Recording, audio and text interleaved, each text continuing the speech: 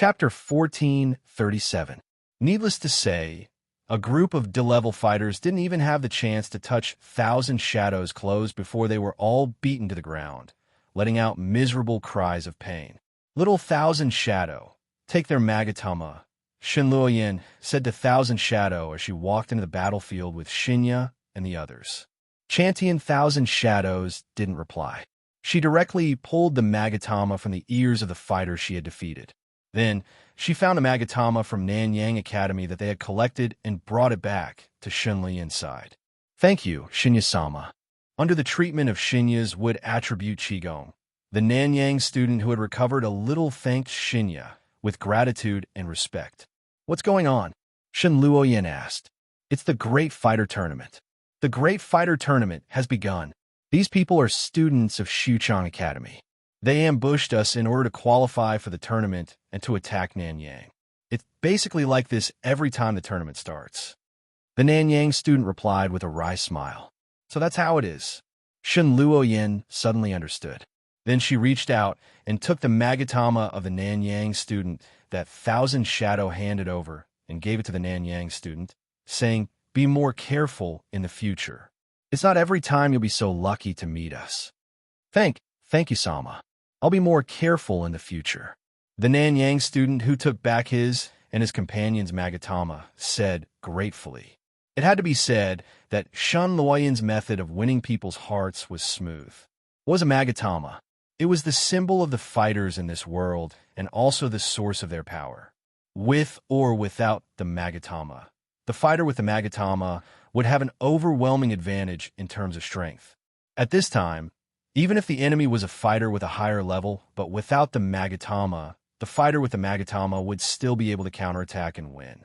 However, these Magatama were completely useless to Shinya, Yi, Shinluoyin, and Zhuge Hall, who relied on their own cultivation and weren't restricted by the Magatama at all. Besides being an ugly accessory, they had no value. It was better to directly return it to the victim in exchange for their gratitude and recognition.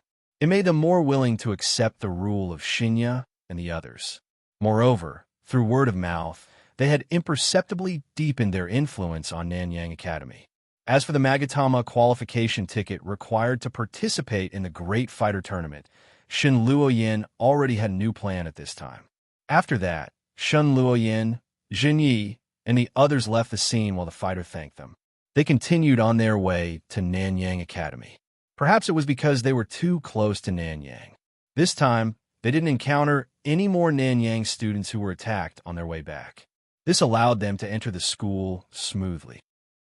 After that, Shinluoyin parted ways with Jinyi and the others. She familiarly went to Nanyang Academy's medical center, which had become her stronghold. He found the iPad that was hidden in a hidden corner and watched the surveillance footage of Lu Sun Boyan and Lu Su Zijing. In this way, the morning passed in the blink of an eye. Jinyi, Yi, Kuga Kinyoshi, Nanjo Norisera, and Chan 1,000 Shadows once again gathered in the medical center.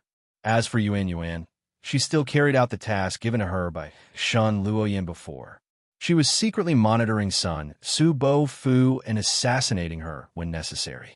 Shinluoyin took out the lunchbox that she had brought from home in advance and opened it. She took out the food inside and put it on the table one by one and asked everyone to sit down and eat. Do you have any thoughts about the Great Fighter Tournament? During the meal, Shinluoyin asked. Since you asked this, that is to say, you have some ideas about this tournament? Jinyi raised his eyebrows and glanced at Shinluoyin. I do have some ideas. Shinluoyin admitted honestly with a smile. I want to take advantage of the opportunity of all the academies participating this time to catch all the masters of the other academies in one fell swoop. Then, without waiting for Jinyi and the others to ask, Shinluoyin naturally told the plan in her heart. This matter is not that easy, Jinyi said with a frown. But it's not like there is no chance, right? Shinluoyin asked. Jinyi nodded slightly to express his agreement. Since it was the Great Fighter Tournament, then according to the situation of the past few sessions, it was normal for both sides to be injured or something. As long as they launched a sneak attack or intercepted the return route at this time, There was a chance to eliminate the masters of several important universities at the lowest price and snatch their magatama.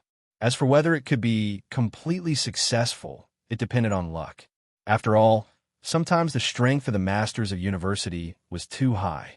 After all, it was also very likely that there would be no damage after eliminating all the masters of the other side. At least, it was possible for this to happen in the two academies of Xuchong and Luoyang. So I hope that you can skip class this afternoon and go to Wu County High School and annihilate all the fighters there. Shen Luoyan, who saw that Zhang Yi had no problem, said, "Just a few of us." Nanzhou Nora asked with some uncertainty in his heart. Annihilating a school's fighters is equivalent to taking over that school. In ancient times, it was an act of war. So this time, in addition to the few of us, I will also gather the students of Nanyang Academy to participate in the operation. At the same time, I will also take this opportunity to deepen their recognition of us. After all, we are not fighters who have magatama and are affected by the fate of the heroic souls of the three kingdoms. Shen Luoyan said faintly. It had to be said that the identity of fighters who were not the heroic souls of the three kingdoms had caused a great obstacle to obtaining the recognition of the fighters of Nanyang. Otherwise, Shen Luoyan would not have strengthened her and the others' existence like this whenever she had the opportunity to declare her identity as the ruler. Using a roundabout way to get them to recognize her, she would truly take this group of fighters as her own. And perhaps this is the beginning of us changing the tragedy of 1800 years. Then, Shen Luoyan, who seemed to have thought of something, smiled and said. After that, the few of them did not speak and silently finished their sumptuous lunch. After packing up the lunchbox, Shen Luoyan threw it back into the bracelet space and looked at Nanzhou Nora and ordered, Nora, please go find Lu Su Zijing and Lu Sun Boyan." "Okay," Nanzhou Nora replied, then stood up and walked out of the health room. He went to find Lu Sun Boyan and Lu Su Zijing, who were temporarily staying together because of lunch. "Xiao Yao, Yi, I'll have to trouble the two of you to go to each class and pass on the order to gather all fighters in the auditorium in 10 minutes. Then, Shen Luoyan turned her head to look at Yi and Zhuge Hall and instructed. "Okay." Yi and Kuge Hall agreed in unison. Then they also left the health room and went to pass on Shen Luoyan's order to each class. For a time, only Shinya, Shen Luoyan, and Chikage, who was reading a book, were left in the health room, and none of them spoke to each other. After about 7 or 8 minutes, Nanzhou Nora brought Lu Su Zijing and Lu Sun Boyan back to the health room. Lu Su Zijing and Lu Sun Boyan bowed to Shen Luoyan together. "No need to be so polite," Shen Luoyan said with a gentle smile. Then he went straight to the point and asked, "Now that a day has passed, I wonder if the two of you have made your decision?" Lu Su Zijing, Lu Sun Boyan, greets Darren. Lu Su Zijing and Lu Sun Boyan looked at each other. Then they sat down and bowed their heads. Good. Although Shen Luoyan knew from the information sent back by the nanomonitoring machine that the two were only pretending to agree and not sincerely submitting, she still showed a sincere smile on her face and walked out from behind the table. She came to the front of the two and said, "Thank you for your help." Lu Su Zijing and Lu Sun Boyan straightened up. "On the way here, we saw the fighters of the school gathering in the auditorium. I wonder," Lu Su Zijing asked respectfully. "Yes, it's my order." Shen Luoyan didn't hide it and said with a smile, "As for the reason, it's very simple. I intend to lead the fighters of the school to attack Wu County and turn Wu County High School into our secondary high school. By the way, I will use Wu County High School's Fighters Jade to complete the qualification requirements for our school to participate in the Great Fighter Tournament." Lu Su Zijing and Lu Sun Boyan looked at each other and saw inexplicable emotions in each other's eyes. The reason was very simple. It was because Wu County High School was a very special place for them, or for the overlord Sun Tzu. There was a person who was beheaded by Sun Tzu in history, but according to the rumors, he turned into an evil spirit and entered Sun Tzu's dreams every night and finally cursed Sun Tzu to death. If their operation were to succeed this time, it would mean that the 1,800 years of sorrowful fate that had been imposed upon them would most likely be changed. If Zheng Yi and the others could capture or destroy Yu Ji, then this sad fate would definitely change. You two come with me to witness the beginning of our hegemony. Shen Luoyin looked at the two of them and said with a smile, "Yes." Lu Su Zijing and Lu Sun Boyan replied in unison. "It's almost time. Let's go." Shen Luoyin nodded and turned to Zheng Yi and said. Zheng Yi slightly nodded, and together with Shen Luoyin, Lu Su Zijing, Lu Sun Boyan, and Chanan Thousand Shadows left the medical room and walked towards the school's auditorium. After walking for a few minutes, Shen Luoyin and the others arrived at the auditorium and met with Yi, Jua Hall, and Yuan Yuan, who were already there. Seeing the appearance of Zheng Yi and the others, although they hadn't crowned her with the title of Nanyang's leader, but in their hearts, they had already accepted the existence of such a group of experts.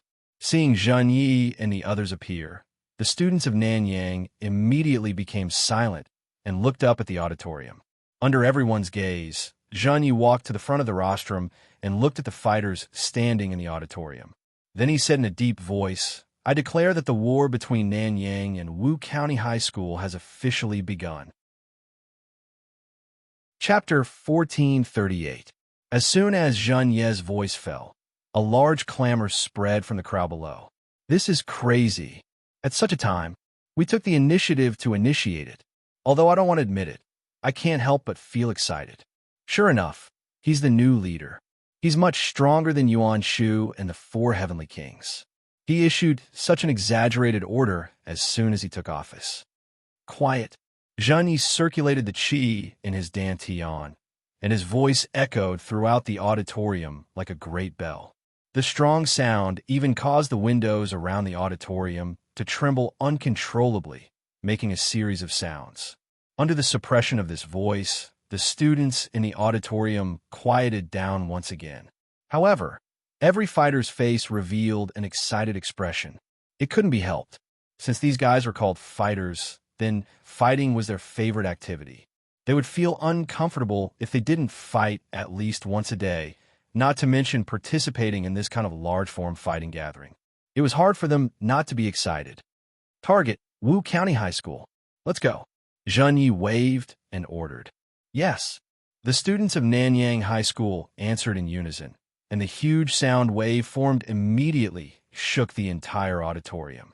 Looking at the performance of the fighters of Nanyang High School, Lu Su Zijing and Lu Sun Boyan, who were standing on a rostrum with Shen Luoyin and the others, instinctively looked at each other and saw some surprise in each other's eyes. Then, Zheng Yi met up with Shen Luoyin and the others and went to the school staff office. In a half-threatening, half-pleading way, he obtained the school bus key from the staff. The school bus driver then led the students to Wu County High School. Judging from the performance of the students on the school bus, it was estimated that it was the first time they took a school bus to another school to participate in such an illegal gathering. This made them feel more and more that this new leader style of doing things was different, and they were willing to accept it. Just like that, it took about an hour for Zheng Yi and the fighters of Nanyang High School to finally arrive outside Wu County High School. The door of the school bus, which had just stopped, opened. Then, the fighters of Nanyang School, who were already prepared, immediately carried out the encirclement plan that Shen Luoyin, Lu Su Zijing, and Lu Sun Boyan had made on their way here. They divided themselves into several teams and surrounded the entire Wu County High School. Then, about 30 C and B-level fighters followed Zheng Yi and the others into the Wu County High School. At this moment, the fighters of Wu County High School, who had discovered that Nanyang Academy had come with ill intentions, quickly gathered together and formed a human wall. He confronted Zheng Yi and the others. "Leave 10 people behind as reserves. The rest attack." Shen Luoyin ordered with a serious face. As soon as he finished speaking, 20 of the 30 senior warriors who had been surrounding Zheng Yi and the others immediately rushed towards the warriors of Wu County High School while shouting.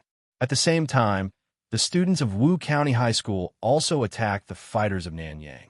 Next, bang, bang, bang, muffled sounds rang out as the fighters of the two schools fought in a chaotic battle.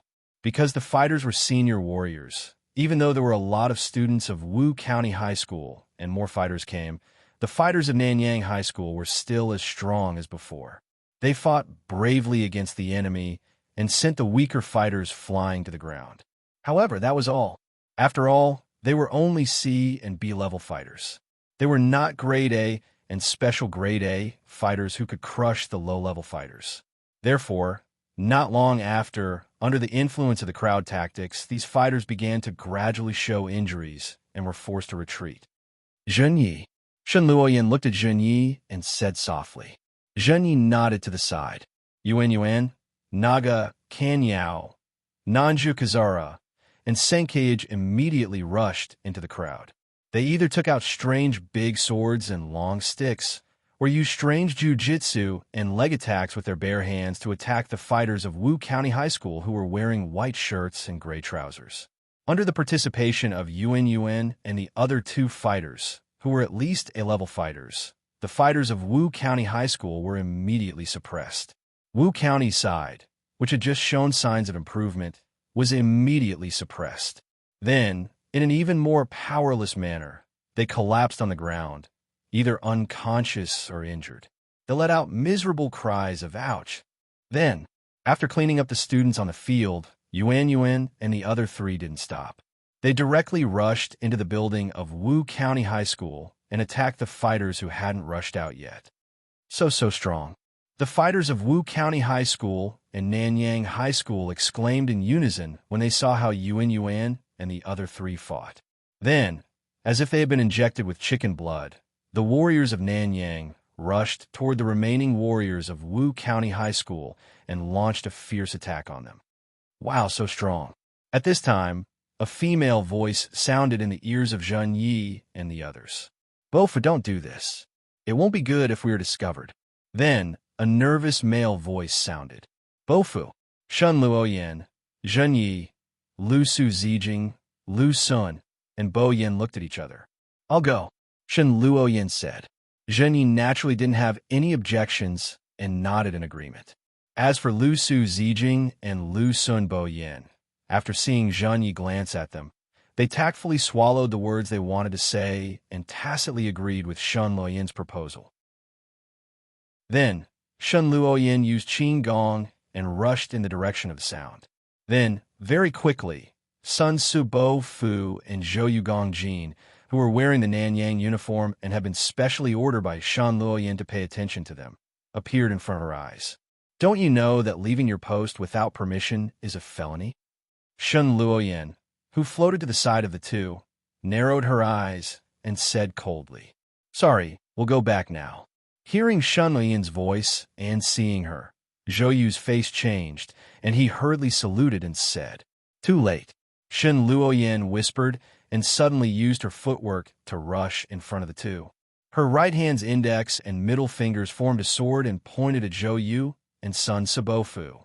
Instinctively, Zhou Yu, who didn't want to be restrained, grabbed Sun Subofu's wrist and dodged to the side. Seeing this, Shen Luoyan's eyes flashed with a cold light, and she immediately chased after them. To be honest, when it comes to movement and speed, the fighters in this world, especially the fighters below A-level, were not that proficient. They basically relied on using Qigong to achieve the purpose of short-distance high-speed movement. So basically, every time they moved, they would leave a damaged dent on the ground. It was completely incomparable to the high-speed movement technique of shrinking the ground. Not to mention, in some aspects, even the shrinking ground could not be compared to the Chinese lightness kung fu. Therefore, after 2 chases and dodges, Zhou Yu, who had the Sun Su Bo talisman as a burden, was forced to stop by Shen Luoyan. She pointed her finger at the two of them and used her inner strength to seal their acupuncture points. However, compared to Sun Su Bofu, who was completely restrained, Zhou Yu, whose reaction and martial arts were higher, cleverly dodged the acupuncture points that could be used to seal him. Only one of his arms was sealed by Shen Luoyan. If you don't want her to die, then obediently surrender. Otherwise, I won't hold back just because you're the fighters of Nanyang. One of Zhou Yu's arms was temporarily crippled, so his movements were a bit out of order. Shun Luoyin grabbed Sun Su Bo's talisman, who could only move his eyes and mouth, and grabbed Shun Luoyin's throat. She smiled and looked at Zhou Yu and said, "Despicable." Zhou Yu cursed. "At this time, I have every reason to suspect that you are the spies of Wu County's high school. Even if I kill you on the spot, it wouldn't be too much. How despicable." Shun Luoyin looked at Zhou Yu with a sneer and said, "You who said this really don't take advantage of your three kingdoms beauty named Zhou." Zhou Yu clenched his teeth and didn't say anything. "I'll count to 3. If you don't come over, I'll immediately choke her to death." Shun Luoyin's fingers slightly tightened, making Sun Su Bofu's face even more uncomfortable. 1, 2, okay, I'll surrender. Zhou Yu lowered his head and said. Seeing this, Shun Luoyin didn't hesitate. She immediately rushed in front of Zhou Yu and sealed several major acupuncture points on his body, completely cutting off his ability to move and internal strength, turning him into a wooden man. "You should have been more obedient from the start." Shun Luoyin reached out and patted Zhou Yu's face. Then he reached out and grabbed Zhou Yu Gongjin. Together with Sun Su and Bo Fu, they walked back to Zhenye's place. "I'm sorry, Gongjin. It's all because of me." Sun Su Bofu's face was gloomy as he apologized. "It's okay. It's not your fault. It's my fault that I'm not strong enough to protect you." Zhou Yu quickly comforted him. "Gongjin." Sun Su Bofu's face showed a reluctant smile. However, just as Shun Luoyin was about to return to Zhenyi and Yi's side, a muffled sound suddenly rang out from the Wu County High School's field, attracting the attention of Shun Luoyin and the others. At this time, on the field of the Wu County High School, a brown-skinned girl wearing a light blue short-sleeve shirt, a gray suit jacket, and a pleated skirt of the same color was half kneeling on the field. A large amount of smoke and dust was sent flying around her. Obviously, the muffled sound just now was made by her. Yu-ji, seeing the appearance of this girl, a fighter from the Wu County High School, said with a voice full of hope and excitement. Shun Luoyin returned to Zhenye's side and casually threw Sun Su Bofu and Zhou Yu, who couldn't move for a short period of time, to the ground. She was interested in the girl who slowly stood up not far away. She was the girl who inherited the name of a famous Taoist from the Three Kingdoms period and had a heroic soul, Yu-ji Lai. Chapter 1439. P.S. Thank you to NXCX and Halcyon for their tips. Who are you? Yu-ji looked at Zhenyi, who was surrounded by 10 reserve fighters and looked like a queen. Nanyang, Zhenyi. Zhenyi replied indifferently. Zhenyi? Never heard of you. Yu-ji tilted his head and thought for a moment, then replied straightforwardly. Then, while moving his wrists, he confidently introduced himself. I'm Yu-ji, a sophomore from Wu County High School. Although I'm not Sun Su Bo, it doesn't matter. As long as I can have a good fight, it's fine. You know me? Hearing his name being mentioned, Sun Su Bo, whose body was restrained, asked curiously, who are you? Yu-ji turned his head and looked at Sun Su Bo, puzzled. I am Sun Su Bo Fu. Didn't you just call out my name? I thought you knew me. Sun Su Bo Fu replied. What's going on? Yu-ji asked in a deep voice when he saw the person of destiny appear in a way that was far beyond his imagination. Just 2 subordinates who kept giving orders. Shun Luoyin casually said, Your Nanyang is really strange. Yu-ji first looked at Shun Luoyin, then looked at Sun Su Bo's talisman and Zhou Yu's Gongjin. Finally, his gaze fell back on Zhenyi and said, But forget it. Your Nanyang has nothing to do with me for the time being. Let's have a showdown. Yu-ji continued. Sister, leave her to me. Yi looked at Yu-ji and said seriously, Okay, be careful. Yi, who knew Zhenye's thoughts, nodded slightly and whispered, Are you looking down on me? You will pay the price for this. Yu-ji seemed to be a little angry. No, I'm serious about fighting with you. Yi, who didn't take out his sword, walked directly to Yu-ji with his bare hands and smiled. After that, he took a deep breath, and a strong sense of oppression suddenly erupted from Yi's body, like a small stone thrown into a calm pool of water. It stirred up the surrounding air, forming a whirlwind that quickly spread out in all directions. the training of the basic techniques of thought. Under this pressure, the warriors of Nanyang and Wu County who were in close proximity felt as if they were stuck in a quagmire, unable to move an inch. Drops of cold sweat involuntarily appeared on their faces. So powerful, Zheng Yi said. Even everyone present, including Shen Luoyan, instinctively sighed in their hearts. Feeling the pressure from the aura on his body, Yu Ji's expression was no longer as relaxed as before. Instead, it was replaced with a solemn expression. His eyes stared unblinkingly at Yi, who also had a solemn expression, and said in a deep voice, "I take back what I said earlier.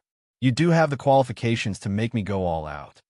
After that, ignoring the others, he took off the weights on his wrists and ankles and bent over to put them aside. "All right, we can start now." Yu Ji, who had taken off a total of 40 kilograms of weights, got into position and said, "Then I won't stand on ceremony," Yi said. Yu Ji didn't reply, but his eyes became even sharper. At this moment, Yi's figure flashed and instantly appeared in front of Yu Ji as if he had teleported. He waved his fist wrapped in qi and punched towards Yu Ji's body. Feeling the strong wind pressure from Yi's fist, Yu Ji, who didn't dare to take it head-on, immediately curled up and leaned to the side with her arms supporting her body. She then kicked towards Yi's abdomen. Yi grabbed Yu Ji's ankle with his free left hand when the sole of Yu Ji's foot was 3 or 4 centimeters away from him. He then threw Yu Ji away like throwing trash. Boom! The next second, Yu Ji's body hit the outer wall of Wu County High School's teaching building like a cannonball. A circular depression with a diameter of more than 3 meters was formed there, and her body was deeply embedded in the wall. Then, Yi, who didn't even think about waiting to give his opponent a chance to breathe, immediately used the flying scythe kick and appeared in front of Yu Ji, who was still a little slow to react, and punched her abdomen. Boom! Amidst the violent roar, another circular depression with an even more exaggerated diameter appeared on the wall of the teaching building behind Yu Ji. The outer wall of the teaching building was punched through. "You lost." Yi looked up at Yu Ji, who was hanging from his fist and didn't fall into the teaching building with the collapsed wall, and said calmly, How is this possible?" Yu Ji, who didn't expect to lose in 2 moves, said in disbelief. Of course, the fighters from Wu County High School were also in a daze. They didn't expect Yu Ji, who was usually as strong as a god in their eyes, to be so weak. She was defeated by the enemy in 2 moves, and they couldn't accept it at the moment. Unlike the fighters of Wu County High School, after the fighters of Nanyang High School got over their initial shock, they immediately cheered with excitement. They were happy that Nanyang had such a powerful expert like Yi. Yi didn't care about Yu Ji's disappointment and slowly retracted his fist. Plop! Without any external support, Yu Ji's knees immediately went soft, and he knelt on the ground. However, that was all. As for injuries, there were almost no injuries. This was because Yi's previous punch seemed powerful, and it was a powerful attack that could destroy the outer wall of the teaching building to such an extent after Yu Ji, an A-rank fighter, blocked it with Qigong. However, there wasn't much power that actually entered Yu Ji's body. Most of the power followed Yi's striking the bull through the mountain technique and directly hit the wall. If all of it directly entered Yu Ji's body, even if she had an A-rank fighter's internal strength to resist and reduce the damage, she would still die with her organs shattered. After all, the dragon-shaped Qi Art's needle forging technique was extremely powerful against penetrating attacks. At least for the fighters in this world, it was so. Of course, this was still under the condition that Yi held back. Otherwise, even if he didn't use any force, a full-powered, strengthening psychic attack could still kill Yu Ji. The only difference was that it was 1 more punch or 1 less punch. Then, Yi followed Shen Lian's order and reached out to take the jade that represented Yu Ji's earlobe. Yu Ji had fallen into a daze after being defeated so easily. During this process, Yu Ji didn't resist at all. After taking the jade, Yi turned around and showed it to Zheng Yi and Shen Luoyan. Seeing the jade, Shen Luoyan smiled. Then, she circulated her internal strength and loudly ordered, "All students of Nanyang, immediately take the jade from Wu County High School. If there is any resistance, immediately suppress it. Yes, the students of Nanyang Academy responded in unison. Then they all rushed into Wu County High School like locusts. They suppressed all the fighters of Wu County High School and took the jade from their earlobes. Seeing the situation in front of them, Lu Su Zijing and Lu Sun Boyan couldn't help but look at each other. At the same time, they understood that history had changed. Then there was nothing to say. With the addition of a large number of Nanyang fighters, with the help of Roly Poly, Naga Kinyori, Nanjo Norisera, and Senkaku, the fighters of Wu Jun High School were quickly suppressed and lost the symbol of their fighter status, the Magatama. Return to school, Shen Luoyan ordered with a smile on her face as she took the jade that was about the size of a travel bag from a fighter. Yes, Zijing Boyan, take the two of them to our bus. Shen Luoyan didn't pay attention to the Nanyang students who were starting to board the bus. She turned around and looked at Sun Su, Bo Fu, and Zhou Yu. She ordered Lu Su Zijing and Lu Sun Boyan. Yes, Lu Su Zijing and Lu Sun Boyan agreed and went forward to help one of them up. Then, Shen Luoyan, Zhen Yi, Yi, Yuan Yuan, Jioha Qinyao, Nanjo Noriseros, and Senkage returned to their school bus. Just as they were boarding the bus, Sun Su, Bo Fu, and Yi turned their heads to look at Yuji, who was still kneeling in the same place in a daze. As for what they were feeling inside, it was not necessary for outsiders to know. 10 minutes later, all the Nanyang students finished boarding the bus. They left the already destroyed Wu County High School and rushed back to the location of Nanyang High School. This went on for more than an hour. Nanyang school bus returned to Nanyang Academy. Everyone gathered in the auditorium. Shen Luoyan, who got off the school bus, said to the Nanyang fighters who also got off the other school buses. Then, she took Xinyi, Yi, Yuan Yuan, Jioha Qinyao, Nanjo Noriseros, Senkage Shu, Lu Su Zijing, and Lu Sun Boyan to the auditorium. Sun Su Bo Fu and Zhou Yu Gongjin had already recovered their mobility, but their internal energy was still suppressed. Regarding this order, after this attack on Wu County High School, the Nanyang fighters who had completely fallen to Zhen Yi and the others naturally did not have the slightest intention of resisting. They also walked toward the auditorium. A few minutes later, all the Nanyang fighters once again gathered in the auditorium. At this time, Shen Luoyan stepped to the center of the rostrum and looked down at the fighters in the auditorium, until the fighters who were whispering about what to say this time all involuntarily quieted down. Then she slowly said, "Now I declare that the attack on Wu County High School by Nanyang has officially ended. We have won. Yeah, long live." After she finished speaking, the fighters of Nanyang immediately cheered. After about 10 seconds, Shen Luoyan, who felt that it was about time, raised her arm and stopped the fighters from cheering.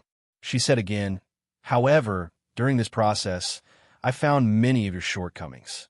First of all, you were not strict in the execution of my orders." As soon as these words came out, all the fighters felt a chill in their hearts. "Bring them up," Shen Luoyan said coldly. Then, Yuan Yuan was pushed up to the rostrum with Zhou Yu Gongjin and Sun Su Bo Fu, and finally stopped beside Shen Luoyan. Wow! Seeing the faces of the two, the Nanyang fighters below immediately made a noise. Obviously, they were puzzled by the fact that they were pushed up and faintly felt that something was wrong. I think you should be familiar with these two. Yes, they're Sun Su Bo Fu and Zhou Yu Gongjin who caused chaos in Nanyang some time ago. However, that has nothing to do with us. Lord Jin Yi won't do anything to them because of them. However, during the attack on Wu County High School today, the two of them left their posts without permission and sneaked into Wu County High School without orders. In my opinion, this behavior is a violation of military discipline, Shen Luoyan said coldly with a cold gaze. However, I also know that you, who have not received military training, will not be able to accept it for a while. Therefore, I can be lenient with their actions this time, but the punishment must not be reduced. Therefore, I announce that their Magatama will be sealed and their identities as fighters will be stripped. Wow! The students of Nanyang, who had just quieted down not long ago, made a noise again. There was no other way. In this world, the Magatama was a second life for fighters. It was something that could not be separated unless they encountered a powerful force, such as being defeated by an enemy, or something like that. No one wanted their Magatama to be taken away for some reason, so it was natural for there to be an uproar. However, when they thought about the group that Shin Luoyin represented and the fact that the other party had sufficient reasons, they only discussed in low voices. They did not make a ruckus or even carry out any excessive acts of resistance. In fact, thinking about it, Sun Subo Fu was a new transfer student. Moreover, as soon as he entered the school, he had a conflict with all the fighters in the school. Even now, he was a wanted person. Therefore, he did not get along well with the fighters in the school. In addition, they were not the ones who had their Magatama sealed. Therefore, even if some smart people knew that Shun Luoyin was killing the chicken to scare the monkey, they did not do anything. As for the other person, Zhou Gongjin, his pretty boy appearance had long been disliked by some of the martial arts students. In addition, he usually behaved a bit cowardly. Even after the incident with Sun Subo Fu broke out with a powerful force, it still did not change the fighter's view of him. Therefore, he was also included in the ranks of the unlucky ones. Hearing Shin Luoyin's announcement, Zhou Gongjin and Sun Subo Fu did not have time to act. Immediately, the Magatama on their earlobes was taken away by Yuan Yuan. Let them go. Seeing that her goal had been achieved, Shin Luoyin glanced at the two of them and said. Yuan Yuan nodded and pushed the two of them to the side and left the rostrum. Subsequently, Shin Luoyin used the power she had just established and the martial arts she had obtained after defeating Wu County High School to announce some rules and regulations for similar operations. That is, military rules. She also made a training plan. The instructor of the training naturally fell into the hands of Zhuge Hall, who had been the World Army instructor for a period of time in the Tang Empire, and Yuan Yuan, who was originally the Army's heirloom. Chapter 1440. In another world, at the top of a building in Tokyo's Chiyoda district near the government building, Suzu Ito, Erika, Liliana, Katsuyama Yomi, Tsutamaya Kagura, and Rana Lenshin appeared. You really don't need us to follow you. Tsutamaya Kagura looked at Erika and asked in a low voice. There's no need for that. It's safer for me to be on my own. Besides, if something really does happen, you'll be able to provide support for me by staying outside. Erika flicked the stray strands of hair on her shoulder with a nonchalant smile. Okay then, but remember to turn on the signal of your communicator. Suzu Ito nodded and said, Okay. Erika smiled. Then I'll be going. Then, seeing that no one had anything else to say, Erika immediately turned around and walked toward the passage leading to the top of the building, quickly disappearing behind the closed door. Erika, who was alone, walked down the building with a solemn expression. Because she had been using the safe passage, even if Erika was inside a party's headquarters building, she still didn't attract any attention from the guards, allowing her to safely arrive at the floor where the target should be. And the so-called target was a relatively important person in the political party represented by this building. As for the reason why Erika and the others appeared at the top of this building, and why Erika broke into the building alone, it all started 2 days ago. On that day, Erika and the others, who had completed the creation of the spiritual disaster and eliminated the ghoul, Jingling Road, knew that the original plan to use the spiritual disaster to lure the 12 divine generals who had seen their faces, Magi Zenjiro, to the office had failed, so they could only use the original plan to invade the Inyang Hall through the government. But compared to before, Suzu Ito, who had seen the uniqueness of this world's Inyang technique, decided to make a slight change, which was to send Katsuyama Yomi and Tsutamaya Kagura to study in the Inyang school to master this world's Inyang technique system. However, the premise of all these plans was that they had to be able to control a powerful official. But don't forget, this world is a real magical world with Inyang technique and Inyang masters, although on the surface, only the so-called 12 divine generals are experts. However, no one knew how many of them there were in the dark. Perhaps there was a powerful yin-yang master who was hiding his identity by the side of the officials they randomly targeted. Thus, in order to increase the success rate of her plan, Erica naturally had to filter her targets to a certain extent. After all, the greater the influence, the more likely it was that there would be hidden experts around. This was an undeniable truth, no matter which world one was in. However, for the sake of safety, they had to choose the weaker members of parliament, officials, and so on. Their strength was not enough to meet the requirements. Unless they were extremely lucky and met someone with a wide network of connections, they would be able to use that person to send them to an important place like the Yin-Yang Hall. Thus, in the end, Erica locked her eyes on a certain political party. It was not the most powerful party leader. He wasn't one of those low-ranking counselors who wasn't weak either. Instead, he was someone who they could only confirm after a series of investigations that his influence wasn't weak. However, he wasn't that close to the yin-yang masters.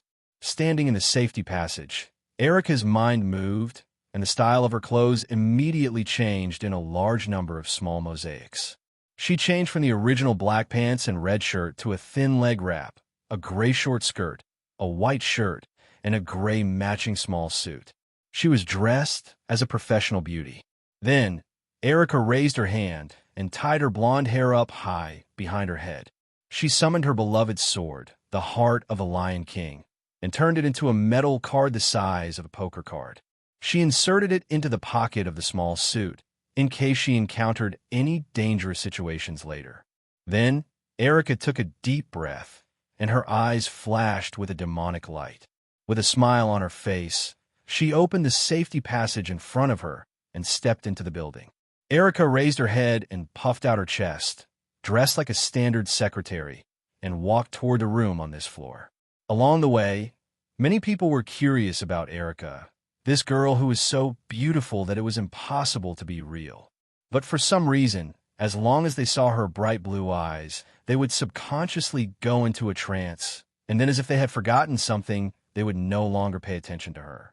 And the reason for all of this was because when Erica pushed open the door and walked out of the safety passage, she cast a camouflage spell on herself and achieved the effect of magic eyes of charm. Just like that. With the help of this kind of behavior that was spontaneously derived from the laws of this world, Erica arrived outside the office of the person she had chosen as her target. Knock, knock, knock. Erica raised her hand and knocked on the door. Come in. A voice full of vigor came from the door. Creak. After getting permission, Erica lightly twisted the hand that was holding the door handle, and with a light sound of the door lock turning, she pushed open the door and walked in. Then, a room with an area of about 30 square meters, with only an office desk, a sofa for guests, a coffee table, and a carpeted floor, entered Erica's sight. Then, a middle-aged man with a decent figure, wearing a black suit, who looked to be about 40 years old, appeared in her sight. My luck isn't bad. I didn't meet a yin-yang master. Erica secretly used her spirit sense to check the situation in the room and felt slightly relieved. But when he thought about it, it made sense. Even if there really was a yin-yang master guarding him, he would probably only call the yin-yang master to his side when he went out. Normally, the yin-yang master would be placed in a nearby room. After all, the yin-yang master was still a political figure. He wouldn't want to see an unrelated person appear in his office all the time, especially when he was handling official business. At the same time, the man raised his head to look at Erica, but in an instant, he was caught by Erica's charm magic and fell under her control. Then, Erica smiled as she controlled the man to give orders that could help them. For example, help them get a legal identity. For example, help them apply for some qualifications, and so on.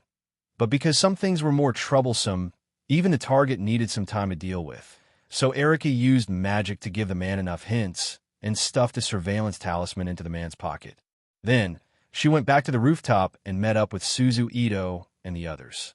Then, they waited for an entire day. He didn't know if the Onmyoji following Erica was weak, or if the Onmyoji had relaxed their vigilance because they hadn't seen anything for a long time, or if the Onmyoji hadn't been waiting for them in the past few days, Ito Rin didn't feel that the monitoring paper talisman she stuffed into Erika's pocket through her hand had been discovered. This was good news. Then the next afternoon, after Suzu Ito used Yin-Yang to activate the surveillance talisman, and after confirming that there was indeed no danger around the man, she let Erika meet the target alone again. The process was still smooth, and Erika met the target again. This is what you want. Seeing Erika, who was once again a professional woman, the target took out a brown paper bag from the drawer and threw it on the desk. As for the other request you made, I also contacted the other party last night. Later, you just need to take this thing to the Muroko branch and find this person. Then the target took out a cardboard piece that looked like a business card and put on the desk. What about Yin-Yang School? Erika walked to the desk and casually glanced at the card with the words Shinshu Yamashiro written in black. She picked it up with the brown paper bag on the desk, then opened the brown paper bag and looked down to check the contents. I can't do anything there. You can only participate in the annual entrance examination of Yin-Yang School through the normal way and enter the school to study. The target shook her head and said, Okay then. After checking the contents of the brown paper bag, Erika put it away and said casually, Thank you for this matter. The target didn't speak. She nodded and accepted Erika's gratitude. Seeing this, Erika smiled slightly, turned around, and left the target's office. Following the original path, she left the building where the target was located. She found Ito Rin and the others who were hiding nearby, just in case, and left the place together. After a while, they stood beside a bench in a park. At this time, Erika opened the brown paper bag and took out the things inside one by one. Then, 6 hardcover books similar to household registration booklets, 6 white cards similar to ID cards with a few people's bareheaded photos, 6 small green booklets similar to driver's licenses, and a small booklet with the Yin-Yang Type 1 National Certification Examination written on it, as well as a few other items that could be used for other purposes, appeared in front of everyone's eyes. From now on, we're no longer unregistered residents. Erika smiled as she handed the hardcover books, white cards, green books, and 1 or 2 other things that also had 6 sets of items to everyone. Needless to say, these books were household registration, ID cards, and driver's licenses. As for these, they're the National Library's Library Qualification Certificate, but don't underestimate this thing. As long as you have this thing, you can also read some general non-civilian reading materials in the National Library. Erika pointed to the small items distributed to everyone and explained. Finally, Erika handed the business card with the name of Shinshu Yamashiro on it to Suzu Ito and said, In addition to these, this is the business card. Ling, you just need to take this business card to the Muhei branch and find the person on the business card to sneak into the Muhei branch. Although you can't directly enter the Yin-Yang Hall, it's safe, and it will also give you time to understand the Yin-Yang system of this world. Chapter 1441. Just me. Suzu Ito frowned as she understood the meaning behind Erika's words. If I'm not mistaken, the only one who can enter the Muhei branch is you. Erika sighed lightly and explained, Previously, we all overlooked one point, which is that the Yin-Yang Hall is an official department of Japan, and it recruits only Yin-Yang masters. The suitable candidates for the Yin-Yang master profession have always come from Yin-Yang master families. Only occasionally will there be people who have obtained the power of the devil due to being victims of spiritual disasters or other reasons. Therefore, the entire Yin-Yang Hall, whether it's the headquarters or the various branches, is basically composed of natives. The reason why I didn't say it was absolute is because when I searched for information, I didn't see any information that foreigners are not allowed to work in the Yin-Yang Hall. So, excluding Yomi and Kagura, who have already confirmed to study in the Yin-Yang school, Lily and I, who are destined to not be able to mix in regardless of whether it's Zhang Xianghe or not, and Lana, who can't enter the Yin-Yang Hall because of the wrong form of power, only you meet the requirements. Indeed, Suzu Ito, who put away the business card side. But speaking of the Yin-Yang school, Erika turned to look at Yomi and Tsutomu Kagura and said, Although that counselor has some power, he's not from the orthodox Yin-Yang family, so he can't help you get the qualifications to directly enter the school. So you still need to pass the Yin-Yang school's examination in a few months. In that case, let's find a way to get the National Yin-Yang Eye-Level Qualification Certificate together with Yuan-san. Otherwise, this thing will be a bit of a waste. Yomi, who was playing with the National Library's Special Borrowing Qualification Certificate, chuckled. Let's go. I can't wait to learn about this world's yin-yang technique. Suzu Ito, who was also playing with the National Library's Special Borrowing Qualification Certificate in her hand, joked. Erica and the others naturally didn't have any objections to this suggestion, and together with Suzu Ito, they took a car and moved to the National Library in Nagata, Chiyoda. Because they were in the same district, they arrived quickly. The group arrived outside the National Library. Immediately, a large 5-story building with white walls appeared in front of Suzu Ito and the others. In the main world, I don't even have the qualifications to enter. I didn't expect that I would obtain special qualifications here. This is really... Suzu Ito couldn't help but bitterly smile as she looked at the tall building of the National Library in front of her. Speaking of this, it had to be said that the National Library in front of them was quite impressive. Although it was indeed the National Library of Japan, it was also the National Library of Japan. Therefore, it stored a large number of national meeting documents, materials, legal provisions, and other historical information, and so on. Therefore, it was very troublesome to obtain the right to view here. At the very least, you had to be a real scientist. It was very difficult to qualify as a researcher in a related research project. As for whether this was the case in this world, he didn't know. However, based on the fact that he could borrow information about yin-yang, the people who could enter this place shouldn't be simple. Even if they weren't the scientists and researchers of the past, they should be related to the yin-yang hall. Or perhaps he was a member of the yin-yang hall. Aren't you used to this kind of thing? Anything unimaginable can happen by the king's side. Erica chuckled. That's true. Suzu Ito agreed with a smile. Originally, she was just sighing with emotion, so she immediately erased the emotions in her heart. She stepped on the stairs with Erica and the others and walked inside the National Library. Then, Suzu Ito and the others logged in their special library card information at the entrance of the National Library. They entered the National Library through the door.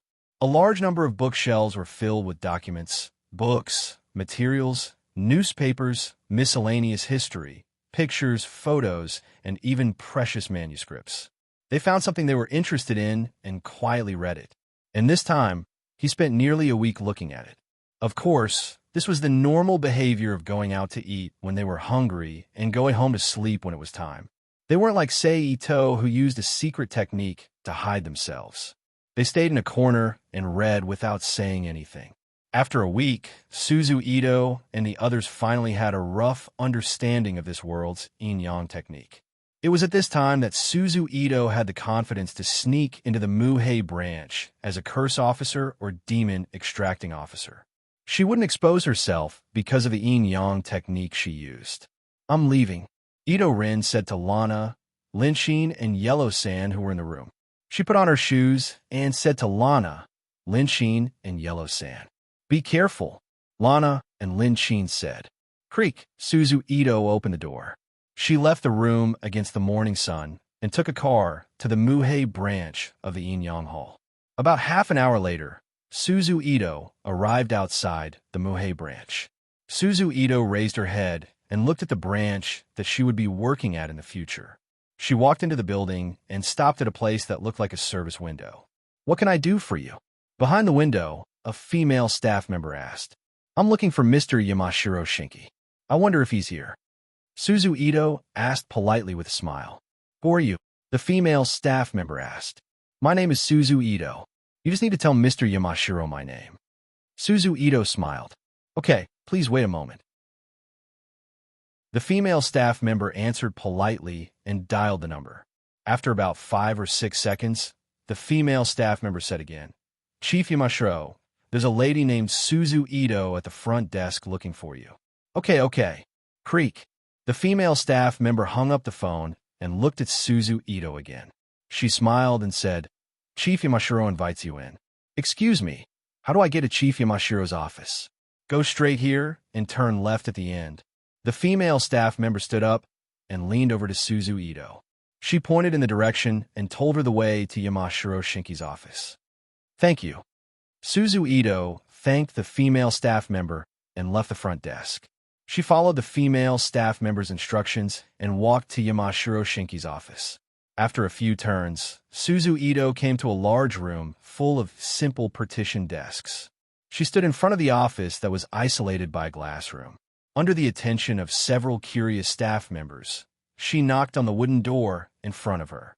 "Knock, knock, knock. Come in." Creak. Suzu Ito, who got permission, opened the door and walked in.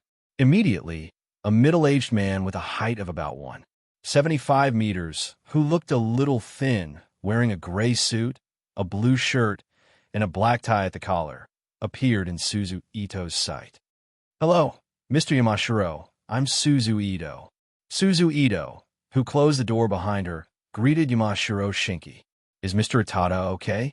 Yamashiro Shinki looked up and down at Suzu Ito and suddenly asked, "What Mr. Itada?" Suzu Ito asked with a puzzled look. At the same time, she secretly thought, "Did I find the wrong person? It shouldn't be. This is indeed the Black Branch, and I checked the name tag on the way here. There is no one with the surname Yamashiro. That is to say, he is testing me. Maybe, Mr. Yamashiro, you misunderstood something. I was not sent by Mr. Itada, but this gentleman asked me to come." Suzu Ito, who understood a little, pretended to take out a piece of paper with only Yamashiro Shinki's name written on it from her pocket and put it on the other person's desk. Yamashiro Shinki didn't do anything, but the piece of paper on the desk instantly turned into a ball of fire, burning the paper inside and turning it into black ash that fell on the table. Yamashiro Shinki ignored the small pile of black ash on the table, just looked at Suzu Ito blankly and said, "Although you were recommended by that gentleman, you still have to go through the process, and you don't want me to casually arrange a position for you and then lose your life. Everything is arranged by Mr. Yamashiro." Suzu Ito, who knew that the other person no longer doubted her, responded. Yamashiro Shinki stood up from his seat, walked around the desk to the door, reached out, and opened the door to the outer room. "Oda, take her to do the qualification test." Yamashiro Shinki looked at a male staff member who was sitting at the partition closest to the office. The male staff member was wearing a pair of blue trousers, a white shirt, and a dark red tie. A matching suit of the same color was casually placed on the back of the chair. "Yes, Chief." Oda, who was called, stood up and responded. "Please come with me." Oda invited. "Thank you." After that, Suzu Ito followed Oda out of the office. About 5 or 6 minutes later, Oda and Suzu Ito appeared in the training and resting area where the members of the demon hunting team were. They found one of the men wearing a blue protective suit and told him about Suzu Ito's matter.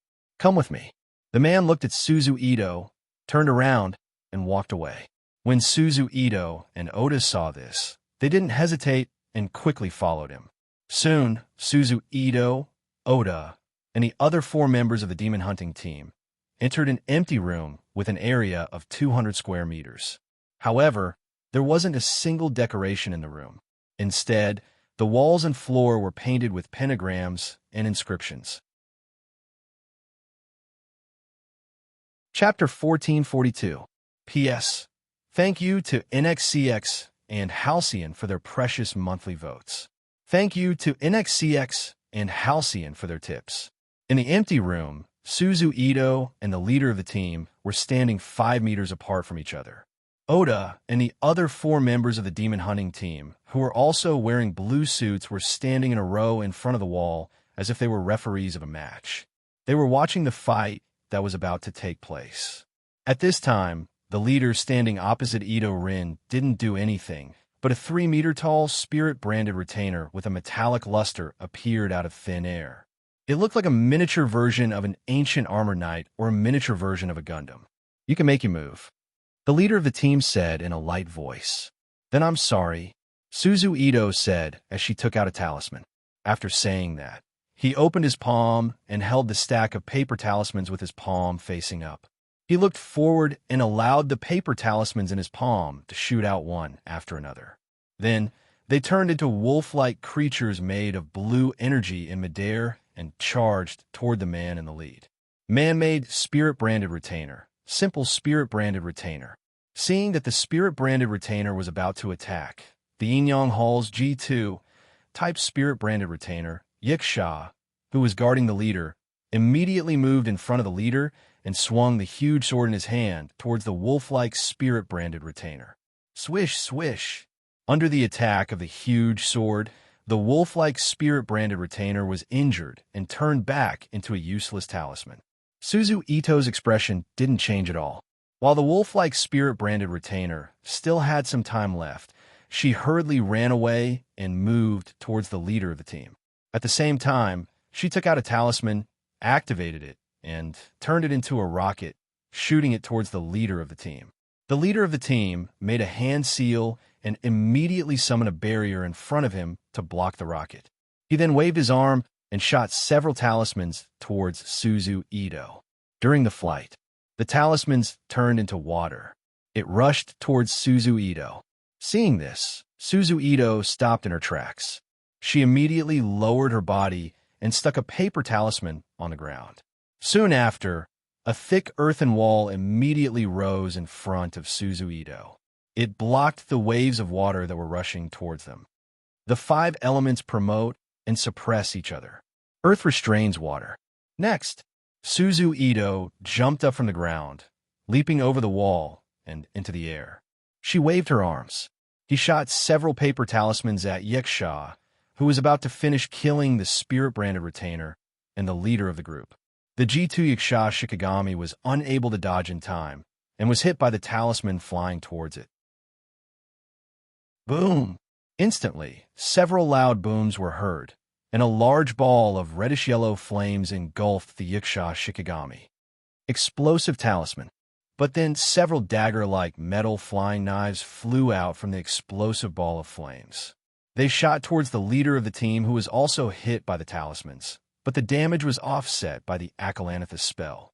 At the same time, Suzu Ito, who was in the air, once again threw 2 paper talismans to the ground. She then landed on the top of the earthen wall that was formed by one of the talismans. She then jumped onto the top of the earthen wall formed by the other talisman and rushed towards the leader of the team, who summoned the barrier. Seeing this, the leader dodged Suzu Ito's approach. Several dark brown vines quickly rose from the ground and entangled Suzu Ito's body. At this time, Suzu Ito, who was about to be entangled by the vines, put her hands together and formed a seal. A large ball of flames appeared around her body and burned the vines that were about to entangle her into ashes. But then, several paper talismans flew into the flames from the outside, turning the flames around Suzu Ito's body into scattered pieces of mud and fell to the ground. At the same time, the G2 Yiksha Shikigami, who had escaped from the explosion of the talisman, swung its giant sword towards Suzu Ito, who was temporarily defenseless. A strong Ryatsu pressure was exerted on Suzu Ito's body along with the giant sword slash. At this time, Suzu Ito didn't care whether she looked good or not, and whether she was behaving like a woman or not. She directly jumped away from the blade and rolled to the side of the G2 Yiksha Shikigami's feet. She then placed a paper talisman on the Shikigami's calf. In an instant, the paper talisman lit up, and a large ball of mud immediately appeared on the Shikigami's calf. It was connected to the ground, and like a stumbling block, it stopped the Shikigami's movement and slowed its movement. Then, Suzu Ito once again moved to the Shikigami's back and stuck several paper talismans on the Shikigami's back. Then, without hesitation, she jumped away from the Shikigami's side. The next moment, there was a loud explosion. A large ball of fire enveloped the body of the G2 Yiksha Shikigami, causing its body to become sluggish, just like the mosaics in the movies. After that, Suzu Ito, who had dodged to the side, pressed her hands on the ground. A dozen brown vines as thick as a baby's arm immediately shot out from her palms. Almost in the blink of an eye, the vines crawled around the Yiksha Shikigami, who was temporarily unable to move due to the stagnation of its spirit and movement. Like a man-eating plant, The vines fearlessly wrapped around the Yaksha Shikigami, completely trapping it in place. But right at this moment, the spirit-branded retainer hovering above Suzu Ito's head suddenly flew towards her. Satamo Safu, Satasen Dipiao, Safu, Muyuki Piao Sa, Tachue Luoja, Zanyuemo Halu Safu, Safue Zhongnan, Sata Luoja Yinman. Knowing that she would be caught if she was entangled by these spirit-branded retainers, Suzu Ito didn't dare to be careless. She immediately chanted the Fire World curse. In an instant, blazing flames appeared around Suzu Ito's body, burning all the birds that flew down to ashes. Then, Suzu Ito's curse didn't stop. She continued to control the flames of the Fire World curse to burn towards the leader. The leader waved his arm, and a paper talisman was nailed to the ground. Then a 1.5 meter wide, 2 meters tall, and 0.5 meter thick earth wall quickly appeared on the ground. It blocked the flames of the Fire World curse. But that was it. It didn't use the principles of the 5 elements to trigger a follow-up yin-yang attack like before. It didn't stop until Suzu Ito, who was puzzled, burned the earth wall.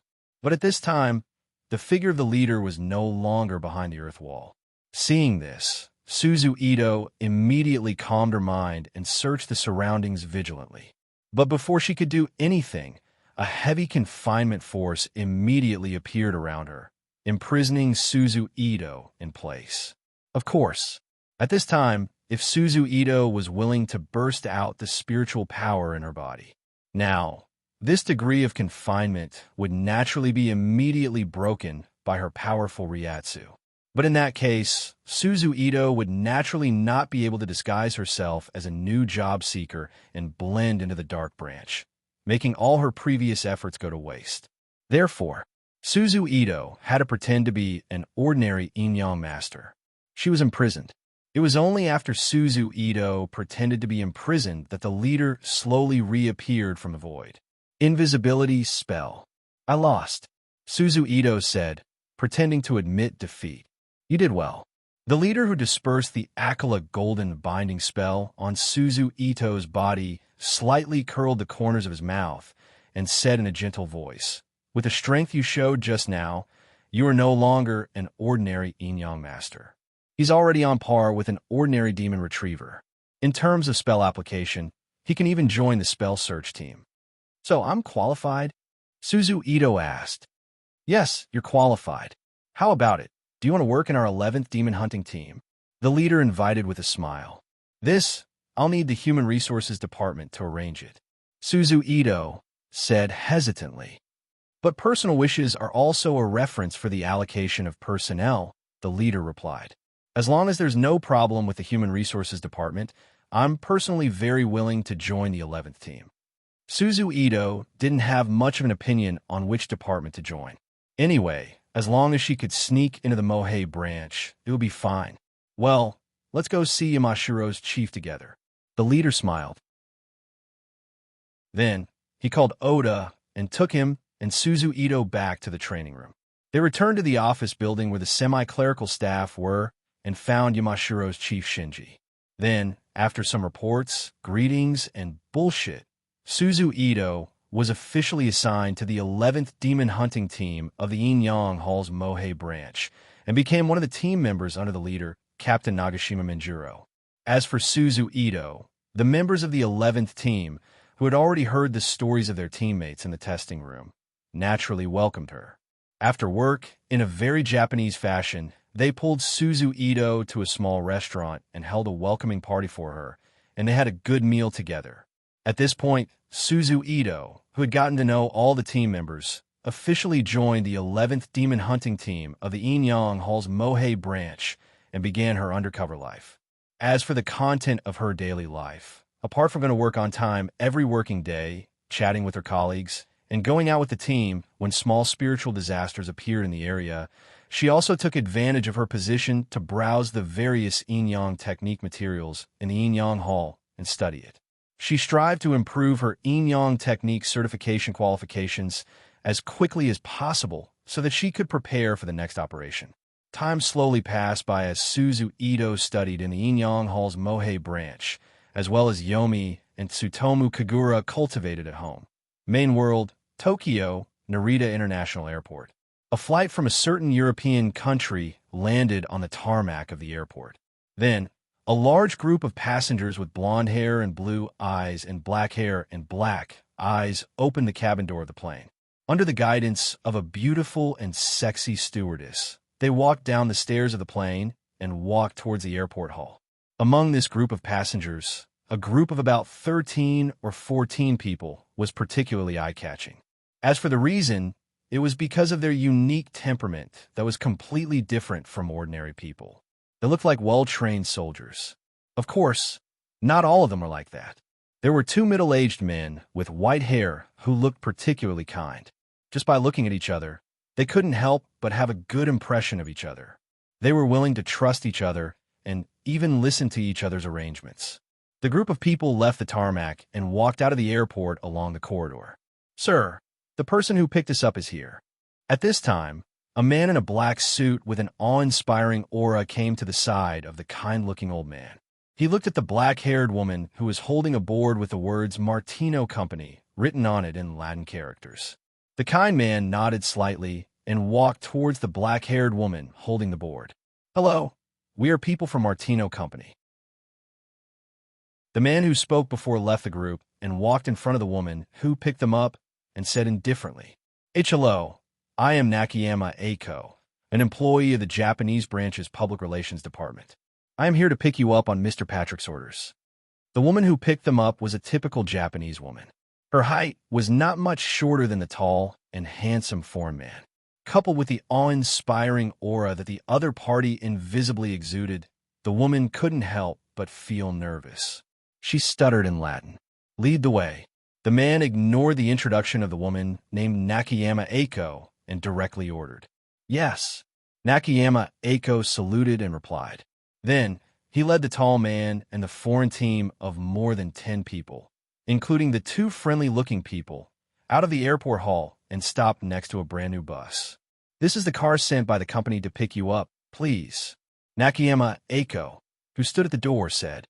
In a group of foreigners, except for the two kind men who nodded slightly to her, the others ignored her and stepped directly into the bus and sat down silently. Seeing this, Nakayama Eiko didn't dare to be angry. She just followed everyone into the bus and sat down near the door. Screech! The next moment, the bus closed the door, started the engine, and drove away from the parking area outside the airport. On the way, Nakayama Eiko, who was the receptionist, tried to find some words to ease the dull atmosphere in the bus several times. However, after 2 attempts, she was met with cold responses. She gave up the idea and sat up with a helpless expression, allowing the bus to drive silently into the city. "What is that?" One of the old men with a kind face looked out of the window at the round metal barrel that looked like a trash can, but also like an adult toy vibrating egg that had been enlarged by God knows how many cups. That's a product of a robot manufacturing company in the autonomous region of Akiyuko City. I remember it's called Multifunctional Application Robot. It was introduced by the police department to serve as the city's traffic command, and the effect is very good. At least the traffic situation in Tokyo has been improved. Nakayama Eiko turned her head and looked out of the window, looking at the multifunctional robot suspended in midair in the middle of Tashiko Road, and explained, "In addition, I heard from the news that the police department has decided to purchase another batch of these robots to cooperate with the existing police to carry out normal police patrol work. I don't know if it's true or not." Chapter 1443. Akiya Autonomous Region. The amiable old man asked with a puzzled expression. The so-called Akiya Autonomous Region is actually the original Akiya City located in the west of Tokyo. However, due to some special reasons, it received special permission from the previous and current cabinet, as well as the Emperor of Japan, to form the new Akiya City together with the neighboring Ashigashadachi. They also drafted their own constitution, set their own taxes, and formed their own independent government.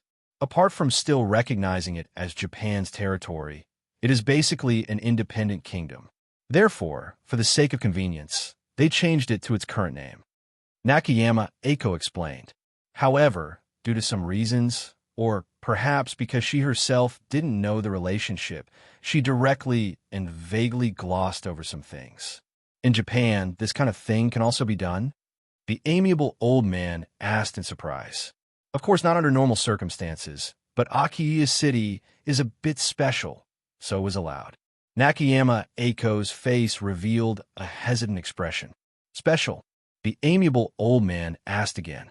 Nakayama Eiko turned her head and glanced at the old man. After meeting his bright eyes, she instinctively felt a sense of trust in him, causing her to hesitate for a moment before opening her mouth to explain. I don't know the specific situation, but there are rumors that Akiya City is a place where espers gather. Legendary espers can be seen everywhere in the city. Moreover, the city's technology is advanced, far more advanced than the outside world by 30 to 50 years. Legendary virtual equipment and hovering cars have long been popularized in the city. So it's like that. The amiable old man nodded and said. However, at this time, Nakayama Eiko and the old man seemed to have found a topic to talk about. One question and one answer. They chatted about the situation of Akiya City. However, Nakayama Eiko, who was immersed in chatting with the old man, didn't notice that the other old man and the dozen or so men and women didn't reveal any strange expressions on the surface, but secretly, they all pricked up their ears and eavesdropped on the two's conversation. Like this, after about half an hour, until the bus stopped in front of a high-rise building in the Central District. Only then did it end. Then, Nakayama Eiko straightened her spirit and returned to her female appearance. With a smile on her face, she led the passengers off the bus. They walked toward the building's main entrance. The moment they walked into the building's lobby, a group of employees led by a tall and burly blonde middle-aged man wearing a black suit entered their sight. "Welcome to the branch office inspection, Mr. Andrew." The blonde man immediately stepped forward. With a big smile on his face, he stretched out his hands and held the hand of the kind-looking old man. "Patrick. My name is Patrick." The kind old man, named Andrew, said with a smile. "All right, let the others disperse." Andrew glanced at the staff who came to greet him and ordered. "Yes." "Come." Patrick quickly nodded. Then he turned to the staff door. He ordered the employees. Upon hearing the order, the male and female employees bowed to Patrick and the old man in unison before dispersing and returning to their own work. Then, Patrick sent Nakayama Eiko away and personally led Andrew and the others into the building. He took the private elevator to the office on the top floor of the building and brought Andrew and the others to his office. However, the moment Patrick closed the office door, Patrick suddenly knelt on one knee in front of Andrew and the others. With his right hand on his chest, he lowered his head and said respectfully, "Greetings, Archbishop Andrew." "Greetings, Archbishop Mark." Needless to say, Archbishop Mark was the other old man. As for the others, since they were able to accompany the Archbishop and had the temperament of a soldier, they must be the guardian knights of the church. Otherwise, how could they set off the status and importance of the Archbishop's position, which was only second to the Pope? "Get up, Mr. Patrick." Archbishop Andrew walked to Patrick, who was kneeling on one knee, and pressed one hand on the other's head. His palm emitted a white light as he said softly. Seeing Patrick's body bathed in white light, the eyes of the knights at the side immediately showed a look of envy. "Thank you for your blessing, Archbishop Andrew." Patrick, who felt the changes in his body, first leaned over and kissed Andrew's black leather shoes with a look of excitement. Then, he raised his head and got up to express his gratitude. The reason for his reaction was entirely because of the layer of white light on his body. Just like what Patrick said when he expressed his gratitude, this ball of white light was a blessing in the Catholic Church. Of course, if it was just an ordinary blessing, Patrick would naturally not be so agitated, even if it was the Archbishop who gave the blessing. However, the blessing this time was obviously different. Not only did it improve Patrick's physical condition and make him healthy, it also added a hidden attribute of luck, as well as the possibility of him not being disturbed by diseases and demons for at least 5 years, and the possibility of him becoming a true believer. Health was needless to say, as everyone was willing to be healthy. Luck would allow people to stay away from danger and encounter good things easily.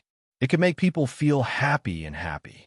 Although being free from diseases and demons for 5 years wasn't of much use, it was still better than nothing, especially in a place like Japan, where demons often roamed around. As for the final possibility of becoming a true believer, what was a true believer? It did not refer to the ordinary people who abided by the doctrines, abided by the rules, and wholeheartedly believed in God.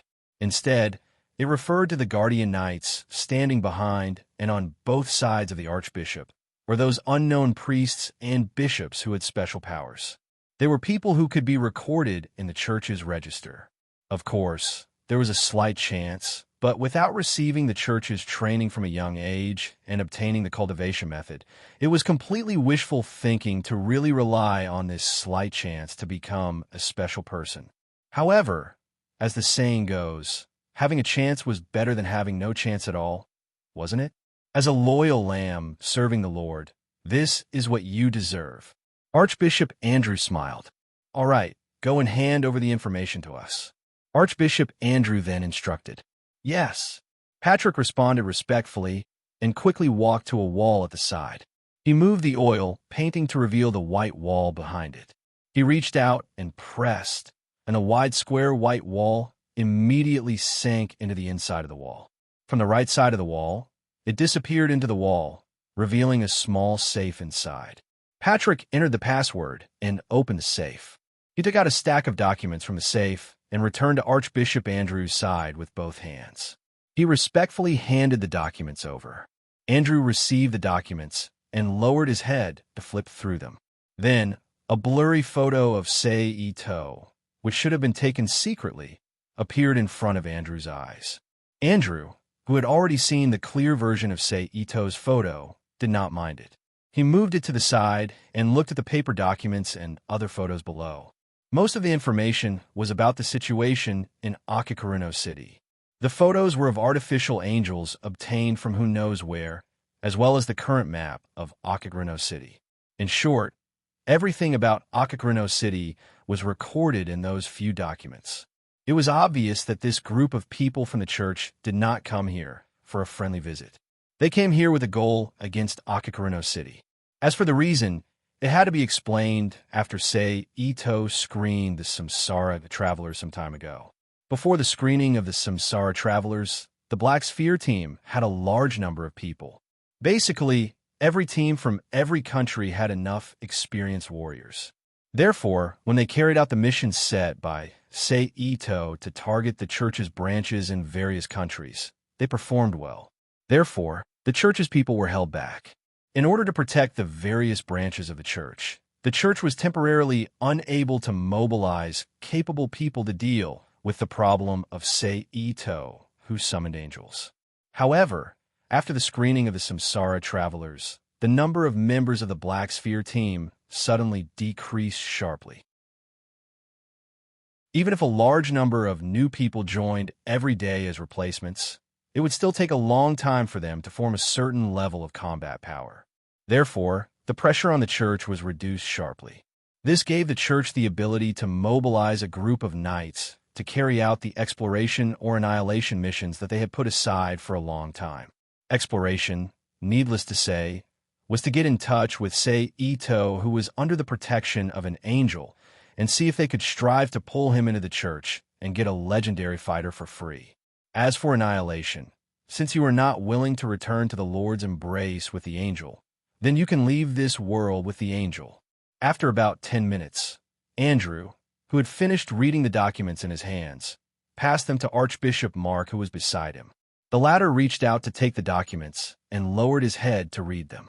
Archbishop Andrew raised his head and looked at Patrick, who was standing respectfully at the side, and instructed, "Go and submit an entry application in the name of Martino Company."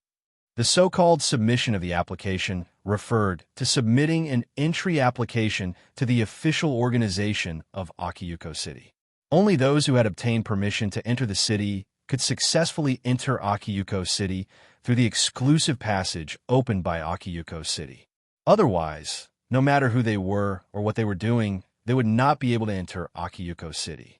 This was also a choice that Akiyuko City had no choice but to make. When Akiyuko City had just been built, a large number of Tokyo citizens were attracted by the uniqueness of Akiyuko City. They ran to the city every day with the intention of seeing the novelty and wanting to settle down. In addition, there were often a group of people with ulterior motives mixed in.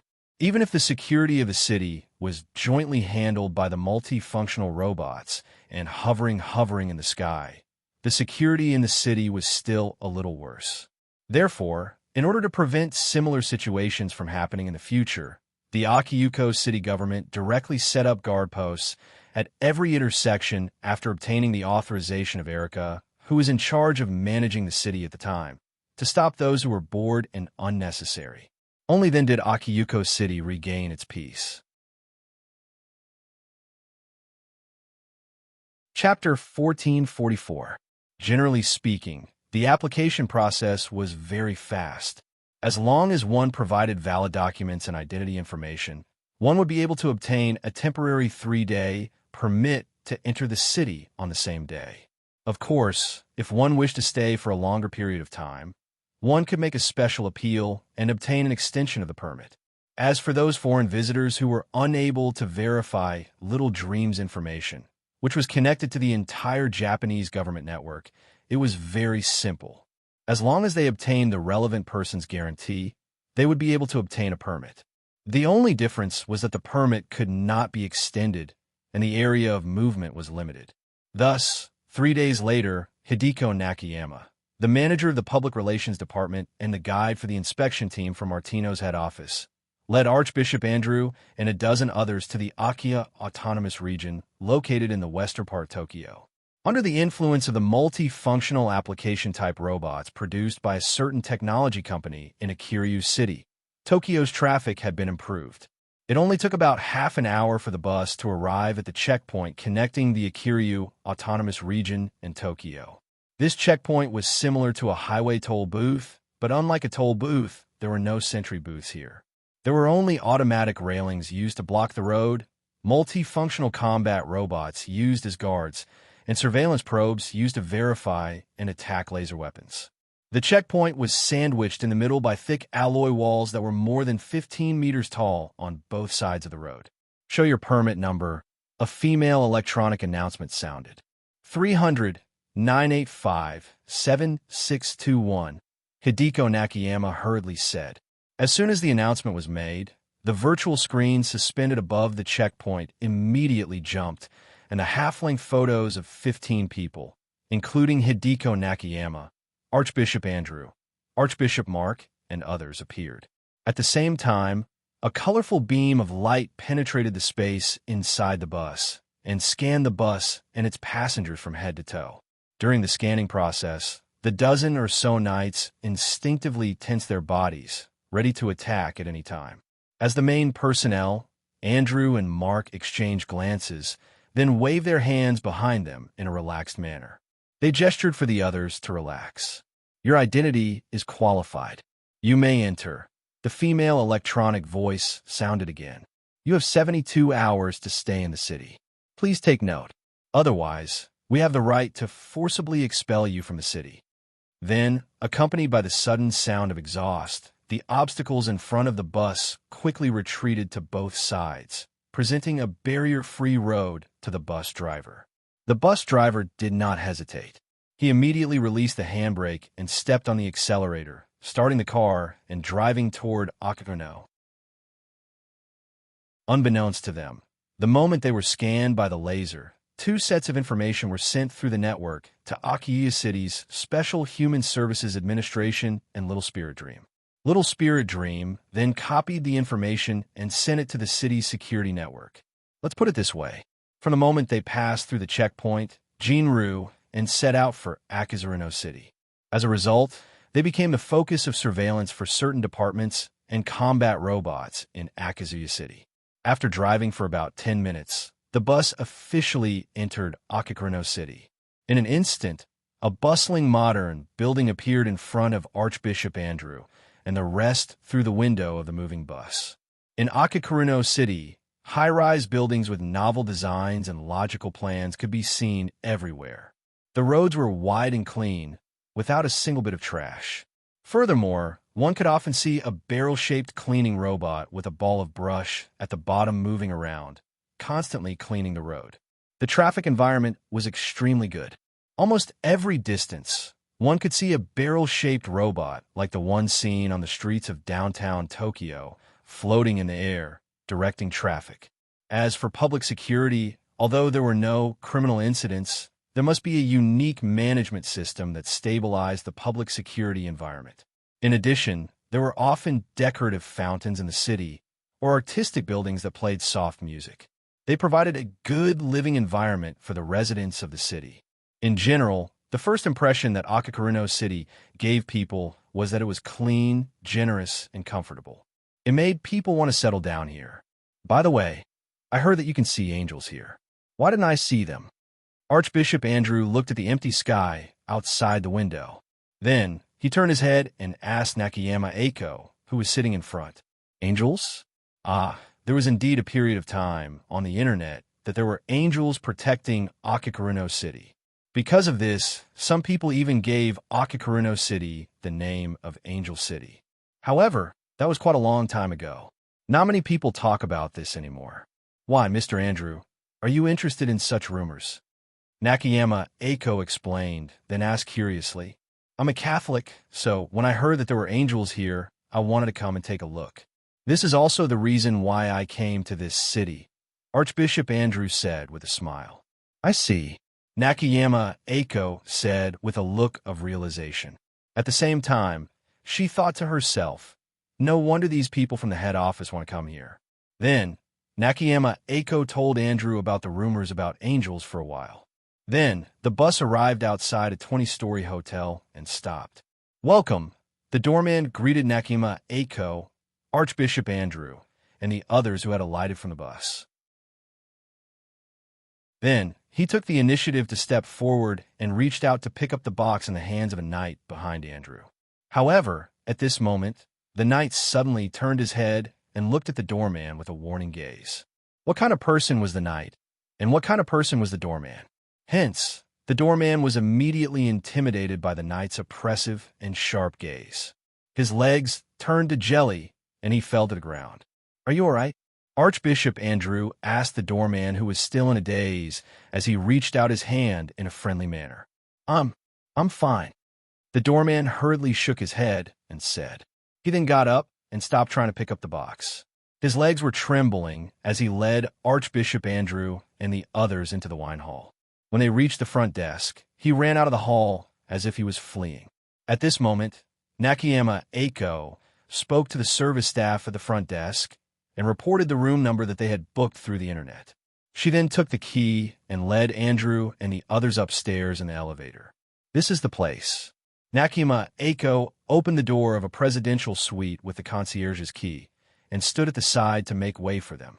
Archbishop Andrew nodded and entered the suite with Archbishop Mark and his knights. All right, you may go and rest first. Archbishop Andrew turned around and said to Nakayama Eiko. All right, Nakayama Eiko, who knew that it was not suitable for her to stay, immediately agreed, regardless of whether it was due to the irresistible emotions in her heart or her judgment as a public relations manager. She then handed the key to the door to one of the female knights, turned around, and left the suite, closing the door behind her. Bang! The door and the doorframe were tightly shut. Seeing that Nakayama Eiko had left, Archbishop Andrew nodded at Archbishop Mark. Seeing this, the latter did not say much, and immediately stimulated the power and mental strength in his body to cast a milky white light shield that quickly spread throughout the entire room. Then, the light shield flickered slightly and disappeared into the air as if it were an illusion.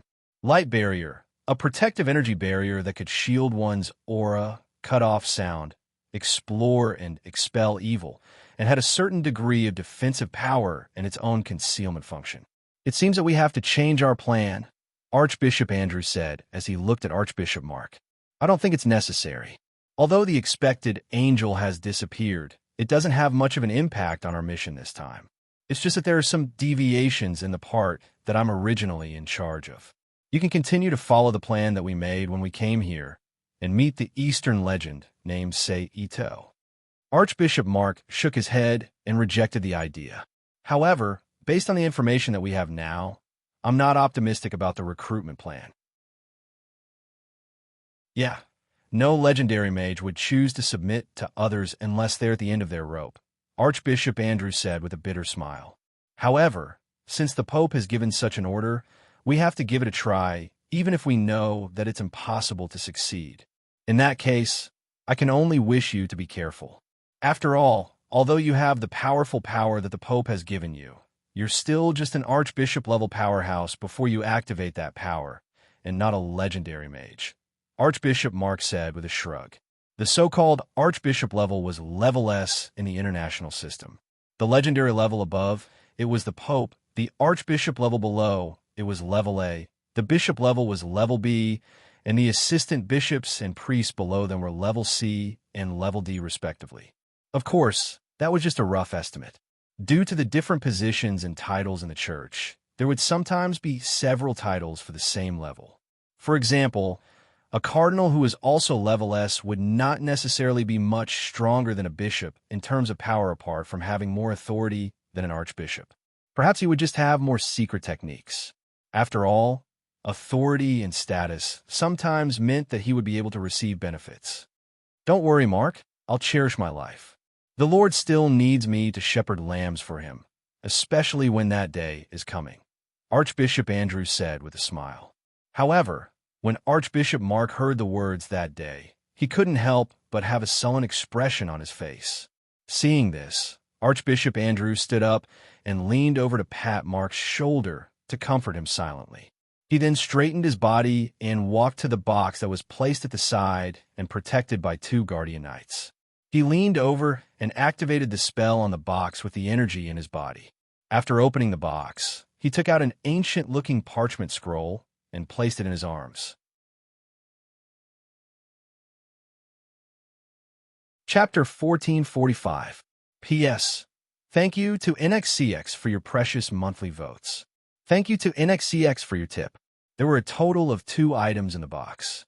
One of them was the ancient sheepskin scroll that Archbishop Andrew had already put away, while the other was a diamond-shaped crystal with a ball of white light sealed in it.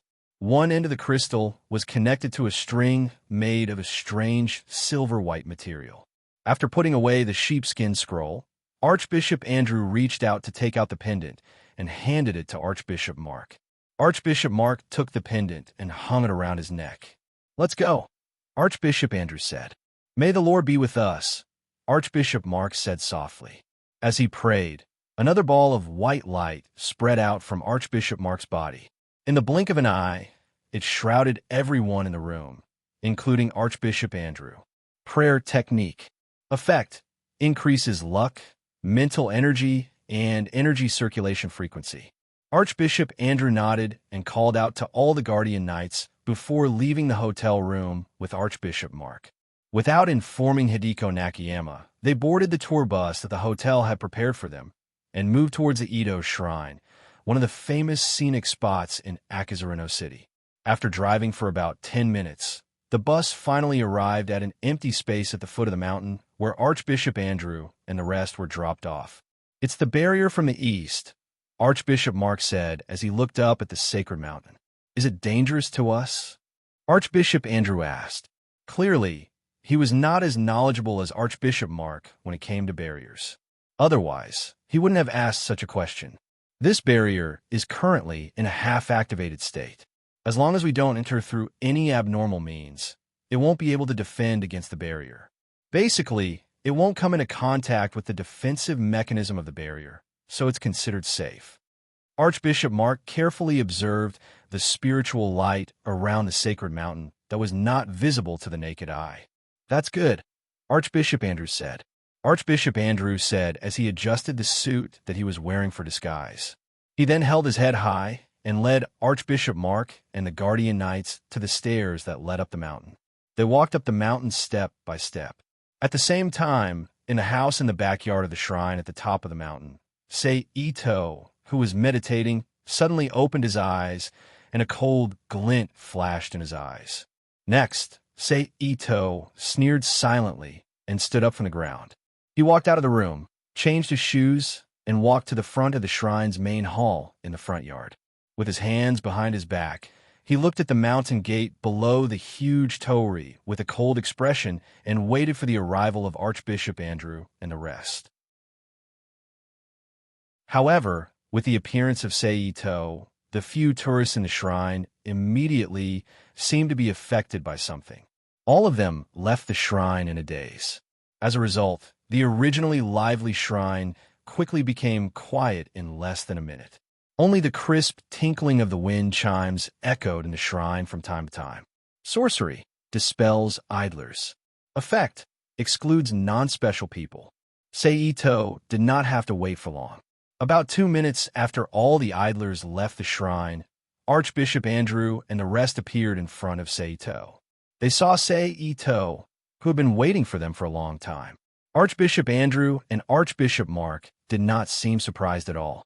They still had smiles on their faces as they walked through the torii and stepped into the shrine that was shrouded by the enchantment. They stopped about 3 meters away from Ito. "Good day, Mr. Ito, the legend of the East." Archbishop Andrew placed one hand on his chest, leaned forward slightly, and bowed politely. "I'm Andrew Markle Samanovic. On behalf of His Holiness the Pope, I send my most sincere greetings to Your Excellency." While Archbishop Andrew bowed, the other guardian knights, including Archbishop Mark, also bowed to Ito. However, it was normal after thinking about it. Regardless of whether Ito was an enemy of their church, his strength had indeed stepped into the legendary realm. Even if it was purely out of respect for his strength, that kind of courtesy was necessary. Otherwise, as the top legendary powerhouse in the world, where would he put his face? "I've accepted the Pope's greetings. Tell me your intentions." As the saying went, one would not slap a smiling face. Hence, Ito asked politely and straightforwardly after taking out his identity to accept the other party's greeting. "By the order of His Holiness the Pope, we're officially inviting you to the Vatican for an exchange visit, Mr. Ito," Archbishop Andrew said with a smile as he straightened his body. "Inviting me?" Ito asked with a look of surprise. Then, without waiting for Archbishop Andrew to reply, he continued, "I appreciate the Pope's kindness, but there are still many things in Akakarino City that I need to deal with personally, so I can only let you down. Mr. Ito is indeed diligent and loves the people. It's no wonder that you've built Akakarino City so advanced," Archbishop Andrew complimented. Ito smiled lightly and did not comment. "However, on the way here, I don't seem to have found any church facilities in the city. I wonder if Mr. Ito can allow us to build a church in the city to spread the gospel?" Archbishop Andrew changed the topic and asked immediately, "Mr. Andrew, you've done a thorough tour. You even investigated clearly whether there are any church facilities in my city. You've put in a lot of effort," Ito said as he glanced at Archbishop Andrew with a half-smile. Archbishop Andrew's expression remained unchanged, and he looked at Ito without blinking, waiting for his reply. "But there's no need for that. I'll take care of the gospel of the people under my rule. Even if you want to ask the gods to worship Buddha, the gods of the East will accept the gifts. There's no need to trouble your gods," Ito rejected coldly. As soon as he said that, anger immediately appeared on the faces of the guardian knights behind Archbishop Andrew and Archbishop Mark. They completely ignored Ito's legendary level identity and glared at him fiercely. Seeing this, Ito humphed coldly and directly released his legendary level aura. It pressed against Archbishop Andrew and the others. As soon as this aura was released, the guardian knights' expressions immediately changed. Without thinking, they activated the sacred power in their bodies and supported a milky white light shield outside their bodies to resist the oppression of the aura. However, that was all. The powerful oppression still forced their knees to bend, and they looked like they were about to kneel on the ground. "The Lord says, 'Those who believe in me will be protected by me. Archbishop Mark chanted softly as he held a silver cross without a crucifix in his hand.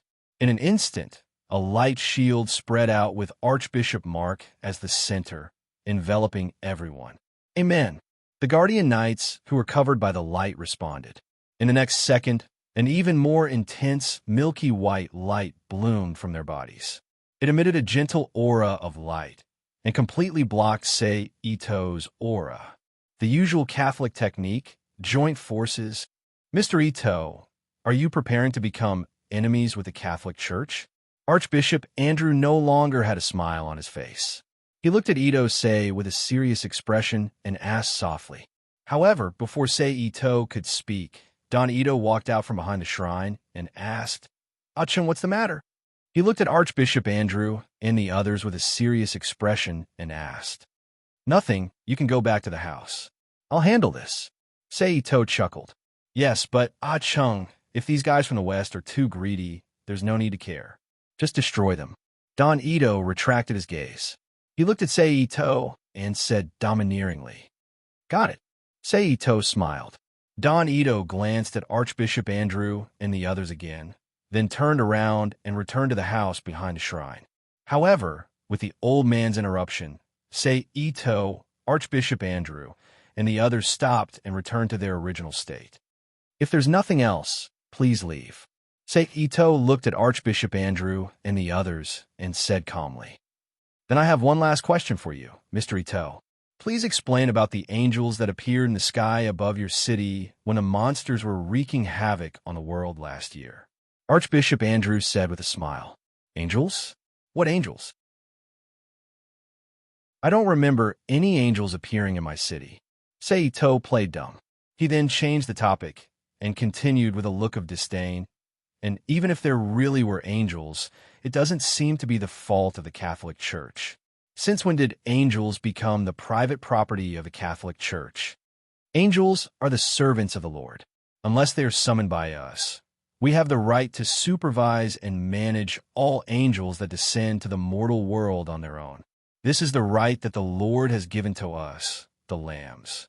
So, in order to avoid unnecessary misunderstandings and causing a dispute between you and me, please explain clearly, Mr. Ito," Archbishop Andrew said with a stern expression. "What do you think will happen if I relay your words to the Protestant Church, the Eastern Orthodox Church, and some other esoteric sects?" Sei Ito asked with a half-smile. Upon hearing this, Archbishop Andrew's expression changed immediately. He really didn't dare to say that.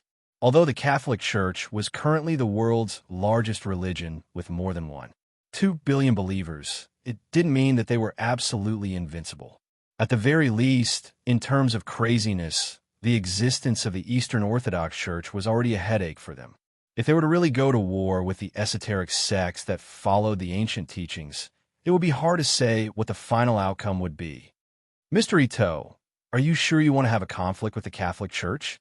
Archbishop Andrew asked with a sullen expression. That depends on you, or the Pope, and not me, Sei Ito said calmly. In that case, I will relay Mr. Ito's exact words to His Holiness the Pope, Archbishop Andrew said firmly. However, although he was straightforward with his words, he did not forget his etiquette. He still politely bade farewell to Sei Ito before leaving the shrine with Archbishop Mark and the Guardian Knights. Adrian, leave Akiyuko City immediately and return to Patrick's place. Then, use the secret communication device to contact the Vatican and report everything here to His Holiness the Pope. On the way down the mountain, Archbishop Andrew instructed a male guardian knight beside him. Yes, the knight replied. After receiving the order, the knight immediately stomped his feet and charged down the mountain like a cannonball. Not long after, he disappeared from the sight of Archbishop Andrew and the rest. Anthony, Leon. Archbishop Andrew called out again. Yes, sir, the two knights replied in unison. The two of you stay here and closely monitor the movements of that man and the old man you saw earlier. As long as either of them leaves this mountain, inform me and Archbishop Mark immediately. Archbishop Andrew ordered. Yes, the other party is very strong. You have to be more careful and don't lose your lives. Archbishop Mark reminded. Yes. Then, when Archbishop Andrew and the rest left the stairs and returned to the ground of Akiyuko City, the other knight who had received the order immediately left the team and disappeared in the blink of an eye. Next, the remaining Archbishop Andrew and the rest boarded the tour bus and returned to the hotel where they were staying. They returned to their rooms and waited patiently for the news from the knight named Adrian. Seito naturally saw Archbishop Andrew's arrangements clearly through the hovering above the entire Akiyuko City. However, he did not take it to heart. He sneered in disdain, turned around, and returned to his room to continue his meditation. About half an hour later, tourists who were sightseeing or worshipping appeared in the shrine again. They consciously moved around quietly in the shrine. More than 2 hours later, a melodious ringtone suddenly sounded, attracting the attention of Archbishop Andrew and the rest who were waiting in the room. Archbishop Andrew hurriedly took out his cell phone from his pocket, pressed the answer button, and placed it by his ear. Andrew, a kind and calm voice sounded from the phone. Upon hearing this voice, Archbishop Andrew immediately stood up from his seat and greeted respectfully, "Your Majesty." After hearing Archbishop Andrew's words, Archbishop Mark, who was at the side, also quickly pricked up his ears and listened attentively. "Let's put the legend of the East aside for now," the Pope said softly. "However, you can't let go of the angel that exists there. You must bring it into the church. Even if you can't, you must send it back to heaven." "Yes, Your Majesty. I know what to do," Archbishop Andrew said with a solemn expression. "I look forward to your good news," the Pope said calmly. "Oops," the Pope then cut off the call. "Did you hear that, old friend?" Archbishop Andrew, who had put away his phone, turned to look at Archbishop Mark, who was sitting at the side. The latter nodded solemnly, indicating that he had heard it. "Oriel, go and call Anthony and Leon back." Archbishop Andrew turned his head and ordered a female guardian knight who was guarding at the side. Chapter 1446. That night, at around midnight, Archbishop Andrew left the room with Archbishop Mark and more than 10 guardian knights. They followed the hotel's safety passageway and arrived at the roof of the hotel. Today's sky palace is Aries. Its attribute is fire, and its color is purple. We are now in the Far East. Its attribute is earth, and its color is green. The wind is blowing to the northwest. Archbishop Mark, who had arrived at the roof, looked up at the sky and used his astrology to confirm some information. He then reported it one by one for the guardian knights to record. "All right, let's do it," Archbishop Mark said to the guardian knights after he had finished explaining a bunch of things to take note of. The guardian knights did not hesitate after receiving the order. One of them immediately squatted down and placed the aluminum alloy lockbox in his hand on the ground. He then used the holy power in his body to activate the spell on the password lock. With a click, the lockbox was opened. In an instant, more than 10 scattered tools appeared in front of the guardian knight's eyes. Among them were gemstone fragments that sparkled under the night light, bottles of mercury liquid, clear water, obsidian, and some unrecognizable items. The guardian knight who opened the box took out the items one by one and passed them to Archbishop Mark and the guardian knight beside him. After receiving the items, Archbishop Mark walked to the empty space left by the others and squatted down. He muttered to himself in a voice that no one could hear clearly as he walked with his back bent. He sprinkled the gemstone powder in his hands, which was the largest amount, into the ground. This allowed them to form a clear line. Behind him, another guardian knight would pour mercury along the line that Archbishop Mark had piled up with the gemstone powder and infuse it with pure holy power so that the gemstone powder would not scatter in the night wind. Just like that, under the clear division of labor between the two of them, it took them almost an hour to create a concentric circle with a diameter of about 2 meters. Between the two circles, ancient Hebrew verses were written in the same way, using gemstone powder mixed with mercury and holy power. There was a vertex in the center of the inner circle that was connected to the boundary of the inner circle. A hexagram was formed by 2 intersecting triangles, and the painting was completed. "Oral," Archbishop Mark said as he straightened his back. Archbishop Mark raised his hand to wipe the sweat off his forehead and turned to a female paladin in the group. Yes. The female knight lowered her head and saluted. Take off all your clothes, Archbishop Mark ordered. Yes. The female knight by the name of Oral complied and took off her clothes without hesitation. During this process, no matter if it was Oral, the person involved, or the other male guardian knights around her, there was not the slightest change in their expressions. He maintained a calm expression. It was as if what was about to be displayed in front of them was not a seductive female body, but something insignificant. Because it was summer, Oriel, who did not wear much, quickly took off all the clothes on her body. It revealed a compact and exquisite body with beautiful lines and fair skin. Seeing that Oriel had finished taking off her clothes, Archbishop Mark took a bottle of water from a guardian knight. He covered the bottle with holy power, causing the water in the bottle to flicker with silver-white starlight. He opened the bottle cork and sprinkled the water in the bottle onto Oriel's body while chanting strange words. The moment the water was sprinkled on Oriel's body, a faint white light began to appear on the surface of her body. If one did not pay attention, one would not notice it. Under the night sky, Oriel looked like a holy maiden. Oriel, go and lie in the middle of the array, Archbishop Mark ordered. Hearing that, Oriel did not waste any time and walked barefoot to the center of the array drawn on the ground. She lay flat in the middle of the hexagram array in the center of the array. The few of you stand at the end of the hexagram array. Mark called out to the other guardian knights as he walked to the top of the hexagram outside the circle formation. Without any hesitation, 5 of them immediately walked to the side of the array and stood at the end of the hexagram array like Mark did.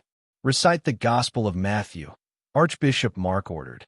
As soon as he finished speaking, the guardian knights put their palms together and closed their eyes. With a pious expression, they began to recite the Gospel of Matthew. At the same time, Archbishop Mark also seemed to be hugging the sun. He raised his head slightly, closed his eyes, and recited an unknown language with an inhuman voice. The feeling was just like the high-pitched song sung by the blue-skinned octopus woman in The Fifth Element. However, as Archbishop Mark chanted, a huge amount of milky white holy power began to spread from his body. It connected with the power emitted by the 5 guardian knights who were reciting the Gospel of Matthew. Like flowing water, it flowed into the hexagram array in front of their feet and activated it. Finally, it turned into a pillar of light that shot up into the sky. Sensing the powerful energy wave, Sei Ito and Don Ito both rushed out of the house and flew into the air. They both looked at the pillar of light that shot up into the sky. It's the commotion caused by those Westerners who came in the day, right? Don Ito said with a gloomy expression. However, it made sense. No one would be happy to see strangers causing trouble in their own territory. It should be. Sei Ito nodded slightly and said, but what a powerful power of light. There's also such a strange wave. I'll go take a look. Sei Ito turned around and called out to Don Ito. He then teleported away and appeared at the spot where the pillar of light rose. In an instant, Archbishop Andrew and the rest, as well as the array drawn on the ground of the hotel's roof, appeared in Sei Ito's sight. Holy Summon Array? No, it's a modified Holy Summon Array. The purpose is not to summon angels, but to transfer the existing angels into the selected virgins' bodies to seal and control them. Almost instantly, Sei Ito, who had a lot of knowledge in his mind, figured out the function of the array drawn on the ground. It couldn't be helped. Sei Ito was too familiar with things like summoning arrays. After all, he had the Dark Scripture that was almost the complete set of evil summoning arrays. They're really smart. They actually want to seal the angels into that woman's body and bring them back to the church. Not only will they destroy my power, but they'll also increase their own. At the same time, Sei Ito, who had roughly guessed the other party's thoughts, sneered in his heart. But it's a pity that you don't know that my angels are not angels created by your God, but artificial angels created by humans and the power of science. They won't be affected by your holy summon array at all. Besides, given the artificial angel's current state of being close to Alea, they won't be tempted by a mere holy summon array. Seito then gave up on the idea of destroying the array, and instead hid in midair with a mocking expression, waiting for them to make a fool of themselves. Of course, in order to prevent the artificial angels that were considered part of the defense system of Akakuruno City from disrupting the situation, Seito also used his thoughts to inform the artificial angels and the other legendary level expert hiding in Akakuruno City, Paparova, not to appear and to continue doing what he was supposed to do. Just like that, Seito watched as the light pillar continued to soar into the sky, depleting the sacred power in Archbishop Mark and the rest's bodies. 5 minutes, 10 minutes, 15 minutes, pow. 18 minutes later, the pillar of light that shot up into the sky from the array suddenly exploded, turning into photon particles that slowly dissipated in the air. Archbishop Mark and the others who were originally under the light of the pillar of light were once again exposed. However, at this moment, the 5 guardian knights who were supporting the array turned pale and seemed to be on the verge of collapsing. The female guardian knight who was lying in the array had her eyes rolled back, and her body trembled as if she was suffering from epilepsy. The reason she was in such a state was entirely due to the damage caused to her body by the powerful power in the Holy Summon Array. If the Holy Summon Array was successful enough to summon the living angels, the power would form a seal and healing power when the angels entered their bodies. Although they would also feel weak, they would only feel as tired as humans who had done heavy labor and would recover quickly with a little rest. However, the sacred power that was rushing through her body was like a sharp knife that was scraping off her bones, stimulating her muscles, blood vessels, and nerves. She was in excruciating pain and wished she could just die. On the other hand, Archbishop Mark, who was in charge of the array, did not have any other changes apart from some sweat on his forehead and panting a little. This showed that he was a powerful archbishop. Did it fail? Archbishop Andrew asked with a frown. Although he was not very proficient in the setting up of arrays, he was knowledgeable and could definitely tell if the array was successfully cast or not. The reason he still asked was because he wanted to hear the confirmation of a professional. It failed. I didn't get any feedback from the angel spirituality at all. If it weren't for the fact that the intelligence confirmed that there were angels here, I would have thought that there was something wrong with me. Archbishop Mark said in a deep voice after taking a deep breath. How could that be? Andrew asked in disbelief. There are 2 possibilities. 1, it's not an angel at all. 2, there's something wrong with that angel. Archbishop Mark looked at Archbishop Andrew with a solemn expression and said, otherwise, no matter what sect the angel is from, they should have been summoned by the Holy Summon Array. Which possibility do you think it is? Archbishop Andrew asked with a frown. I don't know, either, Archbishop Mark said with a bitter smile. Why don't you try that thing? Archbishop Andrew suggested hesitantly after remaining silent for a while. All right, we can only do that in order to confirm that there's something wrong with the angel here, Archbishop Mark said after a moment of silence.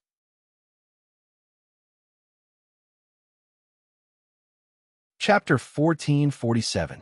Since he had already made up his mind, Archbishop Mark did not hesitate any longer. He raised his hand and took off the crystal pendant around his neck that had a ball of white light sealed in it. He held it in his hand and then hollered in a deep voice with a solemn expression, "The Lord says, all my servants are not to hide from me." As soon as he said that, a strange wave spread out rapidly with the crystal in Mark's hand as the center. In the blink of an eye, it had spread out to a distance of 1 kilometer and continued to spread forward. Word spirit? Command? What a strong nomological vibration. Seito exclaimed in shock when he sensed the strange wave that swept past his body and discovered that the surrounding space was squirming slightly. Seems like this thing should be a special tool that targets creatures like angels. Seito made a rough inference based on the conversation between Archbishop Mark and Archbishop Andrew, as well as Archbishop Mark's actions just now. Seito then sighed softly. It's indeed a world-class organization that has been around for nearly 2,000 years. Its foundation is really strong. Seems like we've failed again. Archbishop Andrew looked at the empty night sky and sighed helplessly. At this moment, Archbishop Mark's face was pale, and his body was trembling slightly as he panted heavily. Clearly, using such a tool that was specifically targeted at angels was a huge burden on his body, especially when he had just used the Holy Summon Array. Hence, he did not respond to Archbishop Andrew's words. Belfin, go help Oral get dressed. We're going back. Archbishop Andrew retracted his gaze and ordered another female guardian knight in the team. The female guardian knight nodded and quickly walked to the clothes that had been thrown to the side. She picked them up and walked to Oral, who was in the array. She then started putting them on for her, starting from her undergarments. Anthony, Leon, clean up this place. The two of you, clean this place up. Don't leave any evidence for the other party. Archbishop Andrew instructed again. She then stepped forward to support the arm of the pale-faced Archbishop Mark and walked towards the entrance of the passage under the protection of a few other guardian knights who were fine. You've done such a big thing in my territory, yet you don't even give me an explanation. Isn't that a bit too much? Itosei's voice suddenly rang in everyone's ears, scaring Archbishop Andrew and the others so much that their faces turned pale. They immediately turned to look in the direction of the voice. In the air, Sei Ito's figure floated quietly, looking at them with a faint smile. Seeing Sei Ito, except for Knight Oral, who had yet to recover from her convulsions, all the guardian knights immediately surrounded Andrew and Archbishop Mark. Their bodies were enveloped in white light, and they were all in a defensive stance. Sei Ito smiled when he saw this. He stepped into the air as if he was stepping on an invisible staircase. Step by step, he returned to the ground. Finally, he stood still when he was about 5 meters away from Archbishop Andrew and the rest. Mr. Ito, we represent the Catholic Church. Are you sure you want to keep us here? Archbishop Andrew asked in a threatening tone with a solemn expression. Even the Catholic Church has to be reasonable, unless the Catholic Church wants to be like the Middle Ages and have a dictatorship. Otherwise, I don't think the Catholic Church will have a conflict with me because of your actions. At least, I won't have absolute confidence, Sei Ito said with a smile. Archbishop Andrew's expression changed upon hearing this. Just as Sei Ito said, the Catholic Church was indeed not in the mood to carry out a trial on Sei Ito in Akakarino City at the moment. It was not only because they did not have the time and conditions, but also because the Catholic Church did not want to casually provoke a new legendary-level powerhouse who was also above average among the legendary-level powerhouses. The destructive power of a legendary-level powerhouse who had let go of the restrictions was not something that the Catholic Church could withstand. Hence, even if they were caught, the Catholic Church would definitely not do anything to Sei Ito because of them, apart from choosing to exchange them peacefully. Besides, they were the ones in the wrong this time. Hence, they would not do anything, at least on the surface. As for doing something in the dark, that was another matter. Are you going to surrender without putting up a fight, or try to resist for a while, and then be captured by me after suffering a little? Sei Ito said with a smile as an obscure energy wave appeared at the tip of his finger. Glory of the Knights. Before Archbishop Andrew could speak, the guardian knights surrounding him and Archbishop Mark immediately shouted in unison. They put up an even brighter, milky white light shield around them and connected it with the light shields of their companions to form a huge milky white ball of light that enveloped everyone, including Archbishop Andrew and Archbishop Mark. Archbishop Andrew, please give the order, the male guardian knight who should be the leader of the guardian knights said in a deep voice. Archbishop Andrew raised his hand to touch the item in his arms, and a look of hesitation flashed across his face. Lord, be with us. At this moment, Archbishop Mark, who was being supported by Archbishop Andrew, struggled to stand up straight and announced with a solemn expression. In an instant, the milky white ball of light that was originally very bright became even brighter and more dazzling. Seeing this, Archbishop Andrew obviously understood what Archbishop Mark meant. He immediately ordered loudly, "Sing the hymn." After saying that, Archbishop Andrew took the lead in singing the 16th hymn in the Bible, Song of the Loving Father God. Amidst the solemn singing, the entire milky white ball of light was like the sun that had fallen to earth, emitting intense light and heat.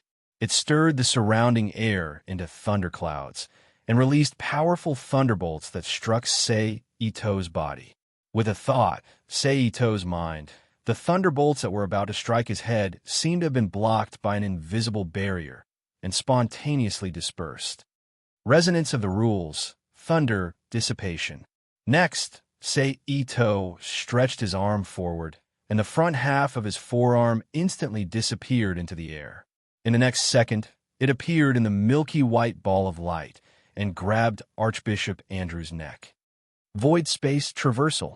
Seeing this, Archbishop Andrew immediately took a step back, and at the same time, waved his hand to summon a white holy fire that seemed to be distorting space. He threw it at Sei Ito's arm. Sei Ito's outstretched arm disappeared from the burning of the holy fire. Forget it, I'll just try out the new power that I've mastered, although I'm still not very familiar with it. Sei Ito muttered softly as he retracted his arm. His hands immediately formed a strange seal, and an obscure wave of power immediately extended forward with Sei Ito as the starting point.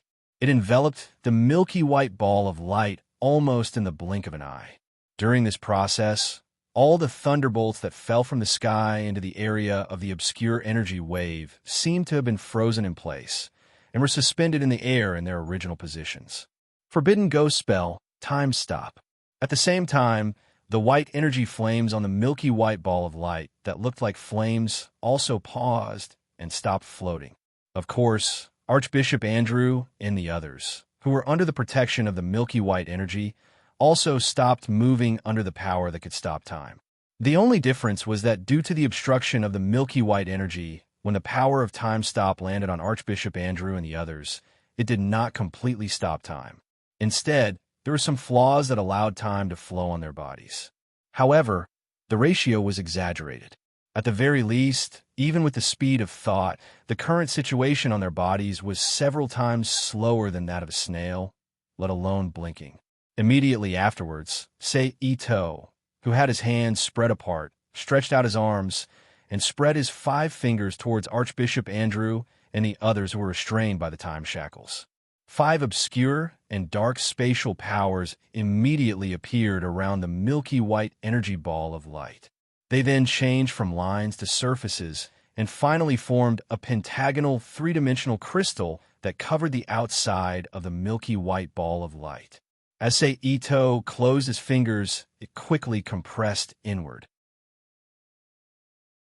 After about 7 to 8 seconds, a dark blue crystal the size of an adult's fist fell into Sei Ito's palm. After looking down at Archbishop Andrew and the others who were frozen in place like amber in the crystal, Sei Ito put them away with a smile on his face. I forgot that there's still you. Sei Ito turned his head to look at Paladin Oral, who was only wearing a pair of underwear. He then stretched out his hand, and a cuboid formed by spatial energy enveloped her body. It then quickly shrank into a dark blue crystal the size of a matchbox, and was put away by Sei Ito. Seems like I have to add some missions for the reincarnators to attack the church. With a wave of one arm, Sei Ito wiped away the holy summoning array diagram drawn on the hotel's roof and floor. Immediately after that, he teleported back to his home behind the shrine and greeted Don Ito, who was waiting for him at home.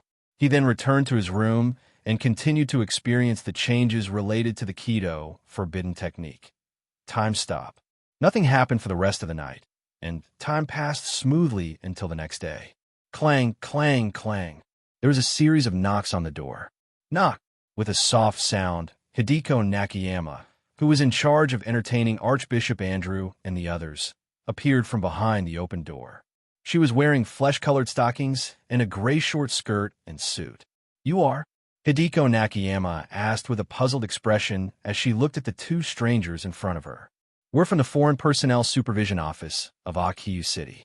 Due to some special reasons, your application to stay has been canceled, so please leave the territory of Akiyu City immediately within half an hour. Otherwise, we have the right to take any action against you. The female of the two announced coldly. "Ow, how could it be?" Hideko Nakayama said with a stunned expression. "P.S. My eyes have been hurting a little recently."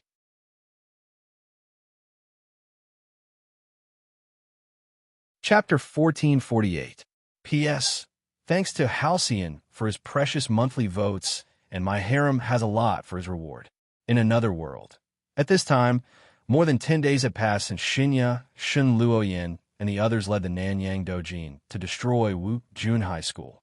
In the past 10 days, apart from the initial rest and reorganization, Shun Luoyin, who had completely destroyed the tragic script that had lasted for 1,800 years, once again led the school's fighters to set out with Shinya and the others.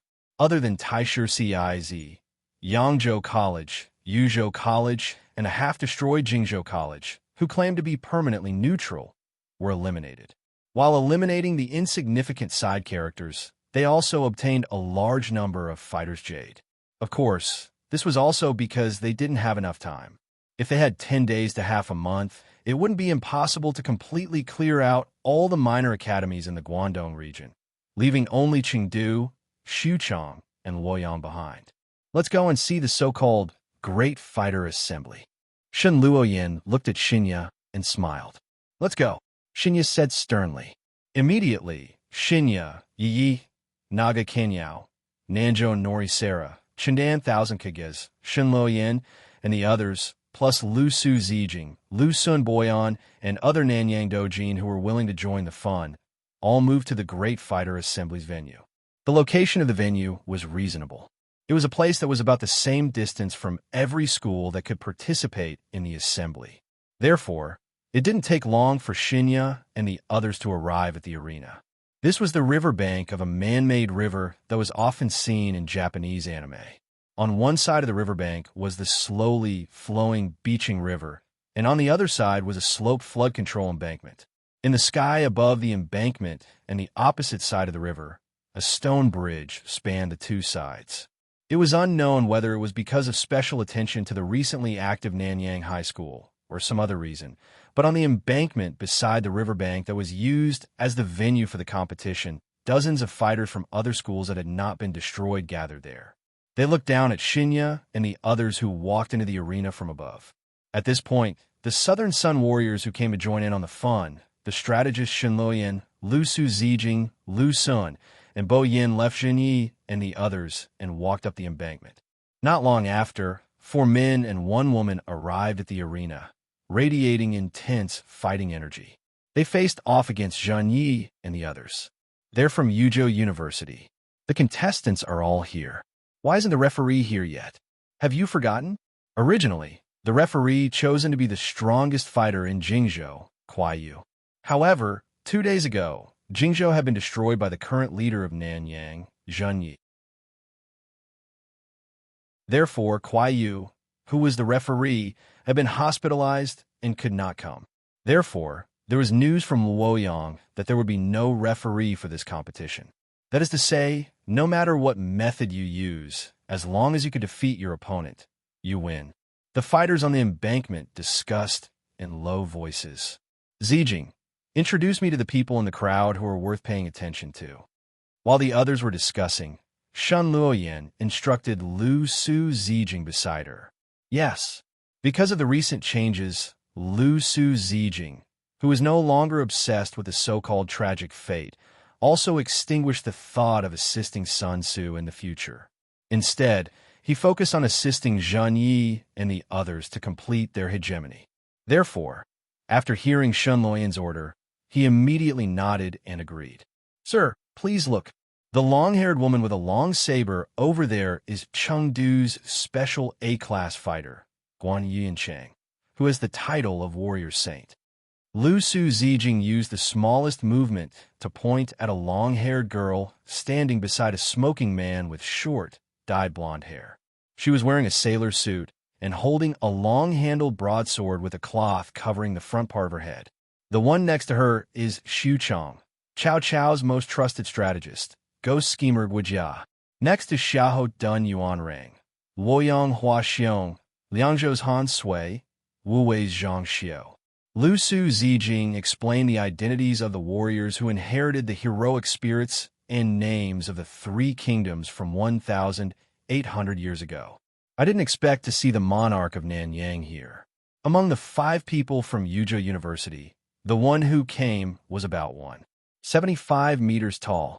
A thin, black-haired young man wearing a proper Chinese tunic with a frameless private mirror on his face said faintly, "Tell me your names." Zheng Yi asked back with a strong aura. Yuzhou University, instructor of the Great Fighter Tournament, Tian Feng Yuanhao. The bespectacled man raised his hand and gently pushed the glasses on his nose as he replied, "Your uncle, Yin Liang." A ruffian man who was blind in one eye, taller than Tian Feng by a head, and wearing a small fishing cap, said arrogantly with his nostrils, "Gao Lan." A girl wearing a pair of black sports pants, a sports fan with a lighter color than the pants, and a baseball cap with long, straight black hair hanging naturally behind her back said, "Wen Chou." Behind Tian Feng, a bald man with a height of 1.9 meters with a strong physique and muscles all over his body said in a muffled voice. He only wore a sports vest on his upper body. "Greetings." The last young man wearing a cross-buckled tang suit, dressed like a martial artist from the Republic of China, and with a cigarette in his mouth, said with a cool face, "Let's not waste time. Let's just fight in a free-for-all." Zheng Yi didn't care about a strand of hair as he looked at Tian Feng and suggested, "All right." Tian Feng's eyes flashed coldly as he agreed. As soon as he finished speaking, Yi, Kuga Kane, Nanjo Karasama, and Shinan Thousand Kages separated from Zheng Yi by a distance and got into an attacking stance. At the same time, although the people from Yuzhou University didn't get into a fighting stance, the aura on their bodies also became condensed, as if they were ready to explode at any time. Feeling the overflowing murderous aura between the two sides, the spectators on the embankment, who were previously discussing, immediately quieted down, and all of them focused on the rare fight between high-level fighters. Yes, it was indeed a fight between high-level fighters, because the 5 people from Yuzhou University, including Tian Feng, who should be a strategist, were all A-level fighters that were rarely seen in other universities. On the other hand, Zheng Yi and the others didn't wear magatama. Hairless used the color of the magatama to determine their levels. However, judging from how easily he annihilated an entire school, everyone had already categorized them as A-level fighters. In fact, according to the news that came out from Wu County's high schools, it wasn't an exaggeration to categorize them as special A-level fighters. "Go!" Zheng Yi shouted in a low voice. A sound was emitted. The 10 people from both sides rushed towards each other at the same time, using the most ruthless method to attack their enemies. Among them, Zheng Yi's opponent was Yuzhou University's tournament director, Tian Feng Yuanhao. Yi's opponent was the somewhat perverted Yin Liang. Naga Hall's opponent was Wen Chou. Nanjo Norisera's opponent was Zhu Yi. Chikage Beach's opponent was the only female among the 5 from Yuzhou, Gao Lanfang. Among the 10 of them, the one who ended the fight faster with his mouth was Yi, because of Yin Liang's abnormal performance. Yi, who felt a sense of disgust in his heart, directly released half of his strength, using the powerful strengthening qi to form an explosive attack. First, he met Yin Liang's kick with a punch, forcefully flipping it over. Then he kicked Yin Liang's chest. In the crisp kacha-kacha sound of bones breaking, Yin Liang was sent flying like a cannonball. If it wasn't for Yi's skillful use of force at the last moment to prevent Yin Liang's broken ribs from piercing his heart, Yin Liang would have died already. Yin Liang should have stopped breathing when he was retreating. How could he be coughing blood and gasping for breath after landing? But before the spectating experts from various universities could recover from this swift victory, Chindan Thousand Kages, who used the Chindan Ryu Jutsu, also ended the fight. She retreated from Gao Lanfang's side, whose face was bruised and swollen, and even one of her thighs had been hit by a pressure point. And after the 2 of them, Zheng Yi also successfully beat her opponent, Tian Feng Yuanhao, to the ground. It couldn't be helped, although Tian Feng Yuanhao was a strategist. His attack methods were more unpredictable than the others, but against Zheng Yi of the Tenzhou Dragon sect, who could neutralize and absorb all kinds of strange forces, he was just an ordinary martial artist. In fact, in terms of martial arts knowledge, he was several times worse than Zheng Yi, so it was impossible for him to not be defeated without being able to use his strange advantages. Bang! At this time, following a muffled sound, Wen Chou, who was about to use the dark strike of the Kuga Ryu staff fighting technique's 5 great mysteries, was heavily hit in his dantian and was attacked by the chi of tranquility. His eyes immediately bulged, and his knees went soft as he knelt on the ground. Then, he covered his stomach with both hands and fell to the ground with his head touching the ground, his face twitching in pain. At this point, except for Zhu Yi, who was still fighting with Nanjo Kazara, the other 5 from Yuja University had all been defeated. And even if it was Zhu Yi who was left, looking at his situation, he wouldn't be able to hold on for much longer, and might even be defeated soon.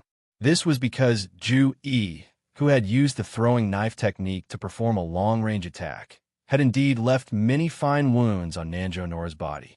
This had completely activated Nanjo Nora's wild nature, allowing her to completely enter the atavistic state of Cat Fist Do. Sure enough, in less than 5 seconds, Nanjo Kirasuro, whose body had become abnormally nimble under the wild mode, rushed to the front of Zhu Yi with just 2 leaps. With a curled-up body roll, he ferociously smashed his opponent's head with a kick, knocking him unconscious. Meow! Landing on the ground, Nanjo Kazura, who was squatting in front of Zhu Yi's unconscious body like a cat, let out a meow. Is this the current strength of Nan Yang? So strong. The optimist Xiahou Dun said subconsciously as he looked below with a shocked expression at the battle that had ended in less than a minute. Sister Guanyu, what do you think of their strength? Guojia, who had lit another cigarette and put it in his mouth, asked the beauty beside him. Don't you already have the answer in your heart? Guanyu Yin said indifferently. I want to hear the opinion of a professional. Guojia smiled indifferently. Other than the person who ended the battle in the end, and the girl who was obviously holding back, the other 3 are all special A-rank fighters. Among them, the sisters are the strongest. Guanyu Yin said solemnly. How strong are they? Guojia asked. Without fighting, it's hard to judge. Guanyu Yin replied. Despicable. At this time, Xiahou Dun Yuanren's angry shout suddenly echoed on the embankment. It turned out that when Guanyu Yin and Guojia were chatting there, the other fighters saw that the battle had ended and were preparing to leave and report the information to their respective monarchs. Shinya and the others who pursued the principle of not giving others a chance to make a comeback walked to their opponent's side and took off the tomo that represented their fighter's identity. If this was before the start of the Great Fighter Tournament, no one would say anything about this behavior because at that time, Magatama represented the qualification to enter the tournament. However, it was now after the start of the Great Fighter Tournament. Therefore, this kind of behavior that weakened the strength of the other party became an unsightly act. Of course, this also depended on who was looking at it.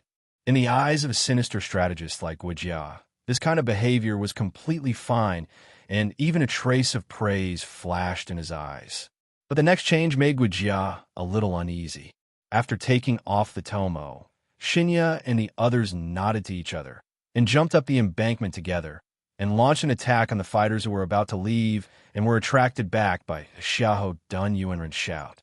Under the surprise attack of 4 powerful fighters and one who had fallen into a wild state, this group of fighters, whose average level was only at the peak of C rank, immediately panicked. They were knocked unconscious by Zheng Yi and the others almost without a single exchange of blows.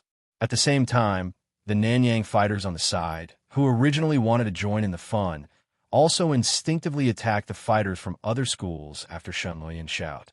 They either intercepted them one by one or knocked them to the ground. Too despicable. Xiahou Dun Yuanren shouted loudly. Let's go.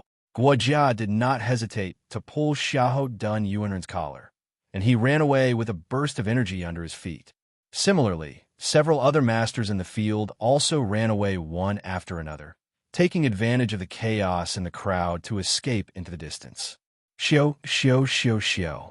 However, at this moment, a series of small, air-piercing sounds sounded, and then a large number of fighters fell to the ground in a series of painful groans.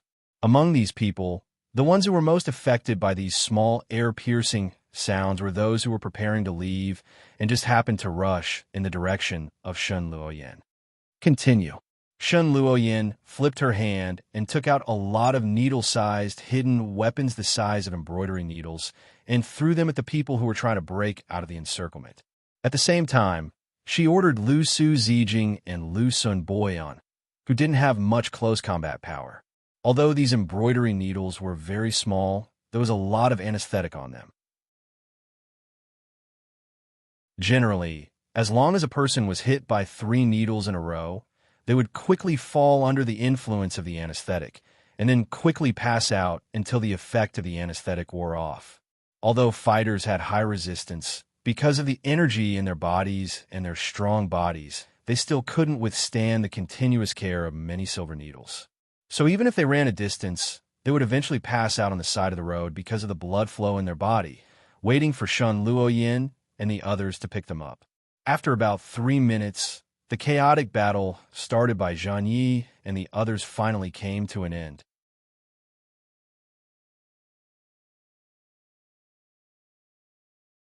Chapter 1449. Clean up the battlefield immediately. Shen Luoyin ordered the fighters of Nanyang loudly after the melee was over. Yes, the fighters from Nanyang responded loudly. They forced themselves to walk over to the fighters from other schools who were lying on the ground. One by one, they removed the magatama that represented their identity as fighters from their earlobes. Unfortunately, Chengdu's Guanyu, Xuchang's Guijia, Xiahou Dun, Luoyang's Hua Xiong, and Liangzhou's Han Sui all ran away, leaving only Wu Wei's Zhang Xiu behind. Shen Luoyin said regretfully as she walked to Zheng Yi and the others while her fighters were cleaning up the battlefield. However, things will go smoothly in Yu Province from now on. Then, Shen Luoyin changed the topic and looked down at Tian Feng and the others lying on the riverbank, which was originally the battlefield, and smiled. The cleaning work went quickly. In less than 5 minutes, all the magatama of the defeated fighters were collected and fell into Shen Luoyin's hands. Return to school, Shen Luoyin announced loudly. After saying that, Shen Luoyin, Zheng Yi, and the fighters of Nanyang returned in the direction of Nanyang High School. On the way back to Nanyang High School, Shen Luoyin ordered Lu Su Zijing, who was beside her, Zijing, contact the fighters in the school and issue an order to assemble. Get all the fighters who can move to gather at the auditorium immediately. Yes, Lu Su Zijing accepted the order, then took out her phone and contacted the school fighter she knew. About half an hour later, Shen Luoyin and the others returned to Nanyang High School. Without resting, Shen Luoyin immediately went to the auditorium with everyone and saw the fighters of Nanyang who had been waiting there for a long time. Target, Yuzhou High School. Let's go. Shen Luoyin, who walked to the rostrum under the gazes of many fighters, announced loudly. Yes, because of the recent school extermination operations, the fighters of Nanyang High School were all excited. The fighters of Nanyang, who were full of enthusiasm for school extermination, responded in unison with excitement. The earth-shattering response directly shook the glass of the auditorium. Then, the fighters of Nanyang, who knew what to do, immediately rushed out of the auditorium and went to the school's parking lot. They orderly boarded the stalled school bus one by one. After all the students had boarded, they started the bus and drove to Yuzhou High School, which had basically lost half of its fighters. On the rooftop of an empty teaching building at Luoyang University, a man was covered in dozens of band-aids. The skinny boy, who looked like a sickly, rich young master, pressed his elbows on the parapet. His left palm was open, and his right hand was holding a paper knife. Without hesitation, he carved on his left hand. Even so, the boy who was committing self-harm did not show any signs of pain on his face. Instead, he showed an expression that should be called enjoyment. He watched as his palm was cut by the paper knife and blood flowed out. Subsequently, the boy, who was no longer satisfied with the injury from his palm, began to use the blade of the paper knife to cut open his wrist. He stared at the red blood that was quickly gushing out from the wound. Lord Dongjua, according to the latest news, the Yu Province Academy has been destroyed. At this moment, a man in Luoyang High School's autumn uniform with long, straight black hair that reached his buttocks appeared. A girl wearing a pair of rimless round-rimmed glasses pushed open the door and came to the rooftop. She stood about 5 meters away from the boy and reported, "The attacker is still Nanyang University, which has been in the limelight recently." "What about that person?" Dongjua asked without turning his head. He moved the paper knife upward and stopped the tip of the knife at the skin of his throat. Then he forcefully cut open his throat. After the new monarch of Nanyang seized the Magatama, he has not been able to retrieve it. "He is still in a stable state," the girl in glasses replied. "Lord Dongjua, I don't think we can continue to let Nanyang University run amok. Please allow me to mobilize people to annihilate them," the girl who answered Dongjua's question suggested. Do you think history has changed?" Dongjua turned around. He looked at the girl in glasses and asked softly, "This?" The girl named He hesitated for a moment before replying. "According to the current situation, history has indeed changed because of the intervention of the new monarch of Nanyang. It has even become completely different from this period of history. We can no longer view the current situation according to the past." "Then what about our fate? Has it also changed?" Dongjua asked again. "Perhaps. Although many things have changed, the people and things related to us do not seem to have changed," he replied with a frown. "Let's go to Nanyang University tomorrow," Dongjua ordered as he walked slowly toward the entrance of the teaching building. "Yes." Who understood that Dongjua's decision could not be changed, lowered her head and replied. In a breath's time, the two of them passed by each other. Finally, Dongjua disappeared into the passage. "Fate, huh?" The girl named He muttered softly as she raised her head and looked at the blue sky. Then, she also left from the rooftop of the teaching building, leaving behind drops of blood on the ground to indicate what had just happened.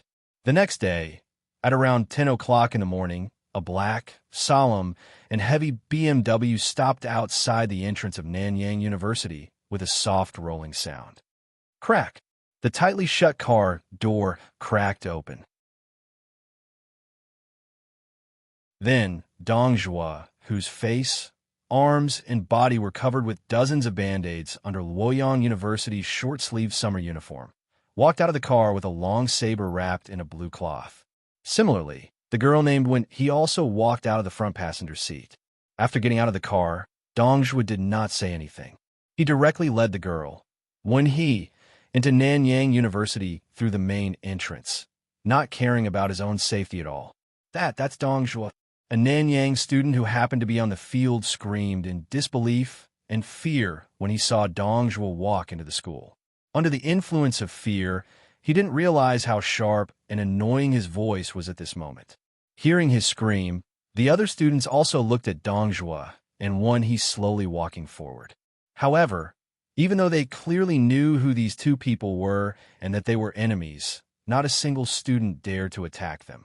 Instead, they all stood where they were or ran away from Dongjua's path, watching them as they walked forward. Clearly, as the Demon King, Dongjua's terrifying reputation had frightened these warriors. Fortunately, although their performance was unbearable, some of them were still smart. At least, they knew to run and inform the head of Nanyang about Dongjua's arrival, Zhenyi and the others. Amidst the noise of the smart people and the students in the teaching building, Zhenyi and the others also learned of Dongjua's arrival.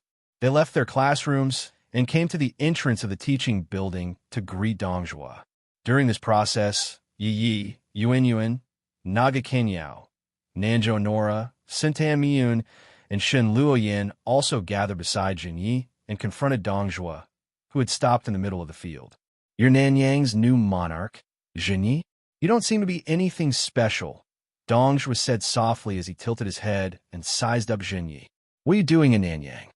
Zhenyi asked. "I'm here to see what ability you have to change history," Dongjua replied. "It seems that I've disappointed you," Zhenyi said. "It doesn't matter. I didn't come here with any intentions," Dongjua said indifferently. Is that so? But even so, I'm now interested in you, Zhen Yi said as he stared unblinkingly into Dong Zhuo's eyes. You want to keep me here? Dong Zhuo asked with a dangerous smile. Of course. You're now a big fish for Nanyang, Zhen Yi replied indifferently. That depends on whether you have the ability or not.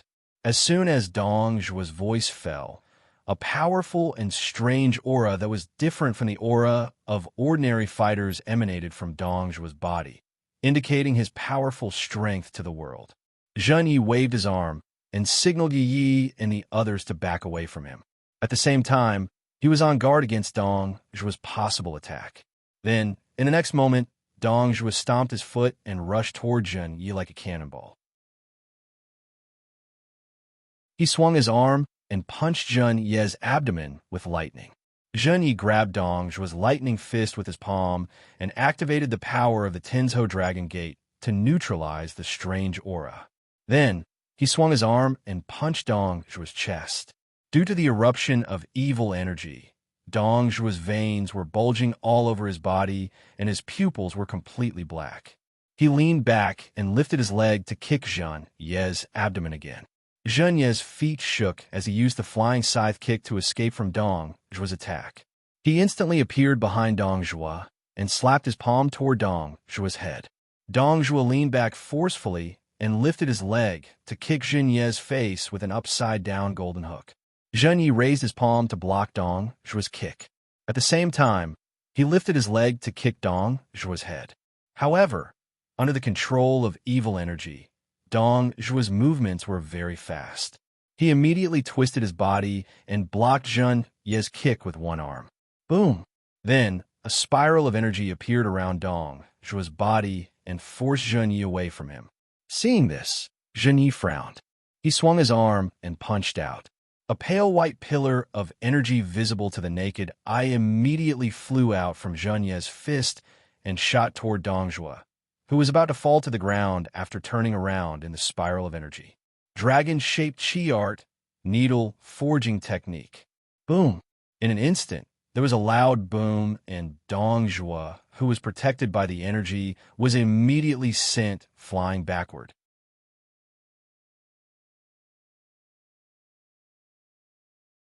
Chapter 1450. After sending Dong Zhuo flying, Zhen Yi didn't stop attacking. As soon as the dragon-shaped chi art's needle forging technique passed, Zhen Yi immediately used the ground shrinking skill to rush in front of Dong Zhuo. He used his palm, which was filled with the power of the Tenzhou Dragon Gate, to grab Dong Zhuo's crossed arms. Then, he straightened his right palm and slapped Dong Zhuo's open chest. Bang! A powerful force poured into Dong Zhuo's body through his palm. However, it was immediately blocked by another force in Dong Zhuo's body. It didn't cause any damage to Dong Zhuo's internal organs. It only made Dong Zhuo's body stop for a moment because of the shock. Although it was only for a moment, it was a rare opportunity for Zhen Yi. Therefore, the moment Dong Zhuo's body stopped, Zhen Yi's palm, which was pressed against Dong Zhuo's chest, turned and flipped in the Taiji cloud hand. Then, he sent another force into Dong Zhuo's body. Spiral force. Bang! In an instant, Dong Zhuo, who was in the evil state, opened his mouth and nose and spat out a mouthful of blood. Obviously, the spiral force had broken through Dong Zhuo's defense and injured his internal organs. Then, Zhen Yi clasped his 5 fingers together and smashed Dong Zhuo's body to the ground in the great tombstone smashing technique. Boom! Amidst a violent boom, Dong Zhuo's body slammed heavily into the ground. The force infused into his body by Zhen Yi and the inertia of his fall caused an irregular circular depression with a diameter of nearly 2 meters and densely covered in cracks to appear on the ground. A large cloud of smoke and dust drifted out of the depression. It vaguely blocked Dong Zhuo and Zhen Yi's figures. Cough. Dong Zhuo, who was injured, coughed. However, Dong Zhuo's expression immediately turned ruthless. He raised his legs and kicked Zhen Yi's abdomen. Zhen Yi, whose arms were still holding on to Dong Zhuo's wrists and chest, twisted his waist and straightened his back. While dodging Dong Zhuo's kick, he stood upside down on top of Dong Zhuo. Then, He turned his legs downward and stomped on Dong Zhuo's face. Bang! Even though Dong Zhuo dodged quickly, there was only so much space his neck could move. Naturally, he couldn't completely avoid Zhun Ye's attack range. Therefore, half of his head was kicked by Zhun Ye. Under the force of the force, his head sank deep into the ground. Subsequently, with both feet on Dong Zhuo's face, Zhun Ye straightened up and kicked Dong Zhuo's chest again. Kacha!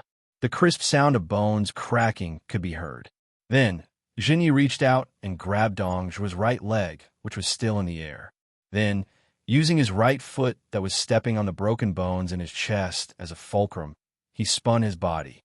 She turned around and swung her leg horizontally, kicking Dong Zhuo's right knee that she was grabbing. Kacha! The crisp sound of bones cracking could be heard. Then, Dong Zhuo's right leg, which wasn't shaped like a normal human leg, was thrown back to the ground by Zhun Ye.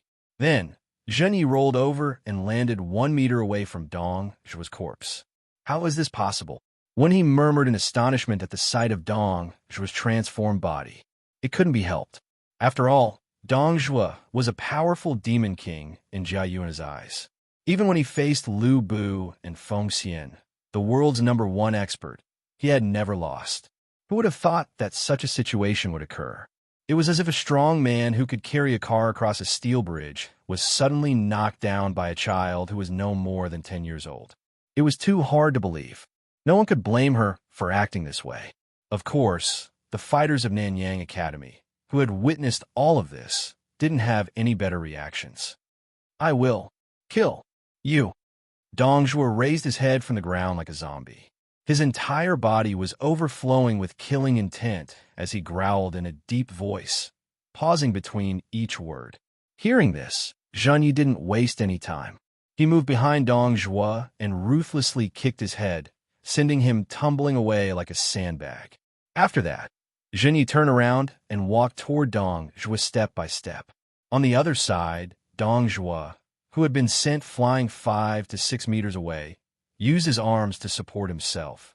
He ignored the immense pain coming from his broken ribs and twisted leg and forced himself to stand up with one leg. Ailesa's ferocious eyes stared at Zhun Ye, who was gradually approaching him. Dong Zhuo used his qi to control his broken right leg and walked toward Zhun Ye with an imposing aura. Soon, the distance between the two was shortened to about 1 meter. At this moment, Dong Zhuo exerted force with one leg and charged toward Zhun Ye. His palms faced each other and struck toward Zhun Ye's abdomen. Boom! A powerful qi burst out from Dong Zhuo's palms, forming a shockwave visible to the naked eye. It blew up the dust on the ground and turned it into smoke that drifted around him. However, Zhun Ye's figure wasn't in front of him. Instead, Zhun Ye's figure appeared behind him. Bang! After a muffled sound, Dong Zhuo's expression immediately froze. The blue veins on his body disappeared, and his pitch-black pupils reappeared in his eyes. He just stared blankly ahead and didn't move. However, in the next moment, Dong Zhuo's body fell heavily to the ground with a thump. He didn't move at all. Needless to say, Dong Zhuo was completely dead. It turned out that the moment Dong Zhuo used the Shaolin Elder's Protection Heartgate Fist, Zhun Ye had simultaneously used the Flying Scythe Kick to disappear in front of Dong Zhuo. He had dodged the powerful qi attack by a hair's breadth and appeared behind Dong Zhuo. Then, he pressed one of his palms against Dong Zhuo's back, where Dong Zhuo's heart was. He had used the dragon-shaped qi art true tempering technique to create a penetrating force that entered Dong Zhuo's body and completely destroyed his heart. Dong Zhuo's qi is gone, Jia Yuan murmured. At this time, there were people who said the same thing in several other places. For example, Guan Yinchang in Chengdu, Xiahou Dun Yuanrang in Xuchang, Sun Tzu's mother, Madame Wu, who was hiding in Zhou Yu's house near Nanyang, Lu Bu Fengxian, who was supposed to kill Dong Zhuo, Xiyuan Feng, who was hiding somewhere, Qigong Master Zhang Zhao, who was supposed to be dead at Pengqing Temple, and so on crack. The jade hook on Dong Zhuo's earlobe seemed to have completed its mission. It suddenly shattered into a pile of tiny fragments that resembled limestone and scattered on the ground. After a while, the warriors of Nanyang, who had finally recovered from the shock of Dong Zhuo's death, let out a deafening roar. They were cheering for the death of Demon King Dong Zhuo and rejoicing that they had such a powerful monarch. Zhen Yi lowered her head and raised her hand to touch the skin on her waist that was exposed under her school uniform, which had been damaged by Dong Zhuo's Shaolin Elder's heart-protecting fist. She gently exhaled. It was obvious that although Zhen Yi had dodged Dong Zhuo's last attack, she hadn't been able to completely dodge it. She had still been grazed by the Shaolin Elder's heart-protecting fist. Otherwise, how could her school uniform have been damaged like this? Zhen Yi calmed herself down and walked to the long sword wrapped in a blue cloth bag that had fallen to the side. She bent down and picked it up from the ground. She opened the bag and revealed the long sword inside. In an instant, a sword that was exactly the same as the Bai sword she had taken from Pengqing Temple appeared in front of Zhen Yi. The only difference was that the sword was engraved with the character dragon in the Han script. Zhen Yi guessed that this was one of the 5 Bai swords. She put the bag back on and walked toward Jia Yuanhe, who was a little helpless because of Dong Zhuo's death in the enemy camp. On the side, Shen Luoyin and Yi also came over one after another. Now, you have 2 choices. Shen Luoyin smiled as she looked at Jia Yuanhe, who was pretending to be calm, and said, 1. We will take off your Magatama and imprison you in Nanyang Academy as a prisoner. 2. Surrender to us. I surrender.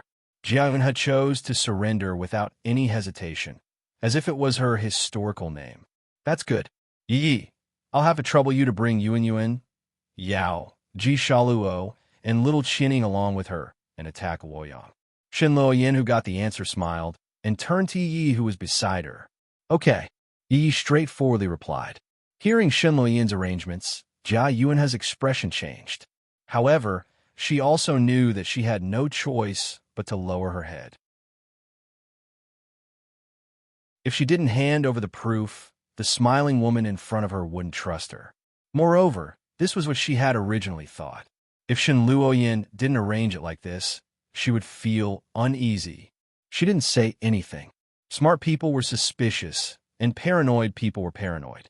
There was no solution. Immediately, Yi called Yuan and the others over and explained Shen Luoyin's arrangements. Then, he took a group of Nanyang fighters who should be the logistics team and the new defectors, Jia Yuanhe, and boarded a school bus and rushed to Luoyang Academy. Now, our only enemies are Cao Cao of Xuchang and Liu Bei of Chengdu, Shen Luoyin said softly as she watched the school bus leave.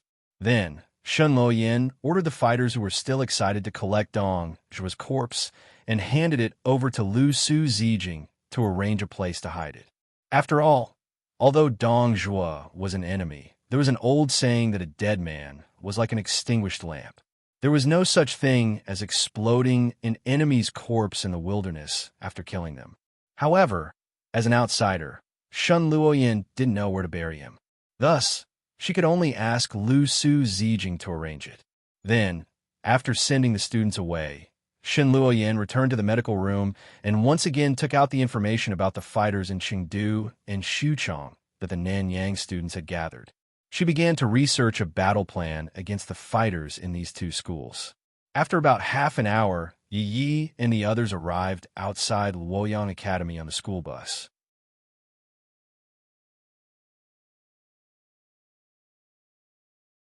Chapter 1451. P.S. Thank you to Dark Flame Light and Deep Sea Mud Beast for their precious monthly votes. Thank you to NXCX for your tip. Amidst the soothing sound of tires, a large bus that could fit 40 people stopped outside the gates of Luoyang High School. Then, a group of excited Nanyang Dojin rushed out from the open door of the bus and spontaneously stood at the gate of Luoyang High School. This continued until the leaders of this mission, Yi, Yunyuan, Kuga, Kinyao, Nanjo Nora, Senkika Chiba, and Jiasu, who had just surrendered less than half an hour ago, stepped down from the bus. Please follow me. Without needing anyone to remind him, Jiasu took the initiative to lead the way and led them into Luoyang University. With Jiasu, Dong Zhuo's trusted aide, leading the way, the Luoyang fighters were not strong enough to sense the disappearance of Dong Zhuo's aura, did not know what these people from Nanyang were here for. Therefore, They did not stop them out of hostility. They just watched them enter the school building with furrowed brows before quietly dispersing to inform their Luoyang fighters. For example, Hua Xiong.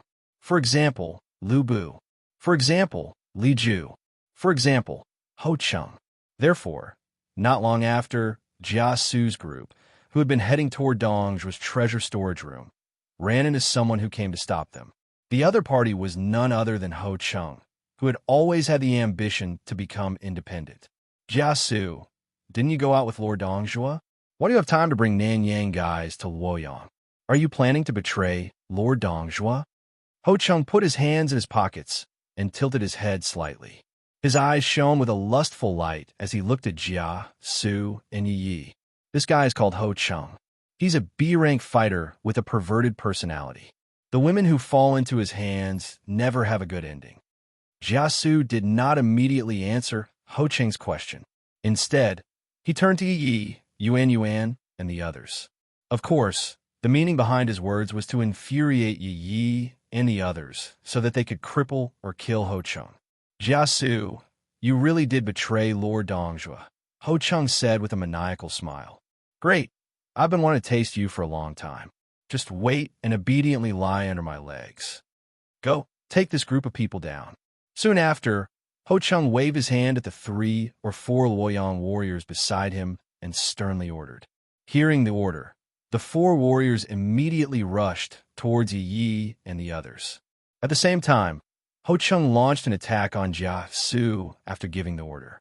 Seeing the enemy attacking, Yi reached out and pulled Jia Su to the back to avoid Ho Chung's attack. Then, he turned around and swung his leg to kick the air. With a kick, Ho Chung was sent flying. In the end, his whole body hit the wall of the corridor heavily like a cannonball, creating a huge, deep hole in the solid wall. He directly fainted. As for the other 4 Luoyang fighters, each of them was around rank C. Therefore, they were also taken down by Yuan and Qian 10,000 Shadows, who were beside Yi. He fell to the ground with a pained expression on his face. Then, after getting rid of the extras blocking the way, a Nanyuan fighter with sharp eyes took off their magatama and handed it to Yuan. Yi and the others followed Jia Su into the building. Perhaps it was because the experts who received the news were too far away, or because they did not want to avenge Dongzhua, but they did not encounter any extras who overestimated their strength along the way. This allowed Yi and the others to successfully arrive at the location used by Luoyang University to store valuable items. It was an empty room filled with all kinds of miscellaneous items. At this time, Jia Su quickly walked out from the crowd and entered the room. She rummaged through the pile of items and found a square object wrapped in a small cloth bag. Then, she walked to Yi again. Miss Yi, this is Dongzhu's Imperial Jade Seal. I hereby present it to you. Jia Su held the Imperial Jade Seal wrapped in a small cloth bag with both hands. She leaned forward and lowered her head respectfully. Obviously, this was also one of Jia Su's proof of allegiance. Is this the Imperial Jade Seal? Why is it different from what Sister Luoyan said? Yi, who reached out to take the Imperial Jade Seal, muttered with some confusion. What? Jia Su immediately looked up and said with a surprised expression. Oh, it's nothing. It's just that big Sister Luoyan once said that the Imperial Jade Seal is shaped like a round mirror. It's not like the Imperial Jade Seal in my hand. Mirror? Jia Su frowned and repeated. Forget it. Let Sister Luoyan think about this kind of thing. Yi, who did not bother about the Imperial Jade Seal, put it away and said casually. Jia Su, who happened to see Ye's ability to turn things around, nodded and did not say anything. Is there anything else you want to take? Yi looked at Jia Su and asked. No. Jia Su shook his head and said, Okay, let's get started. Yi nodded and turned to look at Yuan, Kuga Hall, Nanju Norisara, and Chiba Thousand Kage. Yuan and the others, who understood what Yi meant by action, did not say anything. They immediately formed teams according to their own situation or scattered independently and began to annihilate the entire Luoyang High School. Among them, Yuan, who was an army general, and Chiba Thousand Kage, who received dark education, form an army by themselves. Kugahal, who inherited the spirit of the living fist, was paired with Nanja Norisara. However, everyone had the same thing. Each of them would be followed by several fighters from Nanyang. When needed, they would act as soldiers to receive firepower or provide support. When not needed, they would also act as logistics personnel to harvest the identity of the fighters that were defeated by the vanguard generals. As for Yi, who was left alone, he half-guarded and half-led Jia Su, who had surrendered, as well as 4 of 5 Sao Sun warriors who had stayed behind, casually walking around the school building. From time to time, they would see warriors who had fallen behind, escaped, or rushed to provide support, helping the 4 main attackers to clean up the mess. At first, because the attack was too sudden, the fighters of Luoyang Academy were knocked down. However, they immediately regained their senses and formed an organized group to launch a counterattack against Roly-Poly and the others who were charging in all directions. However, in the narrow passageway of the teaching building, they were quickly defeated once again. In the end, they were knocked down one by Roly-Poly and the others who were far stronger than them. Attacking them was like harvesting a harvest for them. The Nanyang fighters then took off the identity of the fighters. In less than 10 minutes, most of the fighters left behind in Luoyang High School were defeated and became ordinary fighters without the support of the power of the Magatama. Yi met up with Yuan and Zhuge and walked out of the Luoyang High School's teaching building that had become dilapidated because of the battle. Immediately, a large group of students gathered together under the guidance of several leaders, waiting for the appearance of Yi and the others. Huaxiong, Liju, Jia Su softly called out the names of the leading fighters. However, it was unexpected. It was reasonable that Lu Bu's name did not appear among these people. But thinking about it, although Lu Bu was Dong Zhuo's subordinate, in order to fulfill the fate of the 3 kingdoms in this world, his final fate must be to fight with Dong Zhuo. So no matter what, he was Dong Zhuo's enemy. What's more, now that Dong Zhuo was dead, there was naturally no need for Lu Bu to come over and participate in this. Therefore, it was reasonable that Lu Bu was not present. Even though this might not be justifiable in terms of morality, Huaxiong, Liju, now that Dong Zhuo is dead, don't you plan to think about your own future? Because of the Jade Seal, Jia Su felt that he hadn't shown his worth yet. Therefore, he took a step forward and yelled at the 2 most prestigious warriors among the leaders of the group. What do you want to say? Huaxiong raised his hand to stop the arrogant Li Ju and asked calmly, "Follow me and surrender to Lord Zhun Yi of Nanyang." Jia Su raised his hand and gently pushed the glasses on his face, covering the light that flashed in his eyes behind the lenses. He said firmly, "Huaxiong, with your eyesight, I think you have already seen the current situation." In the end, only Lord Zhun Yi of Nanyang, Cao Cao of Xuchang, and Liu Bei of Chengdu can obtain this world. Among them, I don't think Liu Bei is good. At least in the past 1,800 years, he has never won against Cao Cao.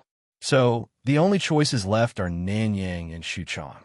If it is Nanyang led by Sun Su, I still don't think Nanyang will win. Whether it is from history or the situation of the fighters in Nanyang, Nanyang is a weak force. But it is different now. Huaxiong, you have seen the battle between Nanyang and Yuzhou High School. Are you confident that you can win against the people around me? Then, after Jia Su explained his thoughts, he asked Yi, Yuan, and the others who were next to him. They are indeed very strong. At least among the 5 of them. I can only fight with 2 of them on par, Huaxiong said in a deep voice as he glanced at Yi and the others. But you said it yourself. The winner in history is Cao Cao. Why are you so sure that Nanyang will win? Then, Huaxiong changed the topic and questioned. Because history has changed. Lord Zhun Yi and the others have the ability to change history. Isn't that enough? Jia Su said loudly. It has to be said that in this world, the power to change history is very powerful. Therefore, as soon as Jia Su finished speaking, Huaxiong's target immediately changed. He frowned slightly and looked at Yi and the others again. Okay, I will trust you again, Jia Su. A moment later, Huaxiong said in a deep voice. He then walked out of the group of fighters from Luoyang and walked toward Yi and the others. Hua Xiong, Li Ju called out. Li Ju, the situation is clear now. You'd better make a decision quickly. Before Hua Xiong could speak, Jia Su spoke first. Tisk. Li Ju curled his lips and snorted softly. He waved his hand and ordered the fighters behind him disperse. Since he was willing to give such an order, it meant that he had chosen to submit and was willing to join Nanyang with Jia Su and Hua Xiong. Seeing this, the corners of Jia Su's mouth curled up slightly. He was satisfied that he was able to rope in two powerful fighters and was not worried about his position under Jinye's banner in the future. After all, people with factions and military power often lived a better life than people with nothing. This was an undeniable truth, no matter where it was. As for Jia Su's decision, as the leader of this operation, he did not say anything. After Hua Xiong and Li Ju joined the team, he called for Nanyang's fighters to leave Luoyang High School and return to Nanyang by car. About half an hour later, the group returned to Nanyang High School. Then, Yi dispersed the idlers and brought Yuanyuan, Juga Kinyao, Nanzhou Nori Sara, Chantan Chikaj, Jia Su, and Hua Xiong and Li Ju into the teaching building. They returned to the Stronghold's healthcare room and saw Zhen Yi and Shun Luoyan waiting there. After entering the room, Yi first greeted them and then told Zhen Yi and Shun Luoyan everything that had happened during this operation. This is the Imperial Seal that Jia Su mentioned. Yi took out the wrapped Imperial Seal from his space bracelet and handed it to Shun Luoyan. Shun Luoyan raised her eyebrows slightly. She took the Imperial Seal and moved it in front of her. She untied the rope on the top and took off the cloth bag, revealing the Imperial Seal inside.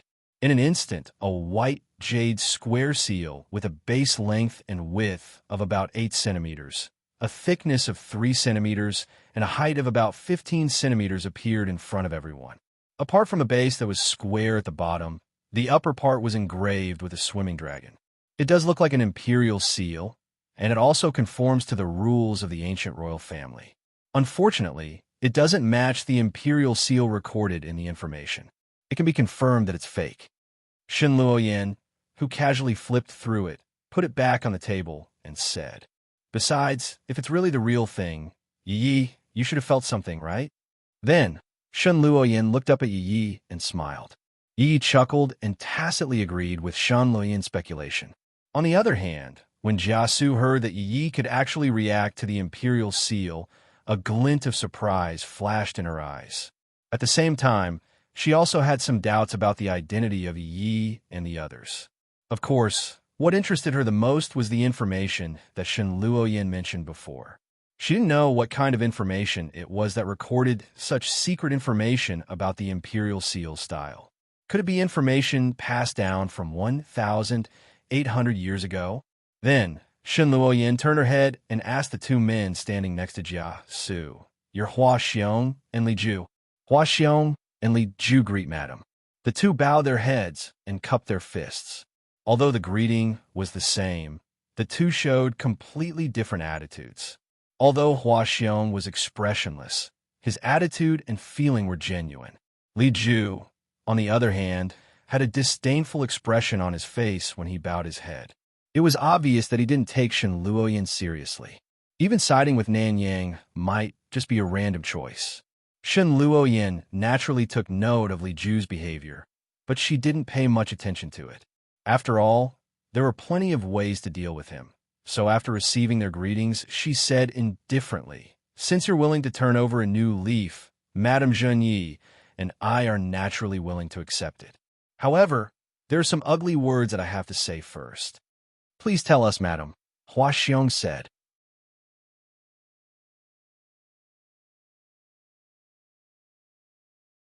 Chapter 1452. N. Shun Luoyan, who was sitting in the healthcare room and studying the information, suddenly frowned. "Since you're here, don't hide anymore. Are you afraid of meeting people?" Shen Luoyan put away the information in her hand and looked at the closed wooden door of the healthcare room. However, as soon as her voice fell, the wooden sliding door of the infirmary shattered and shot towards Shun Luoyan's body under the force of the impact. Shun Luoyan who was sitting on the chair, lifted her leg and kicked the desk in front of her, causing it to roll over and collide with the door fragments. Bang, bang, bang, bang. The crisp, muffled sound immediately echoed in the healthcare room. At the same time, a large number of wooden fragments flew out in all directions. Among the randomly flying wood fragments, a black shadow rushed into the healthcare room. Ignoring the wood fragments, he rushed toward Shun Luoyin. Shun Luoyin turned her foot and appeared behind the chair she was sitting on before. She hit the chair with her palm. Bang! The next moment, a muffled sound was heard. The chair that hit the enemy immediately shattered in two long shadows. The figure that was stopped because of the attack was once again exposed to Shun Luyin's sight. The person who came was about 175 meters tall. He was wearing a pair of beige casual trousers and a dark orange hooded top. The hood of the top was on his head and slightly covered his face with shadow.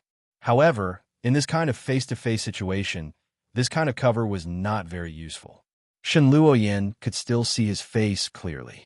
Rectangular face, eyebrows slanted to the temples, single phoenix eyes, small black pupils, revealing most of the white of the eyes. From the appearance, he was a fierce and evil person. His nose was straight, his mouth was wide open, and a long tongue was sticking out. The sticky liquid that should be saliva kept dripping down from the tip of his tongue. The feeling he gave people was like a lizard in human skin. Moreover, the feeling he gave people was not normal. It was as if he had taken too many drugs. He held a single crutch in each hand, lowered his body, and posed like a warrior attacking. Seeing his appearance and the weapon he was using, Shun Luoyin, who had the information of all the fighters in Nanyang, understood that this person was one of the 4 heavenly kings of Nanyang, Gan Ning Xingba. It was only because Zhang Yi and the others had entered Nanyang. It was precisely because this fellow was seriously injured by Lu Meng Ziming and was recuperating in a hospital that he did not encounter Zhang Yi and the others. Gan Ning Xingba, what is the meaning of this? Shun Luoyin asked coldly. Kill you. Only by killing you can I live, Gan Ning Xingba said in a strange voice like a mental patient. What do you mean? Shun Luoyin's eyes flashed. He asked, Yes, I want to kill you. The impatient Gan Ning Xingba shouted and stomped towards Shun Luoyin, who was standing by the window. He swung his crutch towards Shun Luoyin's neck. Shun Luoyin's figure flashed and dodged Gan Ning Xingba's attack. Then, she pushed her hand forward and hit Gan Ning Xingba's shoulder, causing his body to sway. Bang! Crash! Gan Ning Xingba's head smashed into the window of the health room, shattering the glass on the window. Then, Shun Luoyin moved again and slapped Gan Ning Xingba's body with her palm, filled with internal force. Pooh! In an instant, Gan Ning Xingba spat out a mouthful of blood. However, because of this stimulation, Gan Ning Xingba's spirit suddenly focused. He ignored the pain and forcefully swung his crutch. He broke the window frame and swept towards Shun Luoyin's body. Shun Luoyin, who did not intend to block, stepped lightly and moved to the other side of Gan Ning Xingba.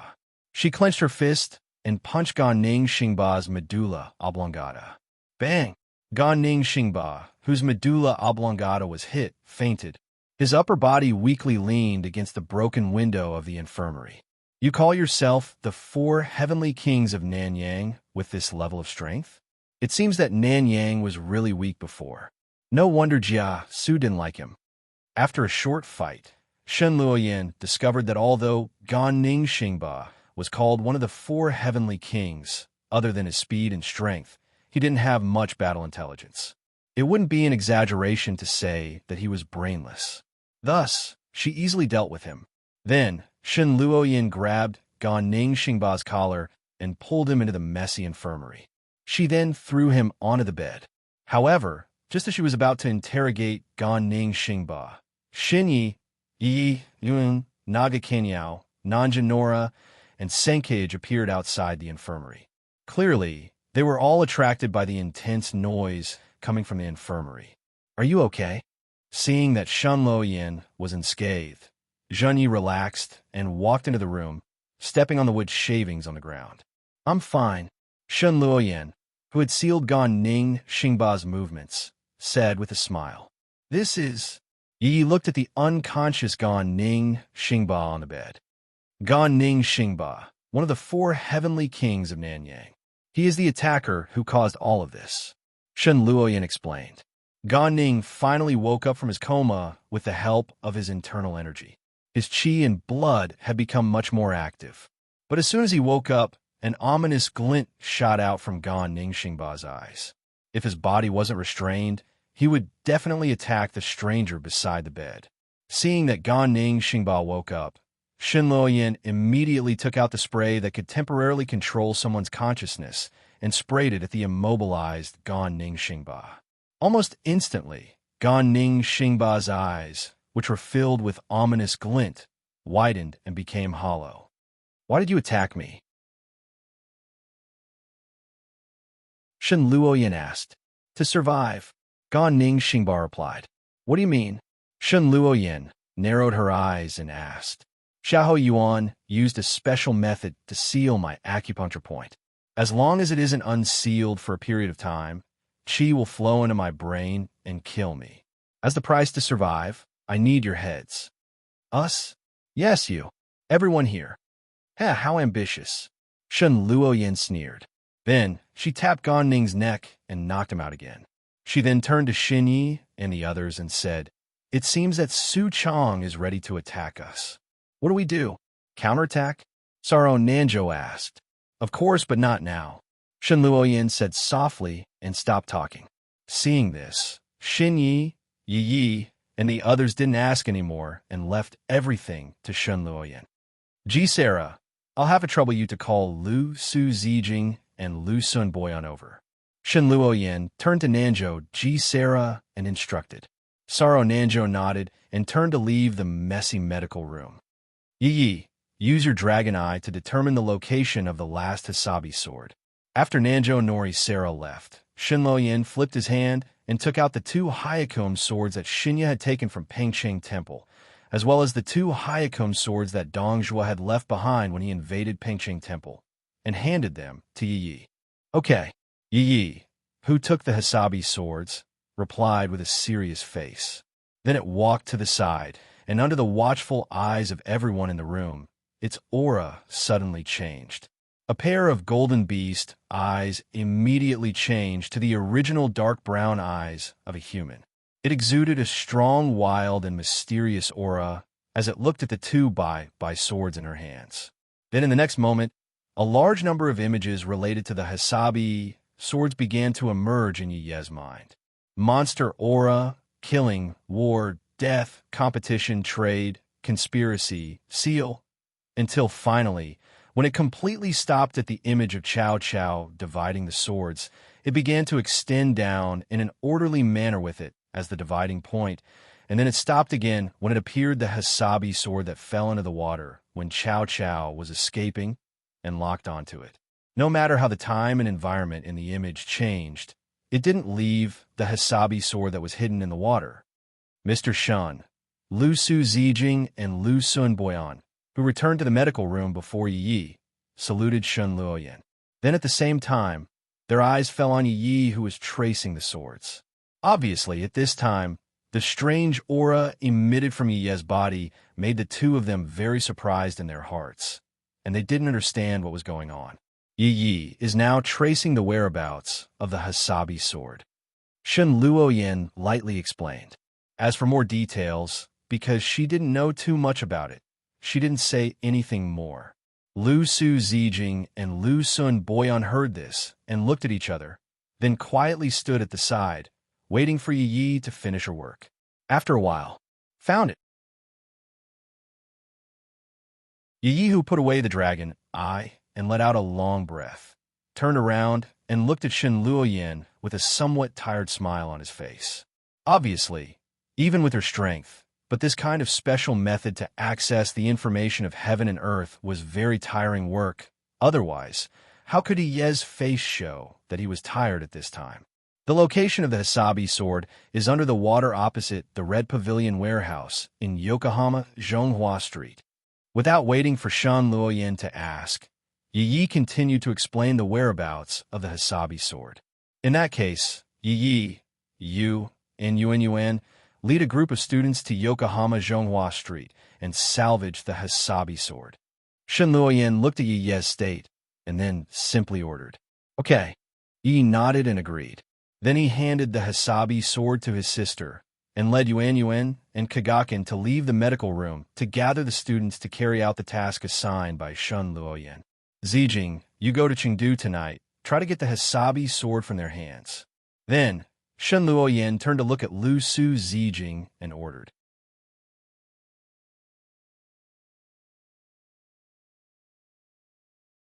Chapter 1453.